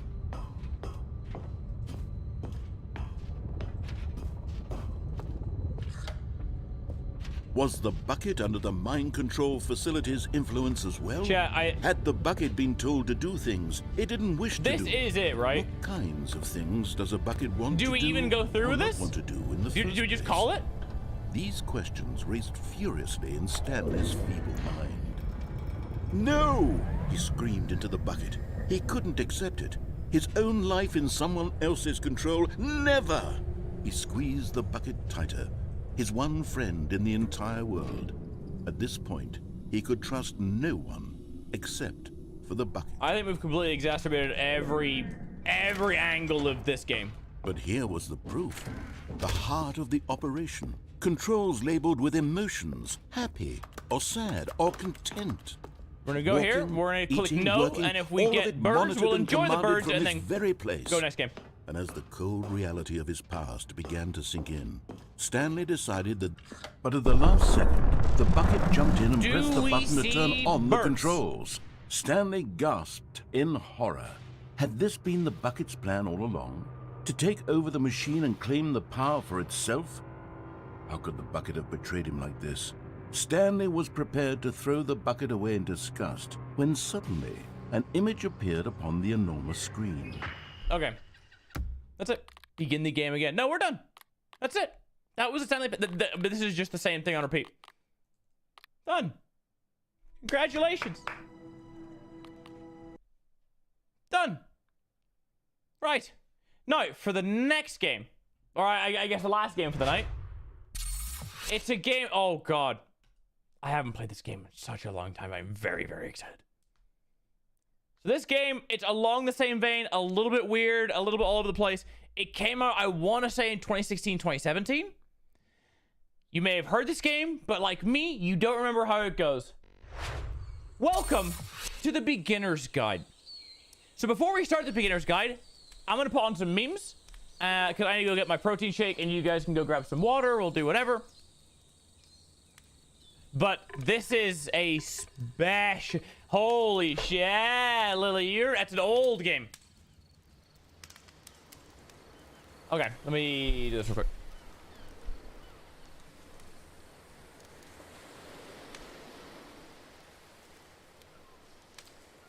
We'll put on this.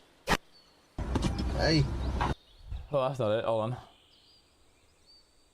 Hold on.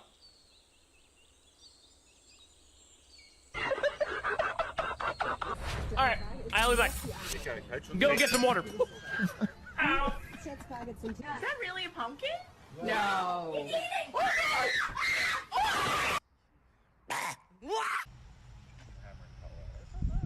Bro, look at this goofy all harnesses taser. It looks like an AK. Man, you on the playground?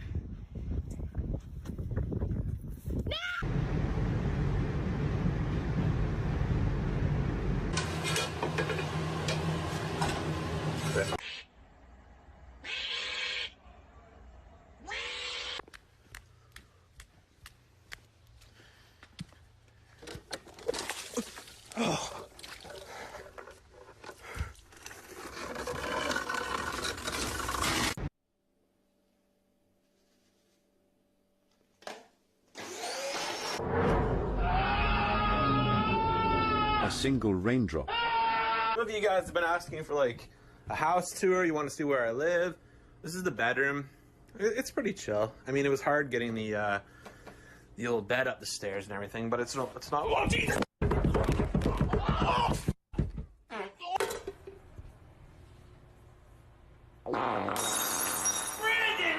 Looks at you, walk up to her and say, "Hey, do you always stare down charming and dangerous men?" Or is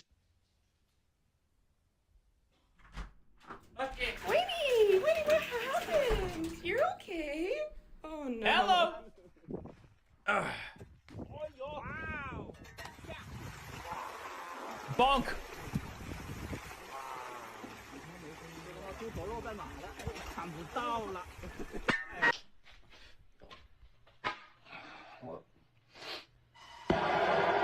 Oh, this one of them fancy Johns. Okay. This ain't Why? no Starbucks, my boy.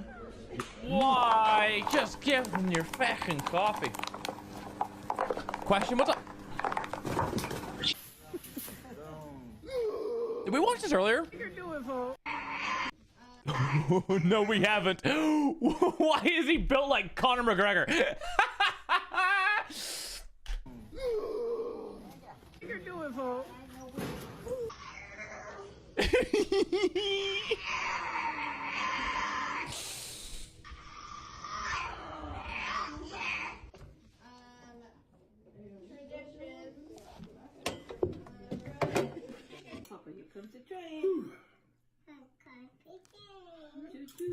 Thank you very much. You know, oh God.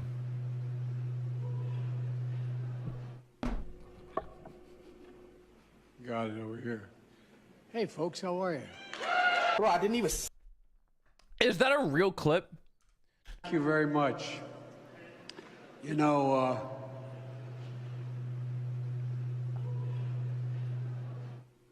What? Got it over here. Hey, folks, how are you?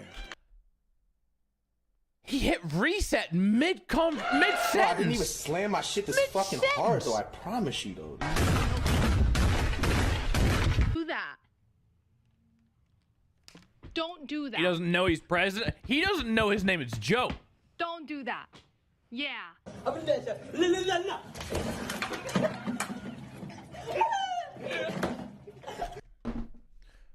Hold on. I had a really dumb thought. I swear I'm sober. What's Joe Biden's mother's name? Okay, so Joe Biden's mother is called Catherine Eugenia Finnegan, formerly known as Joe Mama.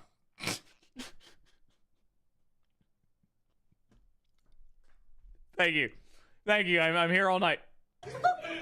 I'm here all night. Thank you. Thank you. Thank you. Thank you. Please. Not all at once. Not all at once. Banana.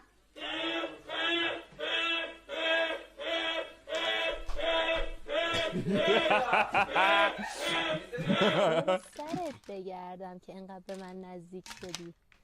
قربون اون گوشه مخملی برم. I love it.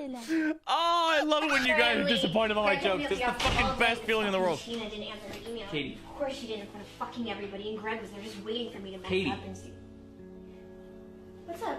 Can I just please be completely transparent with you right now? Yeah, of course.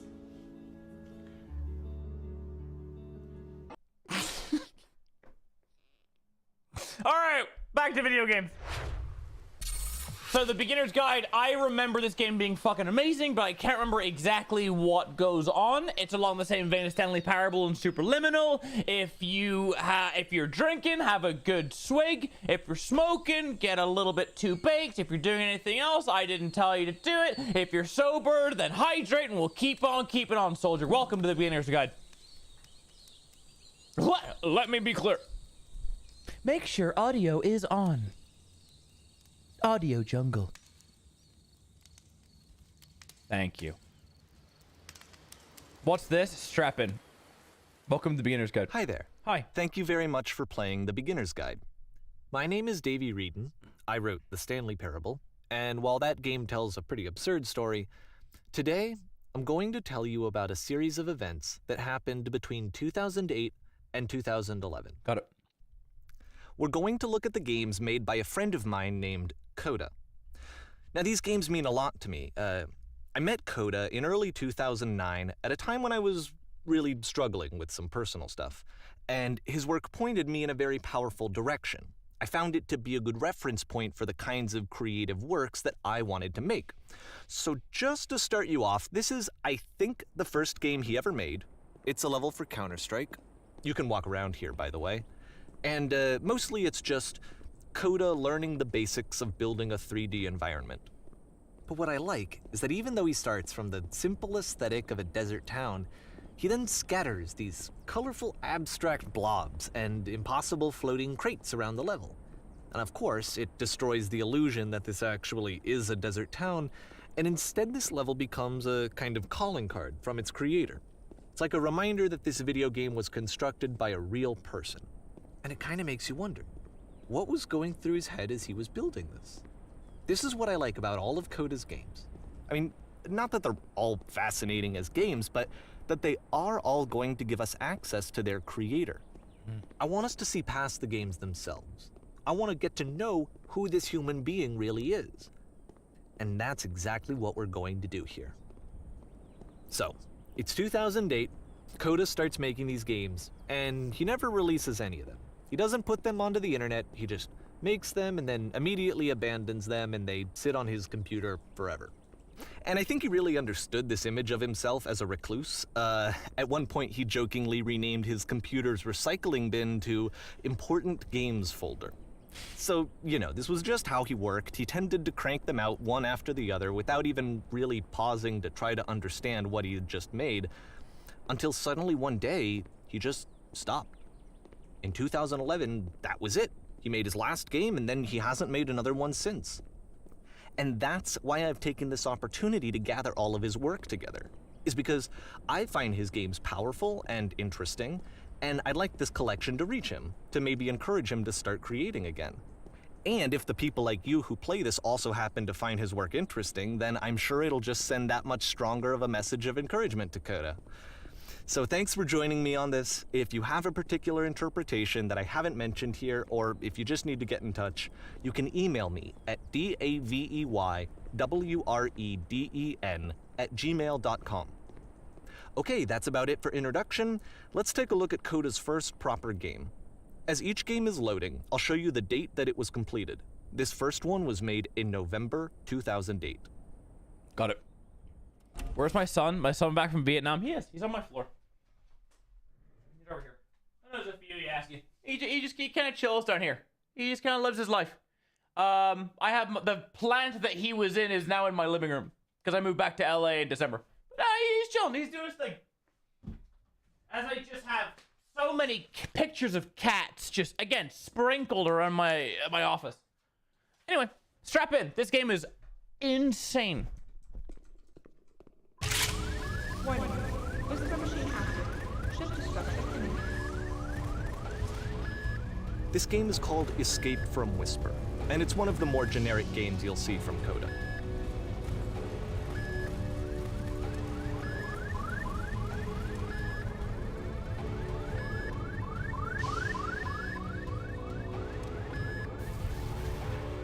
Security code breached. Hostile alien life forms inbound. It kinda looks like this game was abandoned mid-development. For instance, you have this gun, which you'd think would indicate that there are supposed to be monsters or enemies somewhere, but then clearly there are no enemies anywhere. You can't even reload the gun when you run out of bullets. But ultimately we don't really know. Maybe Coda thought that actually it was complete the way that it is. And I think that we should talk about his games for what they are, rather than for what they're not. Enemy force neutralized. Begin shoot evacuation. I love the Modern Warfare 2 nuke sound. I love how you can see the bottom of the universe from this room.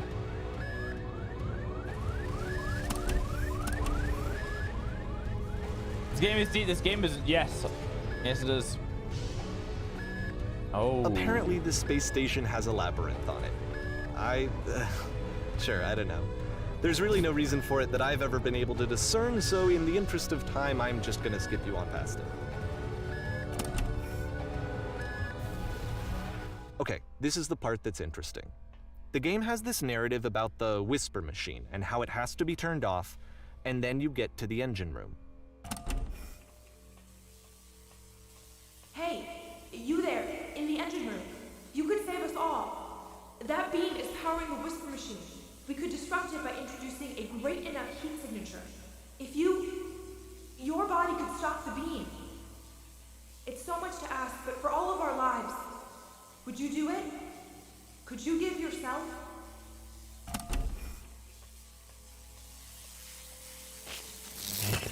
That's it? Let me pause here for a second.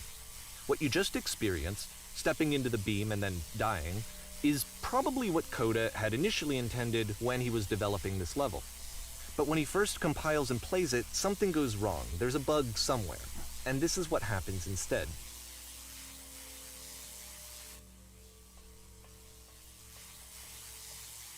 Oh?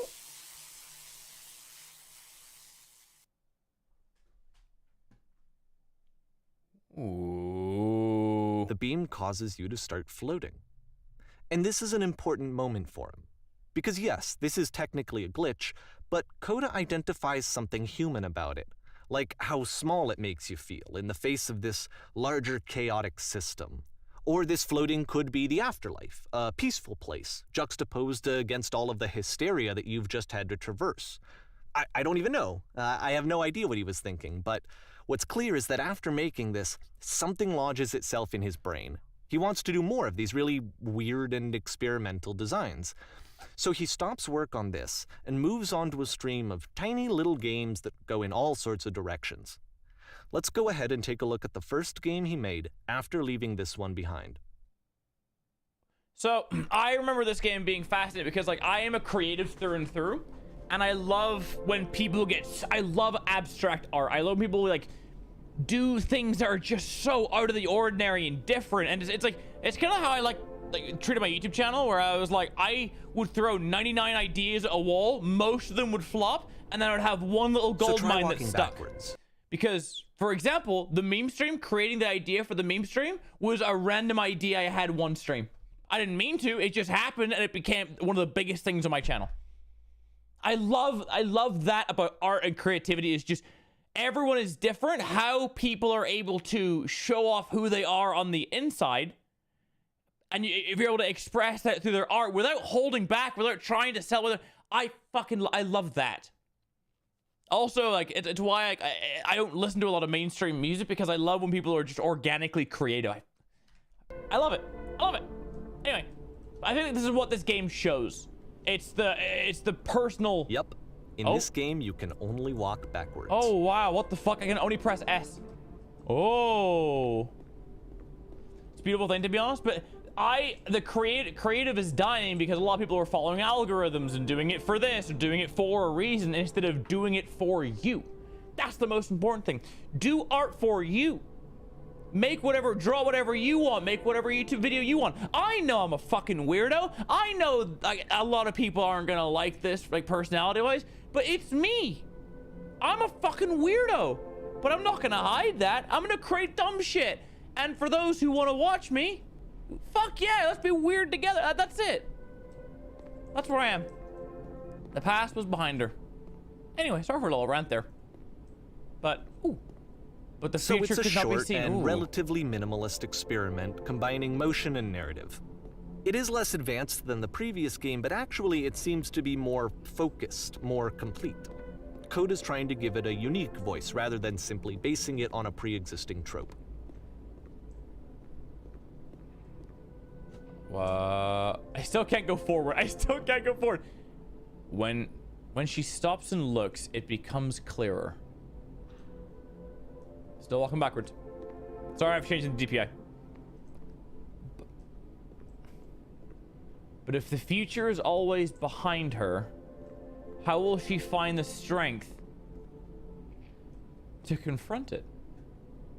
It's a short little thought, it says what it wants to say, and then it ends. Didn't need anything more than that. Which to me is why it works, because it gets out quick. Okay, next one. Oh, I can walk forward. What a blessing.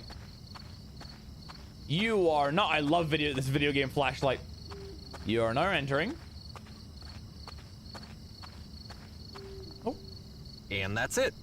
Okay, the meaning of this game won't be clear just yet. Please be patient with me for a few more games, and I promise you'll see what makes it interesting. Okay.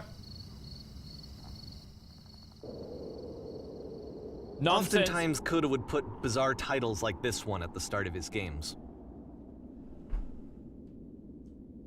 I wish I'd known him at the time that he was making these early games. He would really only talk to me about his work as he was making it. Once he stopped work on a game, like, that was it. It was dead to him. And I don't agree with that at all, but what are you gonna do? But that's art. I get it. Art is in the eyes of the beholder. Oh, I can't. Once you've been slowed to an absolute crawl, the door at the top of the stairs opens. So why, if Coda's not showing these games to anyone, why bother opening the door at all? Well, to show you, I'm modifying the game here so that when you press enter, it'll bring you back up to full speed so you can enter the door for yourself.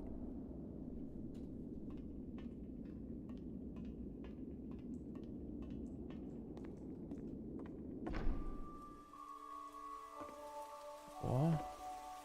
You start in a small room until you realize you can just walk through the walls. You play as a loud, bodiless sound, walking around, confuse people. The game is nothing but giant blocks of text explaining what's happening. Nice and filled with little ideas for games. You are a gate.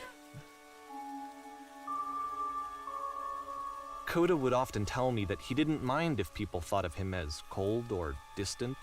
He said that he knew that he was actually a vibrant and compassionate person, but that it takes time to really see that. It can be a very slow climb to get there. Okay, I'll tell you what it makes me think of. It's from To Success, from the top of the mountain analogy, right? Where you start off as a crawl. It goes fast because you're learning, you're getting somewhere, and then as you see success in the distance, that's when things start to slow. That's when a lot of people quit. That's when a lot of people fall off the wagon. It's a matter of, are you willing to go through that and grind through the slow part so you can get to where you want to go? That's how I see it. Ready, set, fish.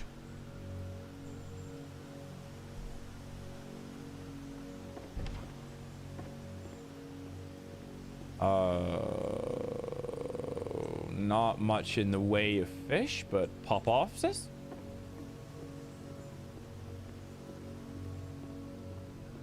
Well, this is new for Coda. It's an actual puzzle.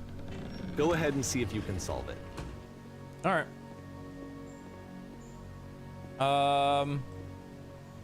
Can I go like that? And then does that lever open? Yeah. Don't forget that solution, because we're going to see this puzzle again soon. We're gonna see it a lot. Okay.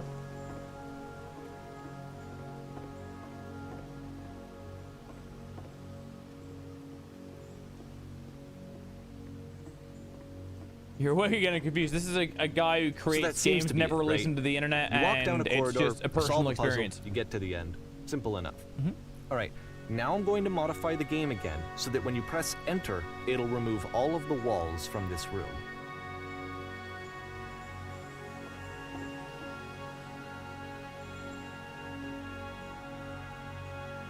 How about that? There was more to it than we had any way of knowing. I actually find it funny that this game comes after the stairs game, since they essentially convey the opposite idea. So, in the Stairs game, a dull exterior concealed a rich interior. And then, in this level, a dull interior hides this fantastic outer world.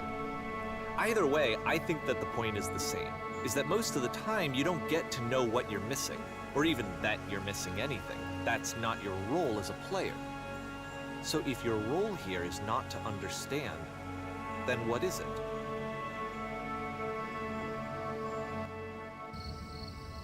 January 2009. I'm staying quiet because I really want to immerse myself in this, so sorry if I don't say a lot during this. Just I want you guys to really sink into this. You are not exiting. Aha. Many years on. So, no, I'm this, just... combined with the entering I love game this from idea. earlier, tells us that Coda believes his games are connected somehow. It could even be that the Stairs game and the puzzle game are literally connected in between this and the entering game. There's a bigger picture that all of his games are meant to play a role in, some larger meaning that we won't be able to grasp until we've seen all of them. And once we have, we can step back and start to understand what exactly that bigger picture is.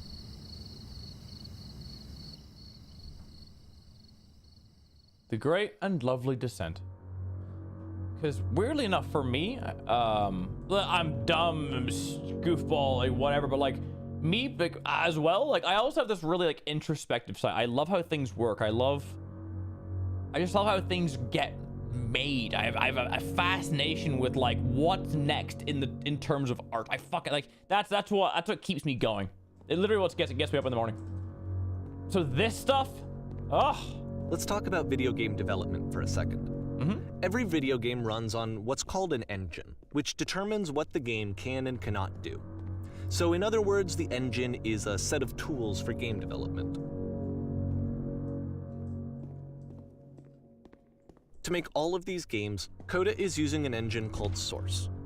Like all engines, Source has certain things that it does well, and it has certain things that it does poorly. One of the things that it does very well is boxy linear corridors. That's why so many of Coda's games are set in these large, flat, empty rooms, is just because he's working with what the engine does well. The tools available to the creator shape what kinds of creative work they're going to end up making. You might consider paying attention to the architecture in Coda's games to notice how they seem to stem from an engine that's very good at producing linear, boxy corridors.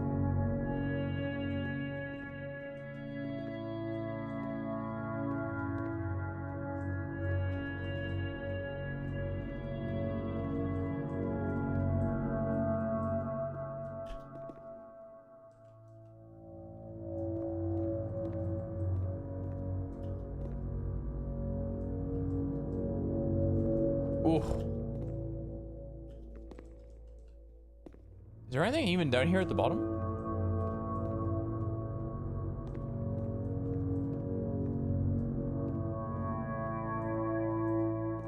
There is.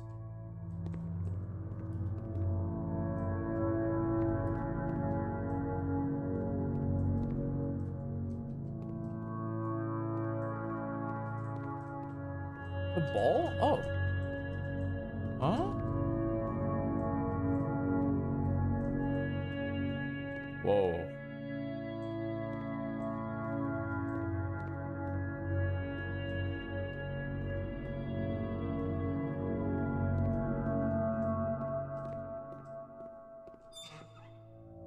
Oh.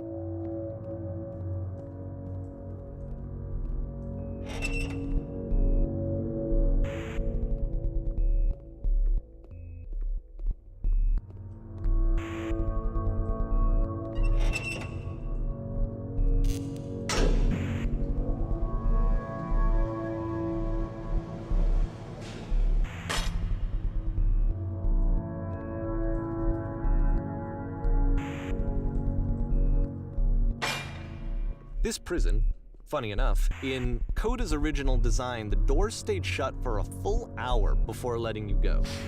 If you don't mind, I think we're gonna skip that. Fair. This is something that he and I used to argue about a lot. You know, whether a game ought to actually be playable, whether it means anything if no one can get through it. And I would always defend that, you know, all this work goes into the game, why not make it playable and accessible? Right. And so we just got into heated arguments over it, and there was one time that after one of these conversations, he went home, and a day or two later, he sent me a zip file entitled Playable Games that was full of hundreds of individual games, each of which was just an empty box that you walked around in and nothing else. Believe me, I played every single one of those just to find out if there was like a gag hidden somewhere. There wasn't.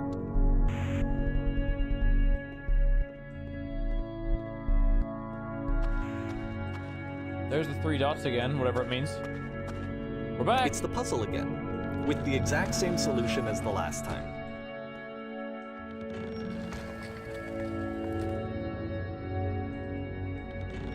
There's still no clear indication of what makes this puzzle so special that Coda is going to return to it over and over.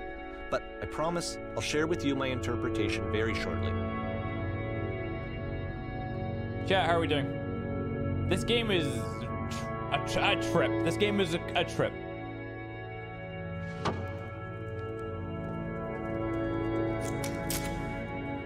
You there, did you come from up above? Coda begins using a kind of dialogue system that he fashioned out of the engine's chat capabilities.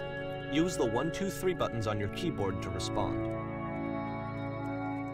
Yes, there was a world stamped with whiteness. Yes, there was enormous prison I spent hours in. Yes, there were these floating colored blocks. I mean, there was the colored blocks. That's the world above. You've been there. Now this is important. Do you have to get through a puzzle with 2 doors and switches? Yes. Ah, again, perfect.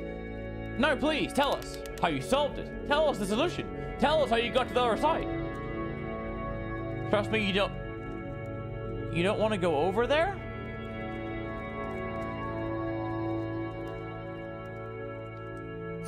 Oh no, but I do. We do. We need to get there. Do you understand? It's the most important thing in the world.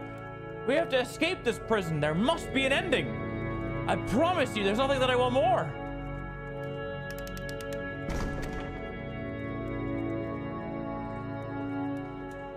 Okay, bye. Oh. Oh.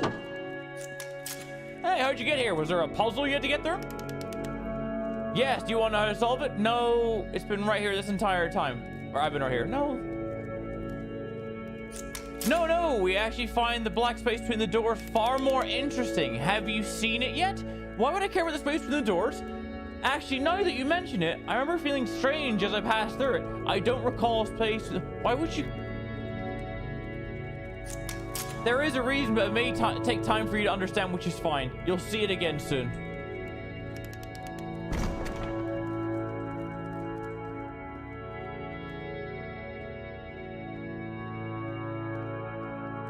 It's the beginner's guide to creativity. Exactly, down to Jacob. The final floor of the level.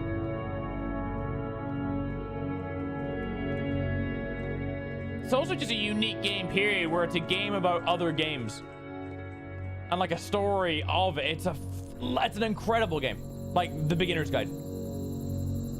The games are super poignant too. It's a lamppost. It is. Okay, I can't tell you quite why, but for some reason Coda fixates on this lamppost. It's going to appear at the end of every single one of his games from here on out. I'll tell you what I think.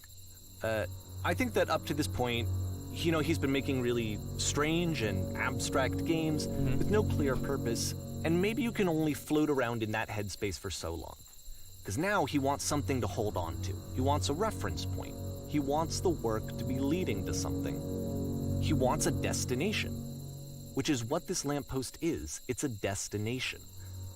We're going to see it in the work as well. His games are just going to become a lot more cohesive, a lot more fully developed, with more of a clear idea behind them. And as we go, that idea will get clearer and clearer and clearer. Okay.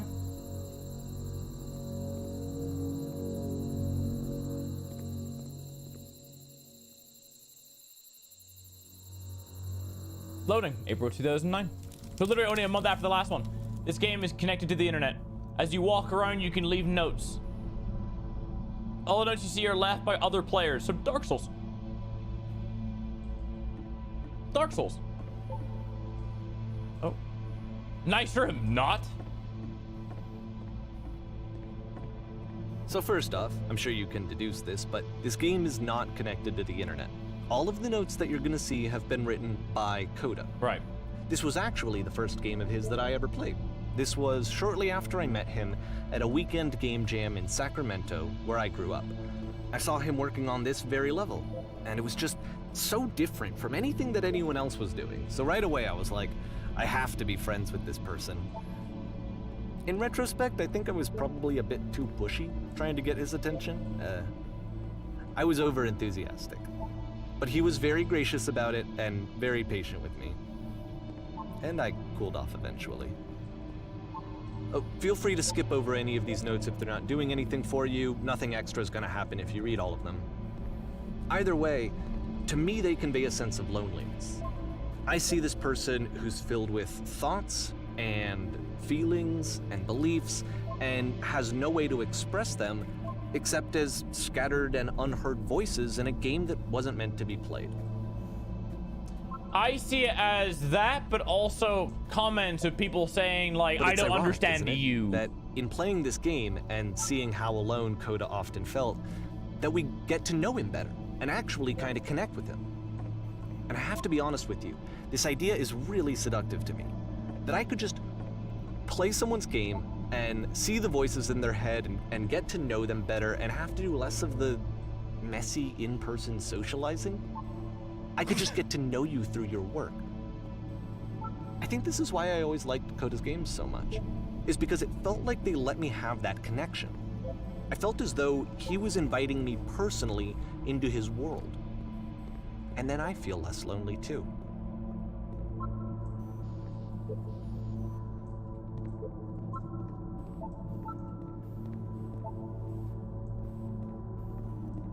Oh, there's too many. All right, we're going through. Jesus. No, I see this 100% as a person who's just lost within themselves, and from the outlook, when he makes games like this, people don't understand him. Like he said before, people see him as cold, even though he's not. I think people are looking at this like from the outset, like what the fuck is going on, while she needs to look into the deeper meaning, which people are refusing to do. That's how I see it.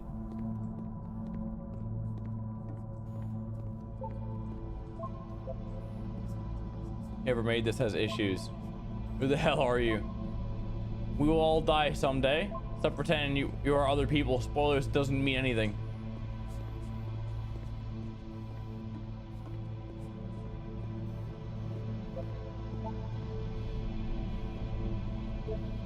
By the way, I'm very aware this game is not everyone's cup of tea. I know I'm a meme guy, and this is a very slow-paced, introspective game, so...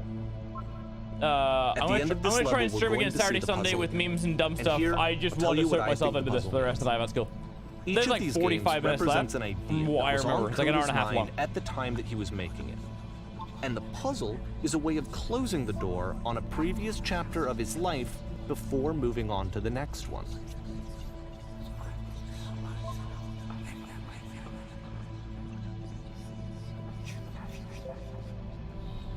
In each of his games, after exploring a theme that, he might find difficult, Coda can then place this puzzle that he knows has a reliable solution, he understands exactly how it works, and so it gives him a simple mechanism for moving on.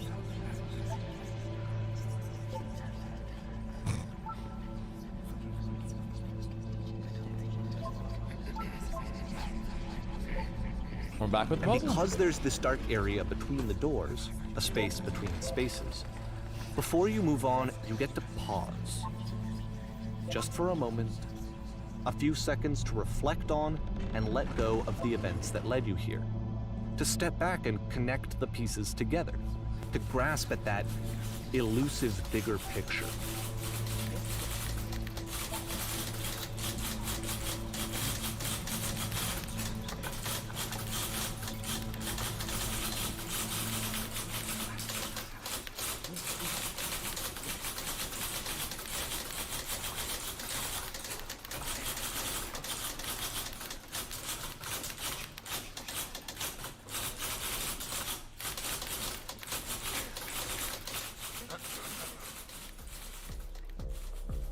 Thursday. Okay, this one is tough. It's gonna kind of just spin its own wheels for a few minutes. Hang with it. Okay. All right.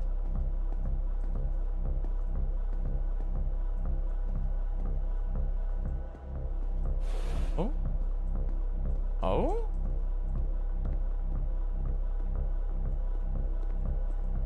That's the same photo.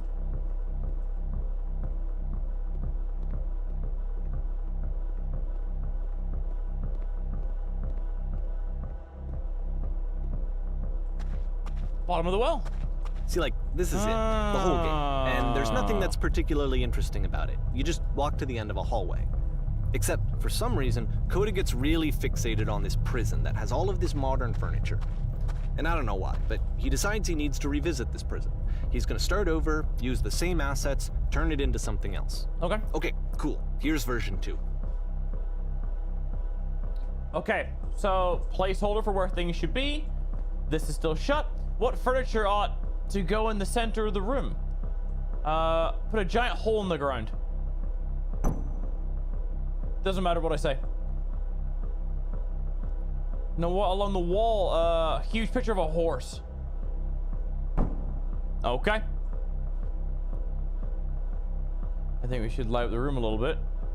I'm thinking 10 by 12 recess. Sure. Soft LED lighting with a fluorescent trim. That's not that, but sure.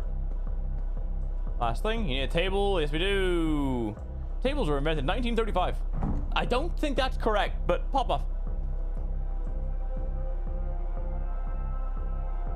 There's a bit more to this one, but still, it's not really communicating anything. It's kind of just weird for weirdness' sake.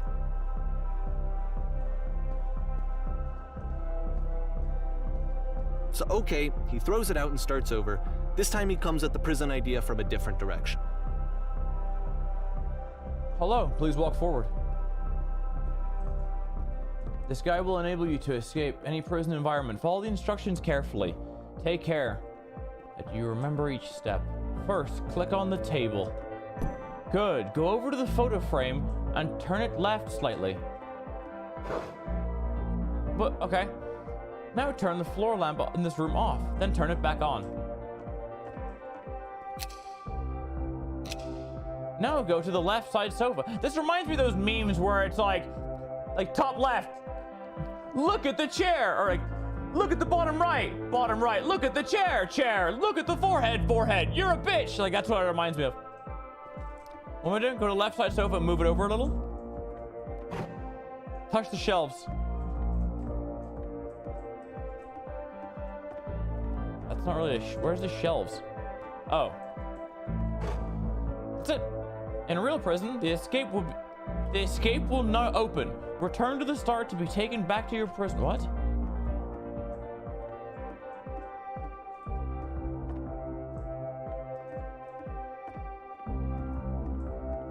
What?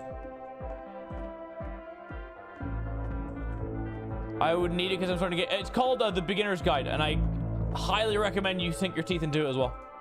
What am I doing? Can I?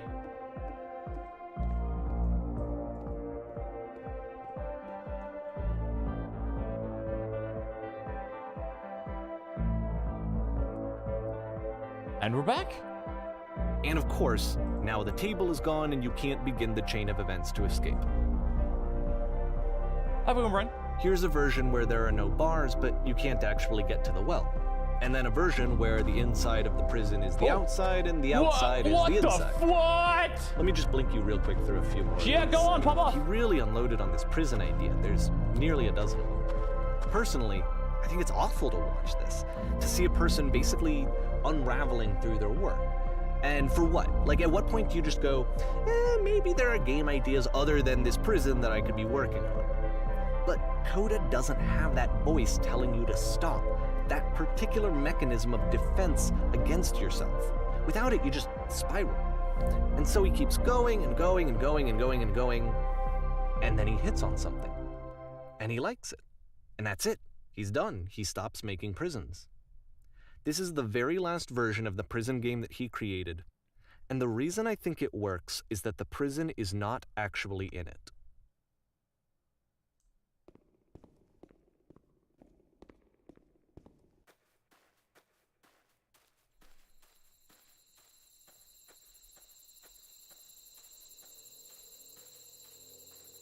Well, we have the lamp. That's canon. Hedges look great. Is that a phone box? Like an old proper British phone box too. Oh? Hello? Who is this? I'm you from after you escaped from prison. You're me?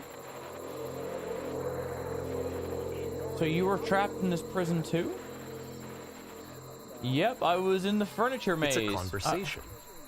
And so this is what Coda wants, is to be able to talk to someone, to share what's on his mind, and to get some good advice from someone who knows. But the irony is that even in this scenario, you're still talking to yourself. You know, all of these games so far are Coda talking to himself.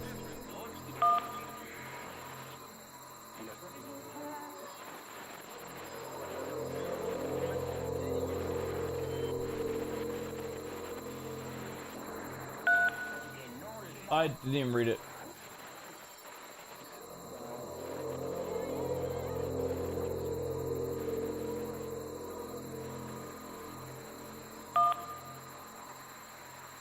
Yeah, Buckman. If you're me, did you get a call for another version of you whenever you were trapped? Yes, I did get a call. That's how I escaped. Go on. What did they tell you? What do you have to do to get out? All they told me was to be sincere. They asked me how I felt about being imprisoned. They just talked to me for a while.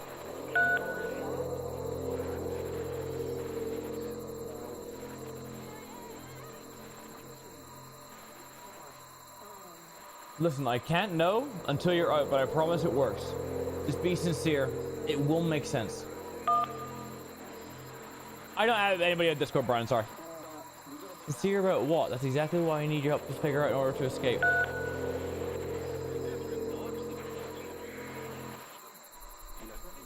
I can see why he considers this a fitting conclusion to the prison games. After all of the obsession and frustration, just to be told by someone you can trust that things are going to be okay. Wouldn't that be nice? August 2009, so it's been 2 months So since the what last would one. it look like if Coda wanted to make a game about talking to someone other than himself? This level I remember. This is like the only level that I remember from playing this so long ago. To me, this environment is meant to represent Coda's puzzle, with the 2 doors on either side and a dark transitional space between.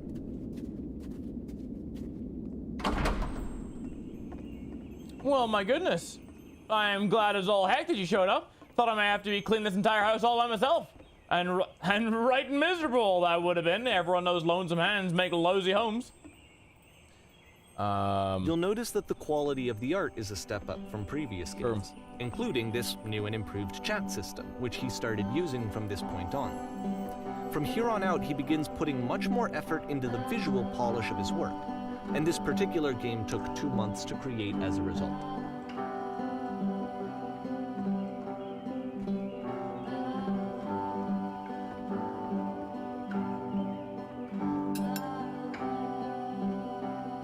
That's the table I want to see. Can you please run to the bedroom and make the bed?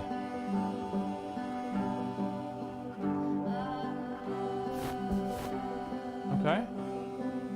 Straighten out the rug.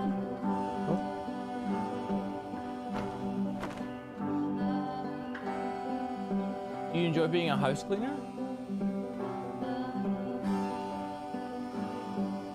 I don't enjoy it as much as I need it. While I'm working, I feel a kind of calm that rests in the pit of my ribcage. My soul just can't be soothed any other way, it seems, which I guess is all that matters. That and a tidy couch. Would you straighten out the pillows and the sofa? There you go. Oh dear, looks like someone spilled drink over by the couch. Maybe mop that up while you're over there? Yeah, I got you. I feel compared to Shell, an incredibly cheesy person inside. Are you okay with that? Make it especially cheesy.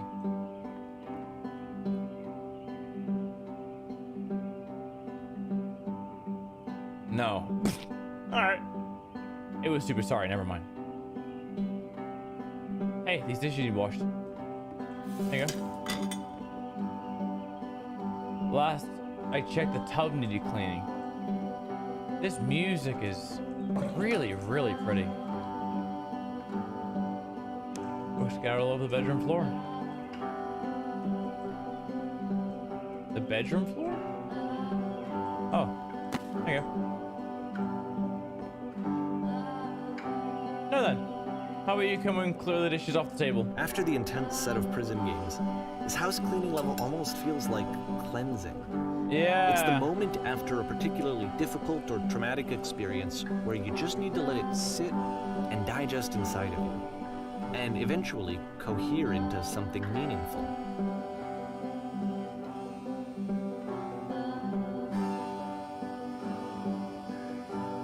I know that Coda really liked this game.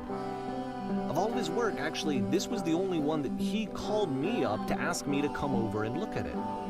This was during a period of a few months where he was like grossly happy all the time, just walked around with a constant smile on his face. Let me tell you something, in your lifetime you're going to clean a lot of houses, and among all of those, a few of them will stick out as truly wonderful, beautiful experiences, and none of them will be the ones that were easy. Just something to think about while you smooth out the rug in the bedroom. That ain't that real. I told you guys, I remember I said this a few streams ago, but it's, oh. Hold on, the tub has gotten dirty, okay.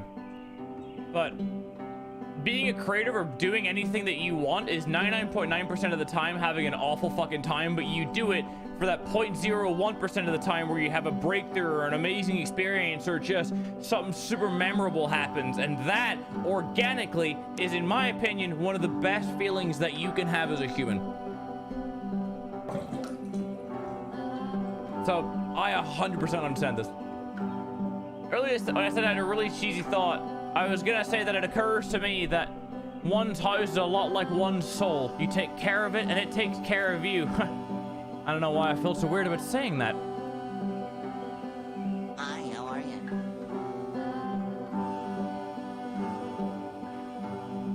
You don't have to read this out loud.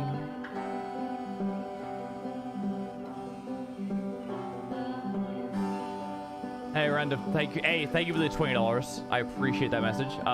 That's a personal message, so I'll keep it, but that's why we do it.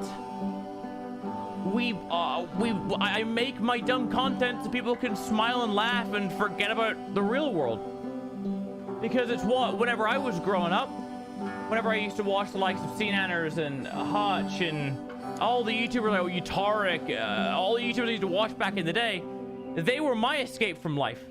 So being able to have the opportunity where it doesn't matter how many people are here, if I can have people use me as their way of escaping life,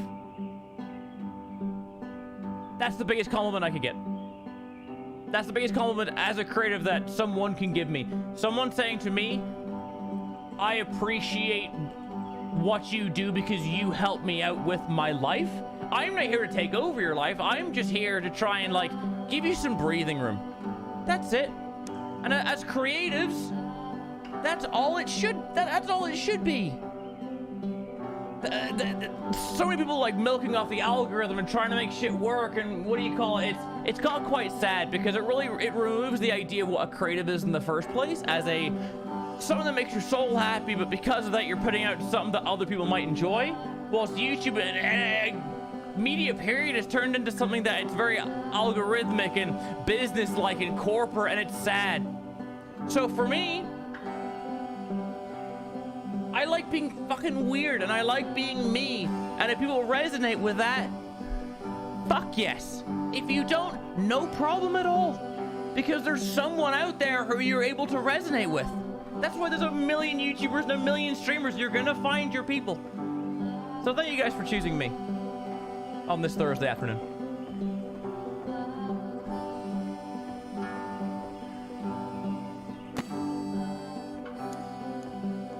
Oh goodness, the pillows will look out. Okay. I'm glad he's doing this. I'm glad he found some peace. I'm glad, Aid. Thank you. But, of course, it can't last. The music stops, your companion is gone, it's time to leave. The door at the top of the hill is now open as well. Again, you can't stay in the dark space for too long. You just can't. You have to keep moving. It's how you stay alive.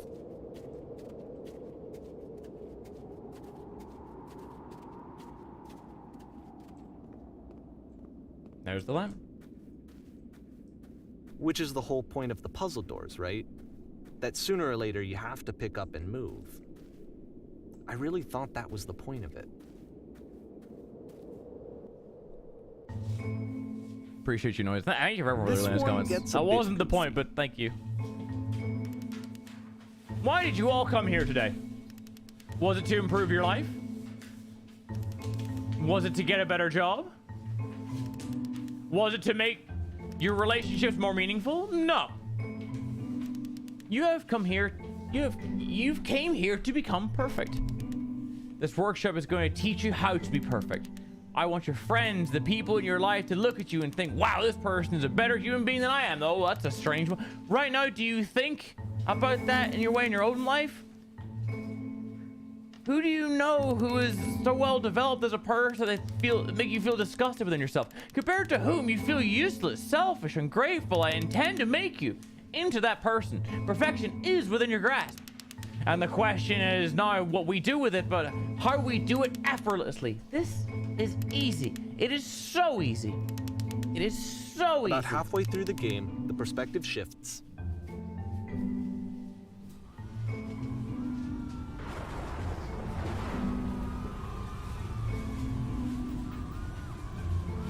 And you play as the teacher. And suddenly, you discover that your teacher is just as bigoted and afraid as you are. Oh, and also you can move around the classroom now.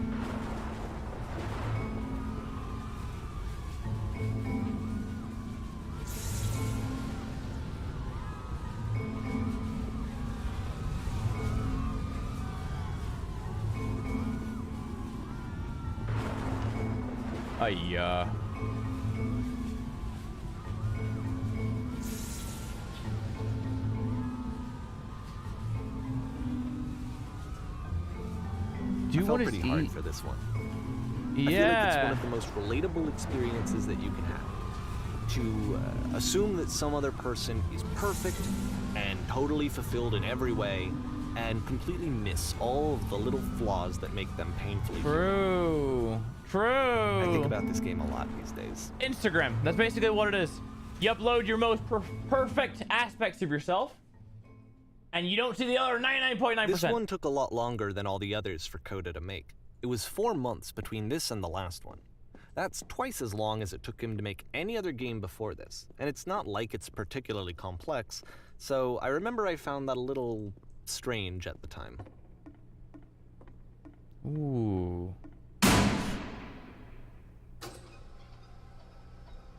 All right, the performance is beginning. Places, please. In this scene, you'll be playing as me. We are at a gathering of professionals. First, you'll start out leaning against the wall. Kaylin, welcome in. Good. Stay right here. The woman across the room in this chair is a professional photographer of animals. It's your dream to photograph animals professionally. This is your one chance to learn something from her, to gain something, to succeed. Go on, say something to her. Hello? Hello, that's it? That's not a conversation. You need to actually converse with her. Be a human being. Do it again. Here are my hopes and dreams. No, that's not what I said to her at all. You're completely missing the tone of the conversation. I was reserved, but I knew I wanted. I was confident, but for some reason, it was just that one moment I was confident. Maybe it is that you need a better feel of the setting. There were a lot of... What the fuck? There were a lot of people around us. I'll give you some props to work with. These cones can bounce when you touch them to represent people nearby. No, go talk to her again. What's the sacrifices you had to make? You're messing it all up again. What do you want from me? You freaked her out. The conversation gets personal that quickly. Do you not realize how important this was for me? I'll never get another opportunity like this again. Everything was riding on this.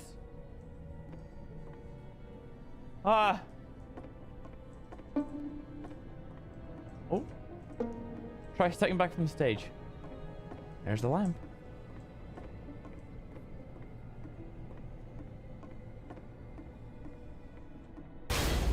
And we're back.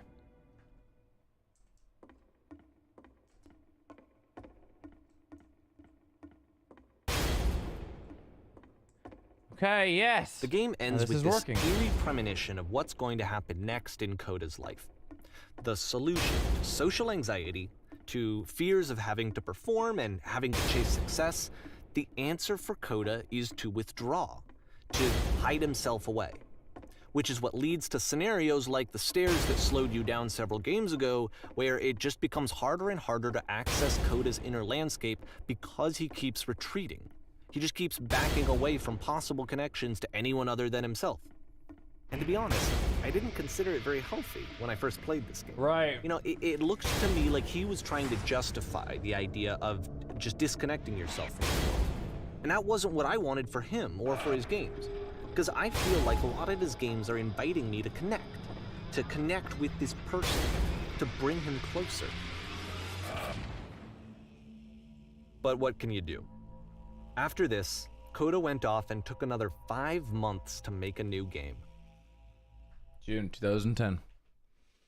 Mobius Trip. To play this game properly, you must keep your eyes closed. Click to begin the game. Blind, what can we do? Captain, what can we do? Help, I'm blind. I can't see anything. What's going on? Help, I'm blind. There's something enormous just appeared on the radar. How can you tell? Is it the fucking puzzle? Help, I'm blind. How do I solve this? There was a giant door. Oh. Oh. Research. Be quiet and help me find this shield. Someone help me. Someone do something. There's the door.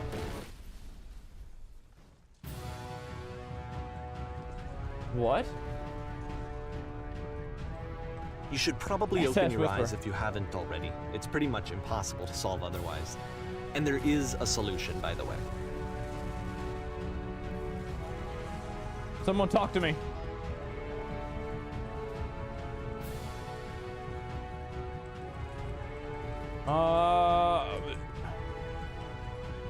There's no more. Hold on, we're gonna figure this. What's up, dumpster? Give me the settings. What's going on?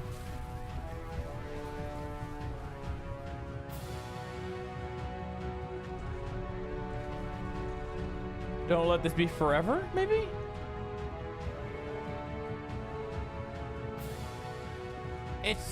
There's a specific 2 settings I need to. Oh, what's this? Got it. There's an upstairs.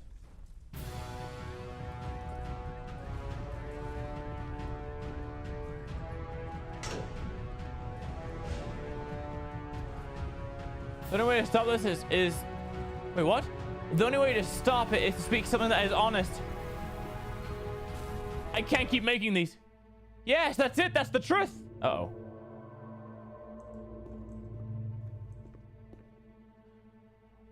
I don't feel it anymore. I'm out of ideas. I was getting concerned. First off, he's never been this explicit in his work about exactly what he's thinking. So where's that coming from? But then even weirder, his work has potentially stopped being an outlet for him. Not like he's having trouble iterating on ideas, but he literally just can't think of new ideas anymore. And in person, he was being a lot more distant than usual. Like, you know how sometimes a person will just deflect anything that you say in order to keep themselves disconnected all the time? It was that kind of thing. Here was the point in my relationship with Coda where I really started to wonder if he needed my help in some way. His games are going to get more desperate from here on out. After this game, it's almost 6 months before he finishes something new. December 2010. Hello? Whoa. Where did this island come from?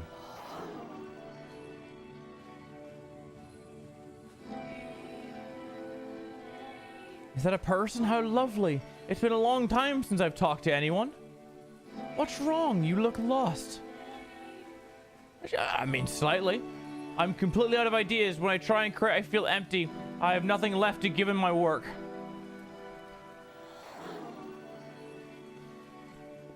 When I try and create, I feel empty. Oh no. What happened? Did something change? There was a machine that kept me going and it stopped. I'm trying to find this engine that used to protect me to start it again.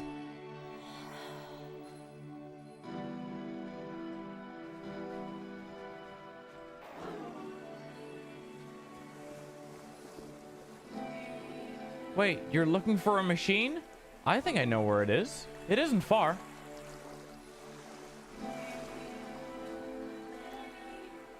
I need to see it to know why it stopped. Creativity is a machine, so that's what I'm taking from this. If the last game featured Coda talking explicitly about his creative frustrations, this one turns it up to 11. Now, put yourself in my shoes playing this. Here's a friend whose work is exhibiting signs of struggle, frustration, anxiety, depression, even. And yet still, he keeps making games. He keeps throwing himself into the grinder even when he clearly doesn't have the energy for it anymore. Why? What is it for? Because there it is. From my perspective at the time and just what I knew of him, this was a result of how isolated he was. He was in his own little bubble, just sitting at his computer all day, not really showing these games to anyone, not releasing them onto the internet, and so he didn't have anyone outside of himself to connect with. He had no outlet to ground himself on.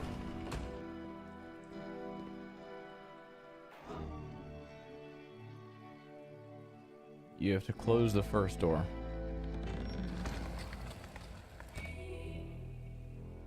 All right, what next? Just press the switch here. Huh, it was so simple. You can't talk yourself out of loneliness. It doesn't work that way. True. You can't be the one writing both the questions and the answers. Then there's no movement. Then there's no circulation. If all of your anxieties are being channeled into your work, then if the work ever fails, you have no backup and you're just going to crash.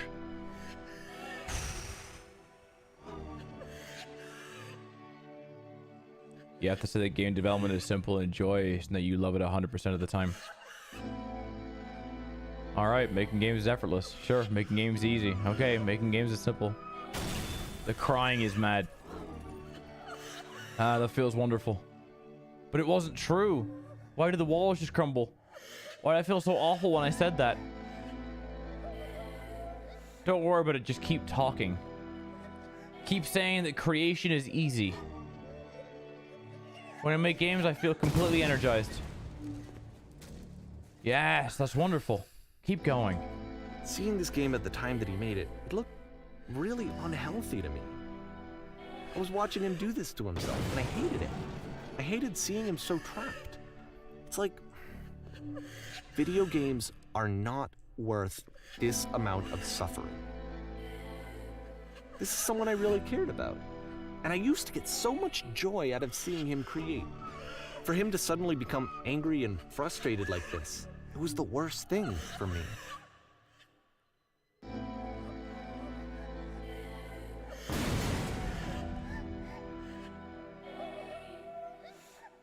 I don't know. This is what I felt at the time. I don't know how else to explain it. I wanted it to stop more than anything. I had never felt so rotten. I needed more than I had ever needed anything for this to stop.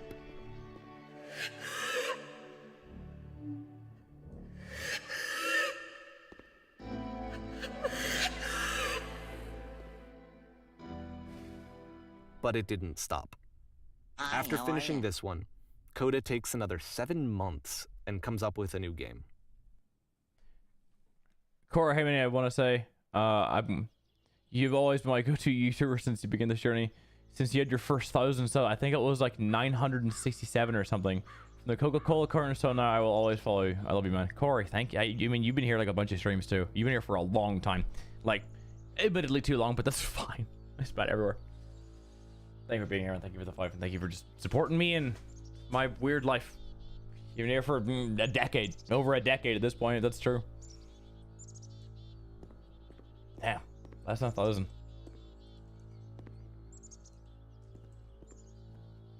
Man, I'm glad to see you've arrived safely. We've captured the machine. It's waiting for you now. You can begin the interrogation whenever you like. I intend to be brutal. Appreciate you, Apex. Very good. Just be warned if someone calls, that someone called the press, so we may have a bit of attention on this one. Also, one more thing that you should know about the machine. It calls itself Coda. Where do we get the machine? Have you got a minute? Where's the machine? Will the machine answer? Where's the machine now? What can you tell us? The machine being the creative engine. There it is. There's the creative engine. Right there. And of course, it's the machine. You stop feeding us. Your work is keeping us alive. Your work is keeping us healthy. Those people out there, can you imagine what pain you put them through? It was only because of your creations that any of us could ever make it through every day. How could we possibly go back to trusting you to do the job? So here's what needs to happen. You go to the people out there and apologize to them. You have to admit to the people that you're allowed them to suffer. I've been so alone.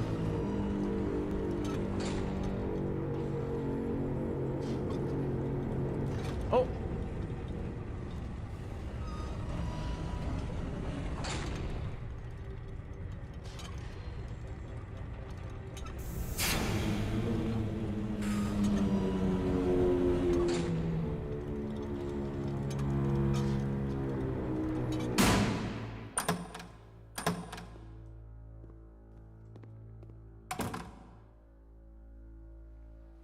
What the fuck?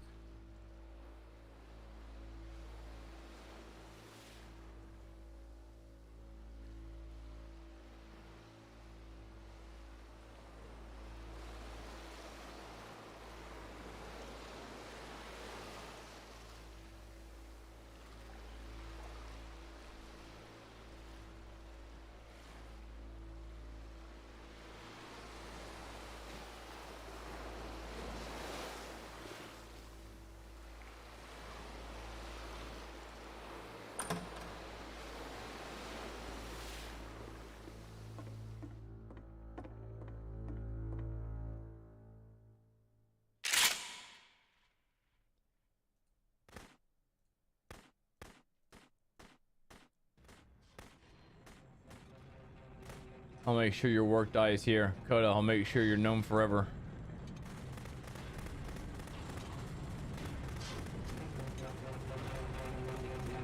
Isn't that what you're scared of? Having to live without your precious creations, having to deal with yourself? So now the work is becoming self-destructive. And I'll tell you, at the time that I first played this game, shortly after he made it, here's what I'm thinking to myself. I'm thinking that Code is stuck in his own head, and that it's having a very negative effect on him, and that all he needs to do is just start showing his work to people, to get some actual feedback on his games. It might get him out of isolation. Oh? Oh? Where's my mouse gone? What? My mouse just disappeared. Huh? What? Why did my mouse just... What's going on?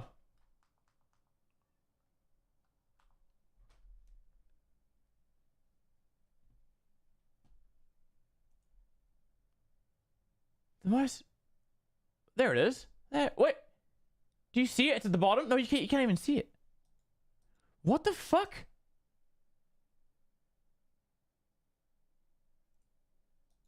No, the game didn't crash. It's my mouse disappeared. Whoa. Whoa. That's because it's over. Huh? What the fuck? Maybe I can do this. Okay. Hold on. I'm gonna figure this out. Give me 2 seconds. There are chapters, so I'm just gonna restart the entire game. And then go to the chapter which we finished up at. It's like that started to break the game, which is very, very meta. What the fuck? Oh, this is strange.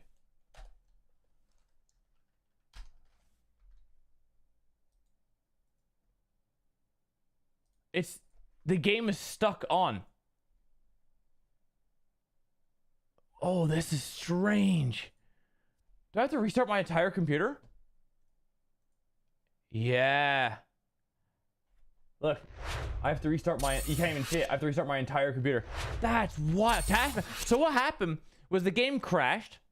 Then I couldn't see the mouse on screen. You guys could see it, but I couldn't. So I used that to try and figure out where I was here. But whenever I clicked things here, nothing worked. Coda is behind you. I feel like we're about to get to a really, really good part of this game too. I don't know how much longer it has after this, but I think this is a really, really interesting part of the game. How strange. Admittedly, like I said, it's a thinker. It's a thinker, you know? How mad? How mad? Okay, it's back. Do I have a mouse? Many looking fit, man. I appreciate that. I'm trying. I did. It was back in bias today.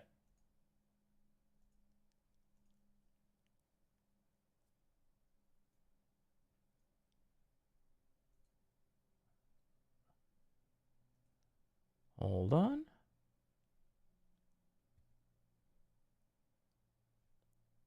Nearly there. It's loading everything up.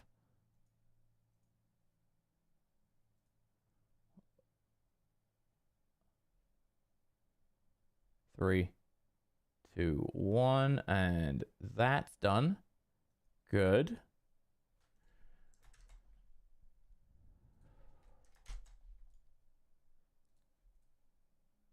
So then you guys should see this. Nice. Cool. Close that. All right, we're back. Weird. You sail to keep it. I love sailing. And that's like, especially when you're tacking, like that is exhausting work. We're like here. Okay. You guys can hear stuff. We're back. Okay, we'll just fire through the dialogue and then we'll get back.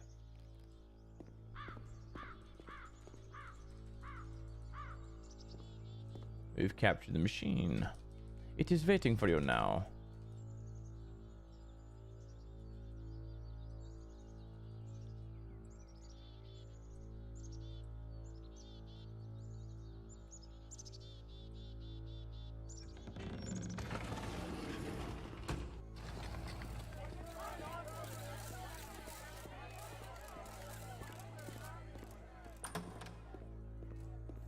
In the end, when everything goes blind, that's meta.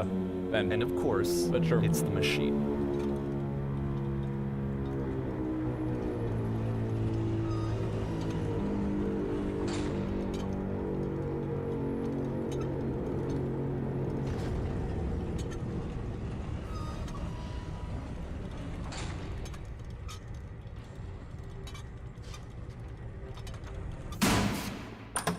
Nearly here.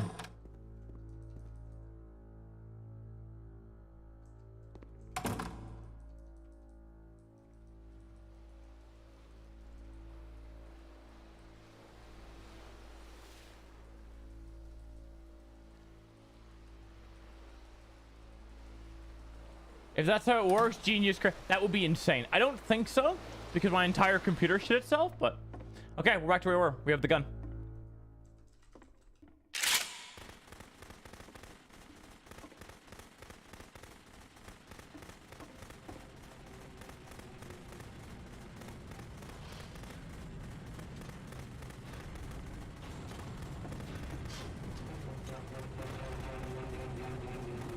So now the work is becoming self-destructive. And I'll tell you, at the time that I first played this game, shortly after he made it, here's what I'm thinking to myself. I'm thinking that Code is stuck in his own head, and that it's having a very negative effect on him, and that all he needs to do is just start showing his work to people, to get some actual feedback on his games. it might get him out of isolation. Oh. So, as I'm thinking this, I realized that I could be the one to initiate it. Because it would never occur to Coda to start actively soliciting feedback, so what if I did it for him? If he could see the difference it would make to have more actual conversations with other human beings, would that bring him out of his mental spiral? Would it give him confidence in himself? Would it bring meaning back into his work?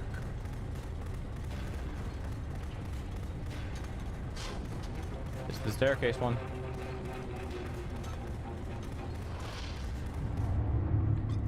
So I started showing Coda's work to people. I took this one, and the islands which you just played, the theater, the notes, the house cleaning game, and some of the prison escape games. I brought them to people that I knew and trusted. I asked their opinions. And the great part is that they really loved his games. You know, the point of it all was just to give him some external reference point, but they genuinely loved his work.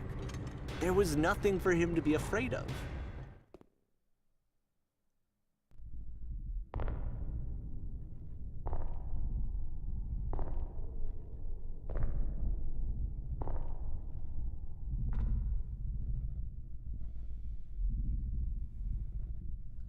Put down your weapon.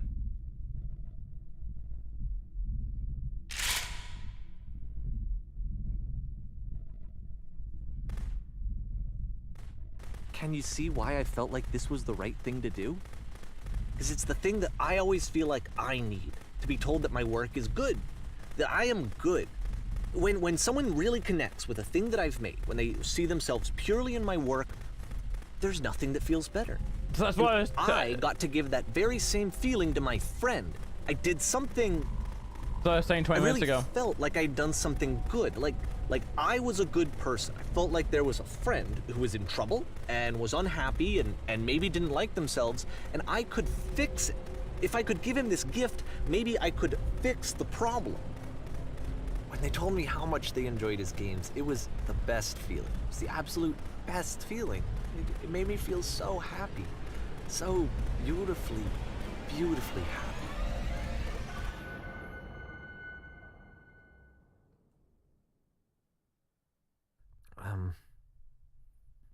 So anyway, Coda finishes this game, and then really he just kind of takes off for a while. So this is June of 2011, and I didn't hear anything from him for several weeks, I guess. And so out of nowhere, one day I get an email, and it's got a private link to a new game of Coda's. This one is called The Tower, and to my knowledge, it's the last game that Coda ever made. So let's take a look.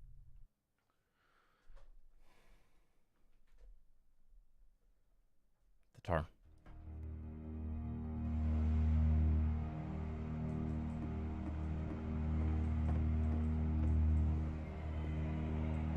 And this is where I have trouble saying anything meaningful about Coda's work. Because more than anything else, The Tower just feels distant. It feels like it's trying to distance itself from the world. It's a very cold game. Right.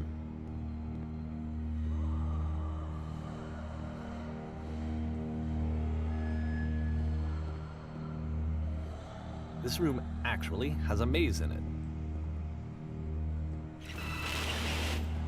Except that all the walls of the maze are invisible.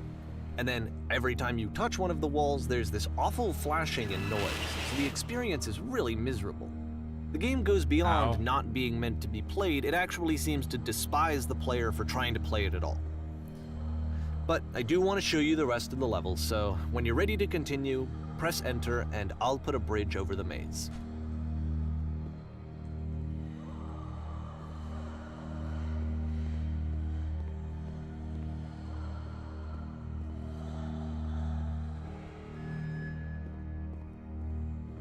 And to be fair, it's not like this is the first game that's needed some modification to be playable. Like the house cleaning game. You know, that one used to actually loop the cleaning chores and you just cleaned a house forever. I had to cut it off so that you could exit the house and the game would actually end. But that game had an idea that it was actually trying to communicate. What's the deeper idea behind the invisible maze? The only way past this challenge is to randomly guess the 6-digit code. Like the invisible maze, it's frustrating to me, because it's the opposite of everything else that Coda has made. It doesn't encourage thought or engagement. It doesn't ask anything of me, except a lot of my time. If I could have reached him during this time, then maybe I could have asked him, but I couldn't. I still don't really understand why this is here. I'll put the code on the ground for you here, though, so that we can move on.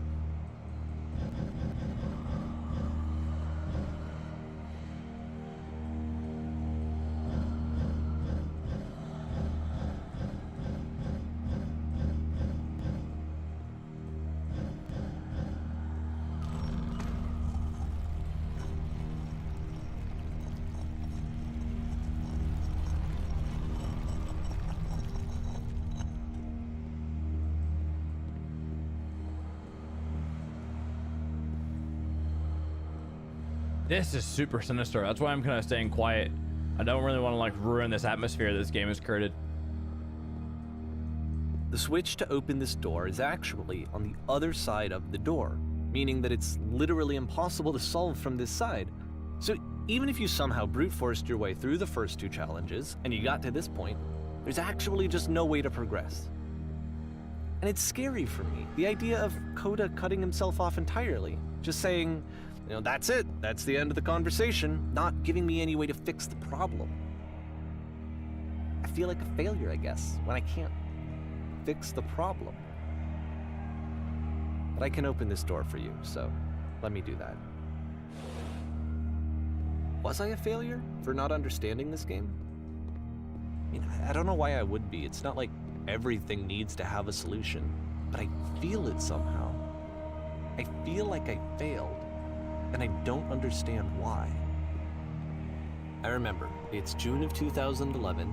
I'm playing this for the very first time, and as I'm playing, I'm thinking to myself, I don't know this person. I have no idea who this person is. It wasn't the guy I knew, it wasn't my friend. I had come to so many conclusions from looking at all of his work up to this point, and then suddenly none of them. I had been trying to, though. That was the thing. For years, I was trying to get to know him, to understand who he actually was and what he stood for. I asked him so many times to please just tell me what his games mean to him. I asked him please to tell me what the 3 dots mean. Yeah. And he wouldn't.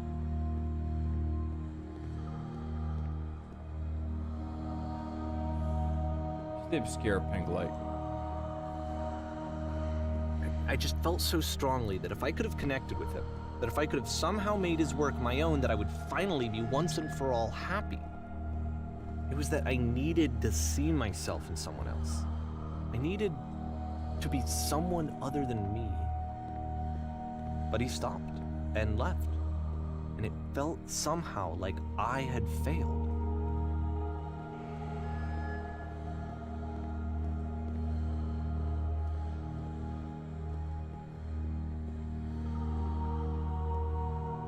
Where did I screw up?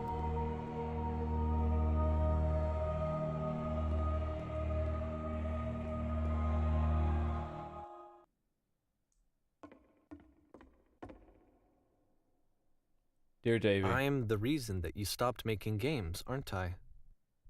It's because of what I did. I poisoned it for you.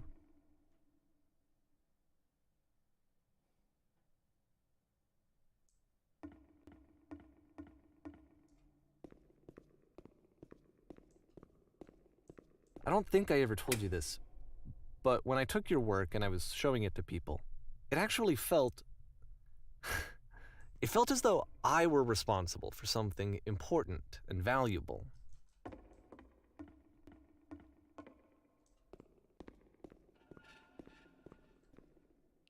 Both these dudes sound so egotistical. You have completely missed the point, I think, of this game. And the people who played them, they treated me like I was important. They really listened and cared about what I had to say. Even though I was showing your work, it was... I felt good about myself. Finally. For a moment, while I had that, I liked myself.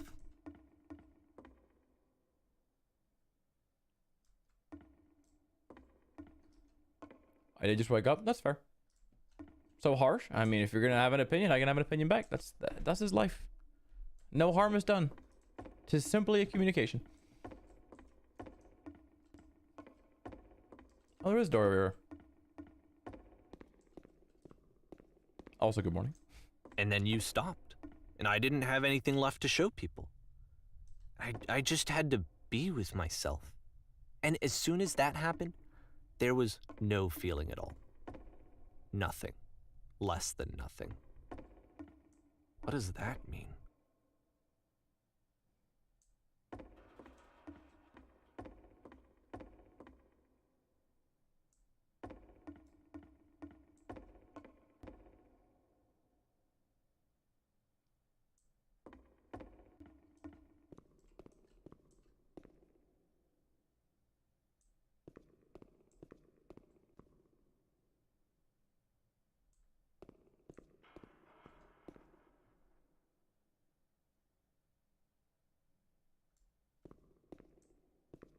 I'm afraid that I did something really stupid because I don't like myself.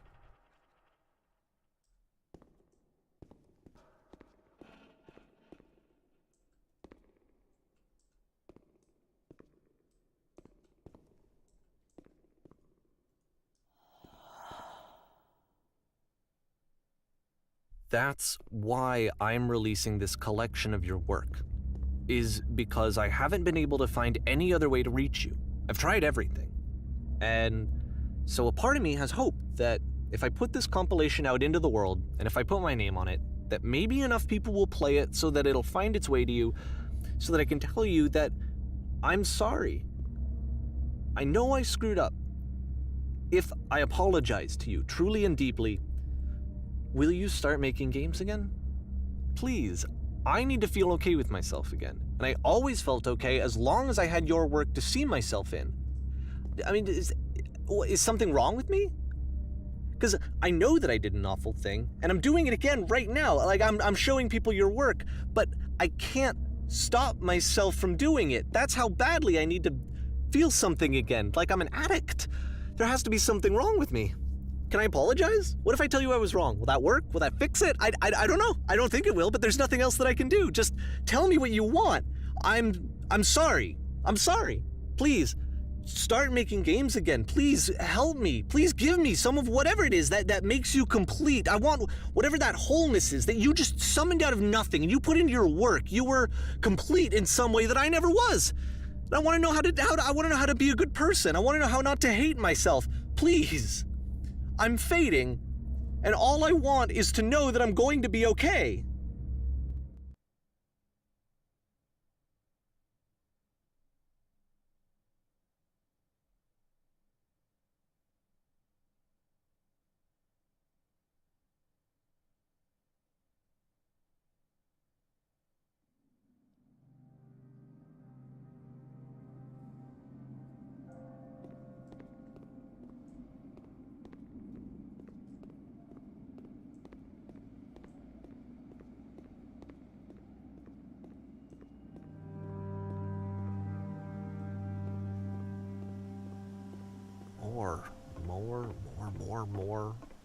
More love, more praise, more people telling me that I'm good.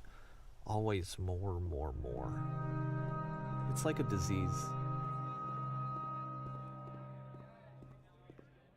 Solution.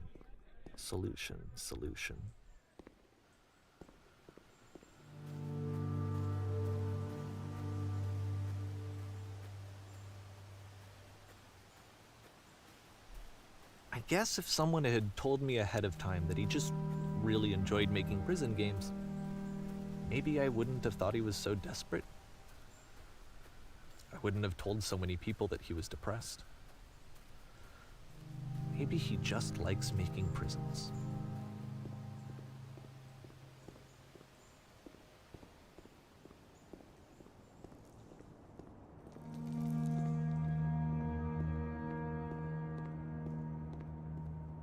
Even now, the disease is telling me to stop. Don't show people what a shitty person you are. They'll hate you.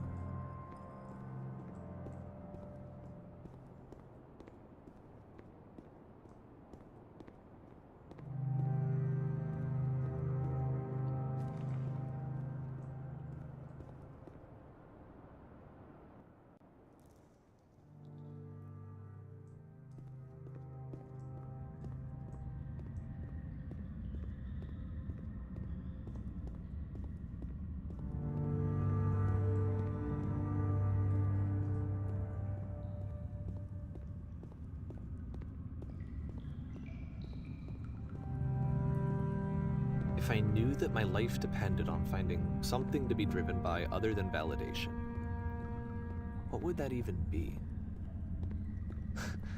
It's strange, but the thought of not being driven by external validation is unthinkable. Like, I actually cannot conceive of what that would be like.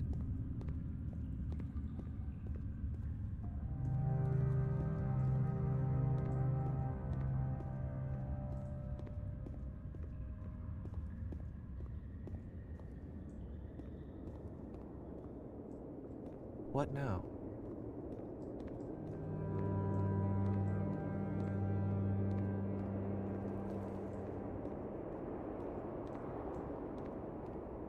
I think I need to go. And I'm sorry, because I know that I said that I would be here and I would walk you through this, but I'm starting to feel like I have a lot of work to do. I have a lot that I need to make up for, and so I'm just gonna... Okay.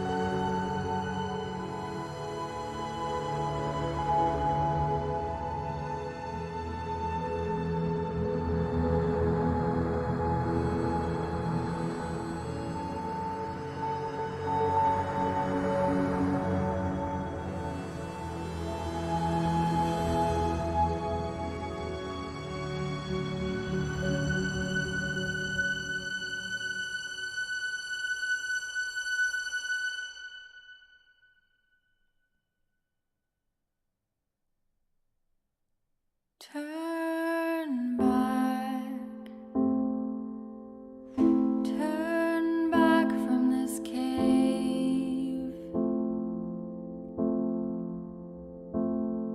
You said, let me prove that I'm brave, let me keep going.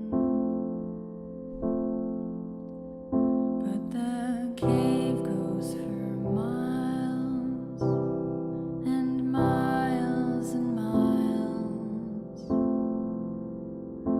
And you're so tired, but I know that you're strong. So turn back,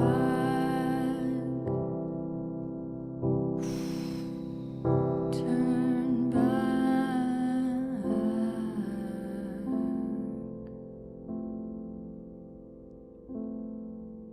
I don't think I've spoken in about 20 minutes. I don't think I've actually said a word. Ladies and gentlemen, that was the beginner's guide.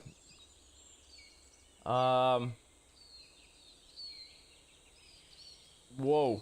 I remember going into it because I played this about 6-7 years ago when it first came out in like 2016, 2017, but I remember it being amazing, but I couldn't remember any aspects of the story. Like I remember like images, like I remember the house that you cleaned, and then the purple right at the end up like where you're in like this cavern area. I remember those two places. So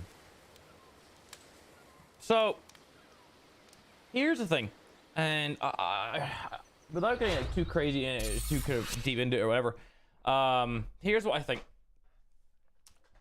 I think it shows the struggle of a person, but that struggle wasn't meant to be shown to anybody.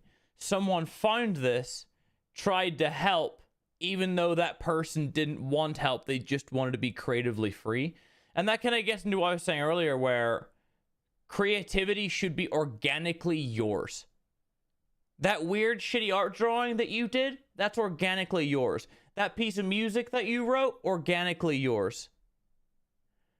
YouTube video, live stream, sculpture, pottery, photograph, dance, whatever it may be, anything where you can organically express yourself should be kept to yourself.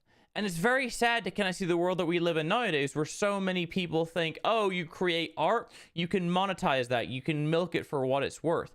And admittedly, it's why I kind of did the same thing for a while, so I'm not trying to rip into anybody, because I was one of them for a while, where whenever you start doing something, let's take YouTube for example, or streaming, you find something that works, and then you're like, if it works, I've got to a place I can consider myself successful, I'm gonna ride this into the sunset.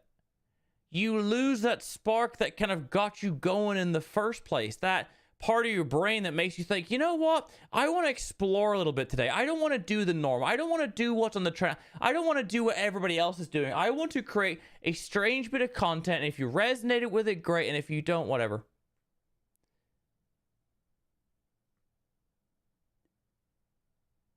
Admittedly, that's the reason why I came back. I nearly wasn't going to.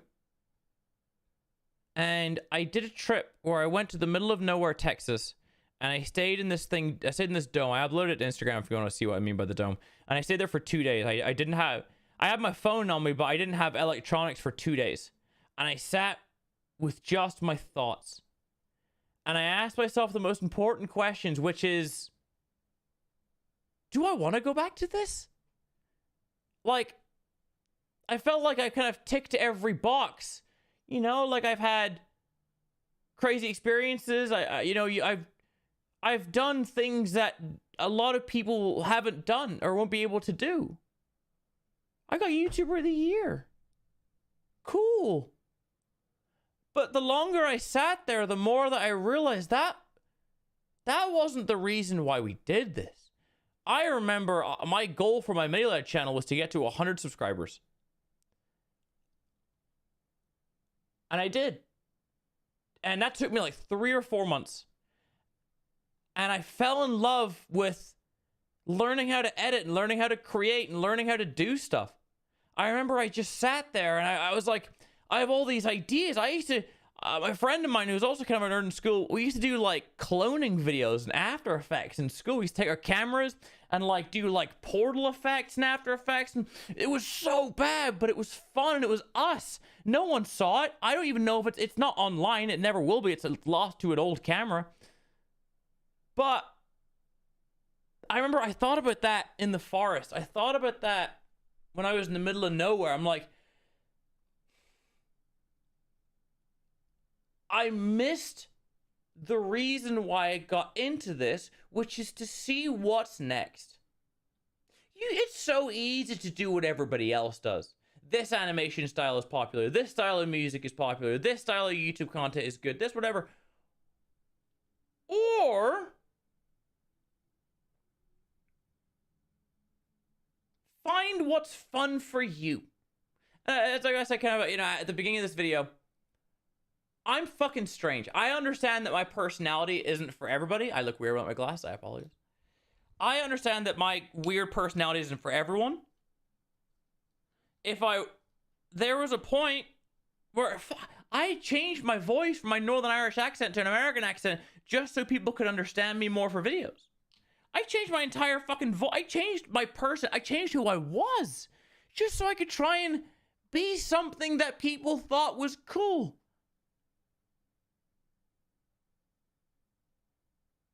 And I hated making videos for a while because it was just a job. It wasn't anything. It was just a job. So I came back, and that's why I have all these really cool ideas that admittedly 99% of them are not going to work. And that's fine. I'm going to do stuff that's not good for your ABD or CTR. It's not going to be good for it. But it's fun because it's me, you know? And that's why I'm here. And I think that game kind of encapsulates perfectly where the whole reason that people get into something creative is so they can express themselves through whatever they make. And I want that with YouTube. And that's the reason why I'm here. I say that as I look at... I have cats on my wall. You know, like... So... getting into a little bit of like the content that I'm making, I hope you like it, but if you don't worry, because I like taking shots in the dark. I like saying, what's next? If this is the current meta, what's going to be the meta in 6 months' time? What's going to be the meta in a year? And I find that fascinating. Millions and millions of people do social media and they make YouTube content and TikTok videos and they draw or they dance or they do whatever, and there's so many people doing it, but I love asking what's next. What are people gonna do next year? At the time, I remember I got ridiculed. 2016, I remember I started doing reaction content. I made the meme stream 2017. You're just watching, you're watching other people's videos. You're not even making your, oh, so lazy, so pathetic, so whatever. And now every fun fucking does it. It's cool, it's wild, but like, that's my example of it. But people like Mr. Beast, best example, he just created the current meta on YouTube. He studied it and he made it, but he created it from like a corporate standpoint. He didn't take it from like a business standpoint, you know? And and in a way, it kind of killed what the joy of YouTube was. I don't know if you remember back in like 2012, 2013, YouTube in the corner, you used to say, YouTube, broadcast yourself. Now, it's just YouTube. Nowadays, it's not even YouTube. Because people who are successful are now like have media empires. They have assistants and coordinators and managers and agents and production teams and writers, and it's a media empire compared to someone just having a bit of fun, you know? It's clear you're actually enjoying this content. Good, because I am. For example, it's like I told you before, my honest reaction. What's up? Making content you're proud of, top tier, great. I appreciate that. But it's like the fucking puzzle idea. I've been thinking about that a lot. The puzzle idea is not a good idea at all. On paper, awful idea. But it's a dumb idea, and it gets you thinking. So I don't know. Thanks, guys, for just being here. I appreciate that. But that game is a lot, and it gets you thinking. And I remember I had this thing when I was in Dallas and Austin, even here, where I would have people come over, whether you're crazy big celebrity or anybody, just come on over, you know. And I love having deep conversations with people. And it used to be called balcony talks, because I had a balcony, had a few chairs, and they used to, like, if they wanted to smoke, they could. If they wanted to drink, they could. If they wanted to whatever. And we would just talk about anything. I've had conversations 5, 6, 7 hours long, and I loved it, because especially nowadays, people are so afraid of having deep conversations, because they're like, oh, but what if I expose too much about myself, and all of a sudden they're not going to like this personality trait, and people are so scared that it's nice to have people who are just able to be completely open with, and people to be organically themselves with, you know. I love that, and I still do that. So it kind of, you know, it's weird for me being able to kind of be on camera and talk about this kind of deeper subject, but it's true. TLDR, do what makes you happy. Fuck what anybody else says. If people don't like your work, fuck them, as long as you enjoy it. That's it. That's it. When it really boils down to it. My art's kind of shit. No one's gonna like it. Who cares? Ship it. I love these talks, but so few people want to do that anymore. No, it's true. And that's why I reach out to people saying, like, do you want to have balcony talks? Like, literally, I have a balcony. I have a Spotify. Is it even on this computer? I don't even know if it is. No, it's not. My Spotify, I have a balcony vibes. I'll show. I don't know if I can.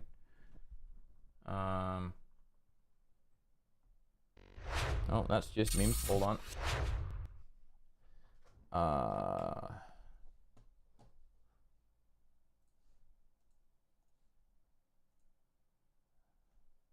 Yeah. I barely use Spotify anymore. I've had it for a while. Where is it?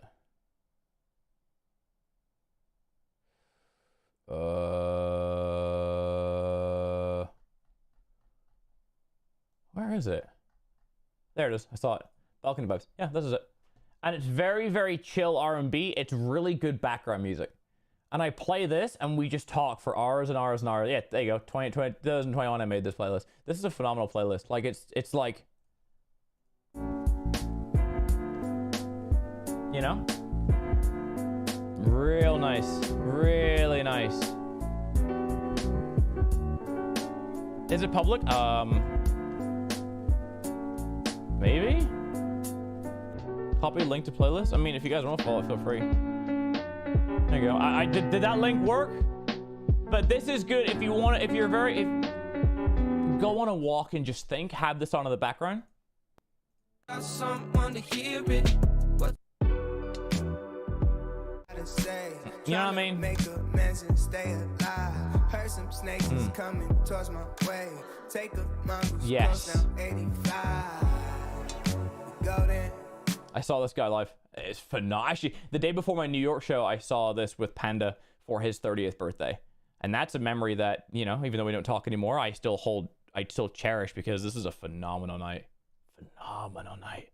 But anyway, sorry. That's I mean, I could sit here for hours, but it's,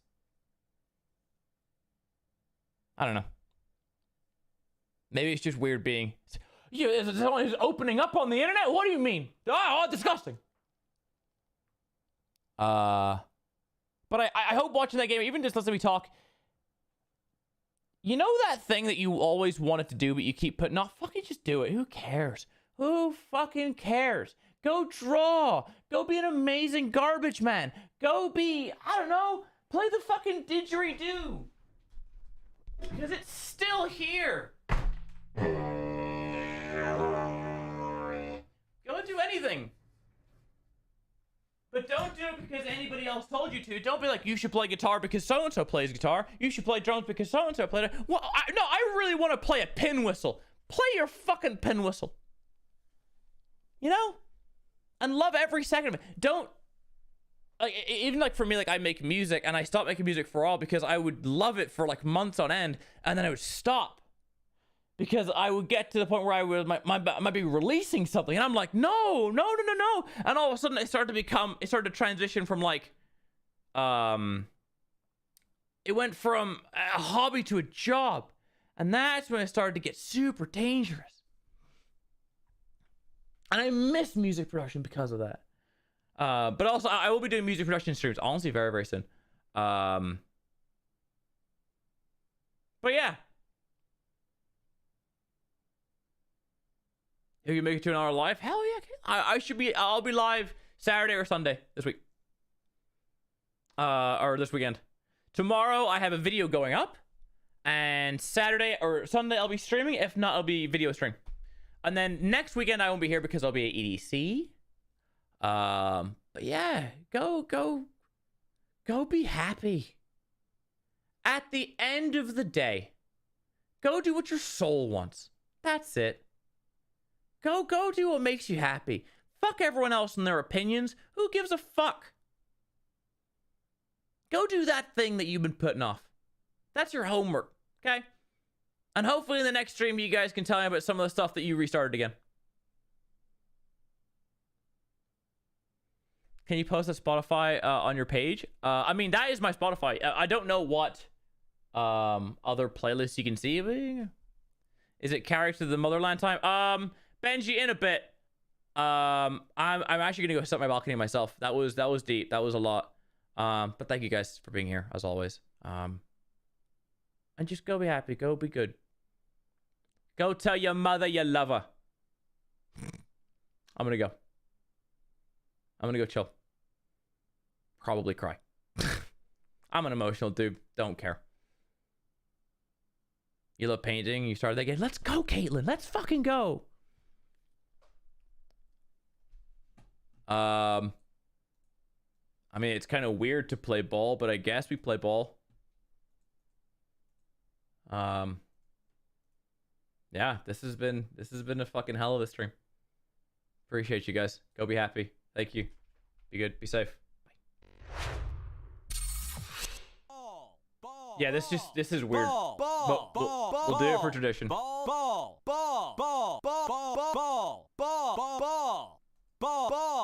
What a transition.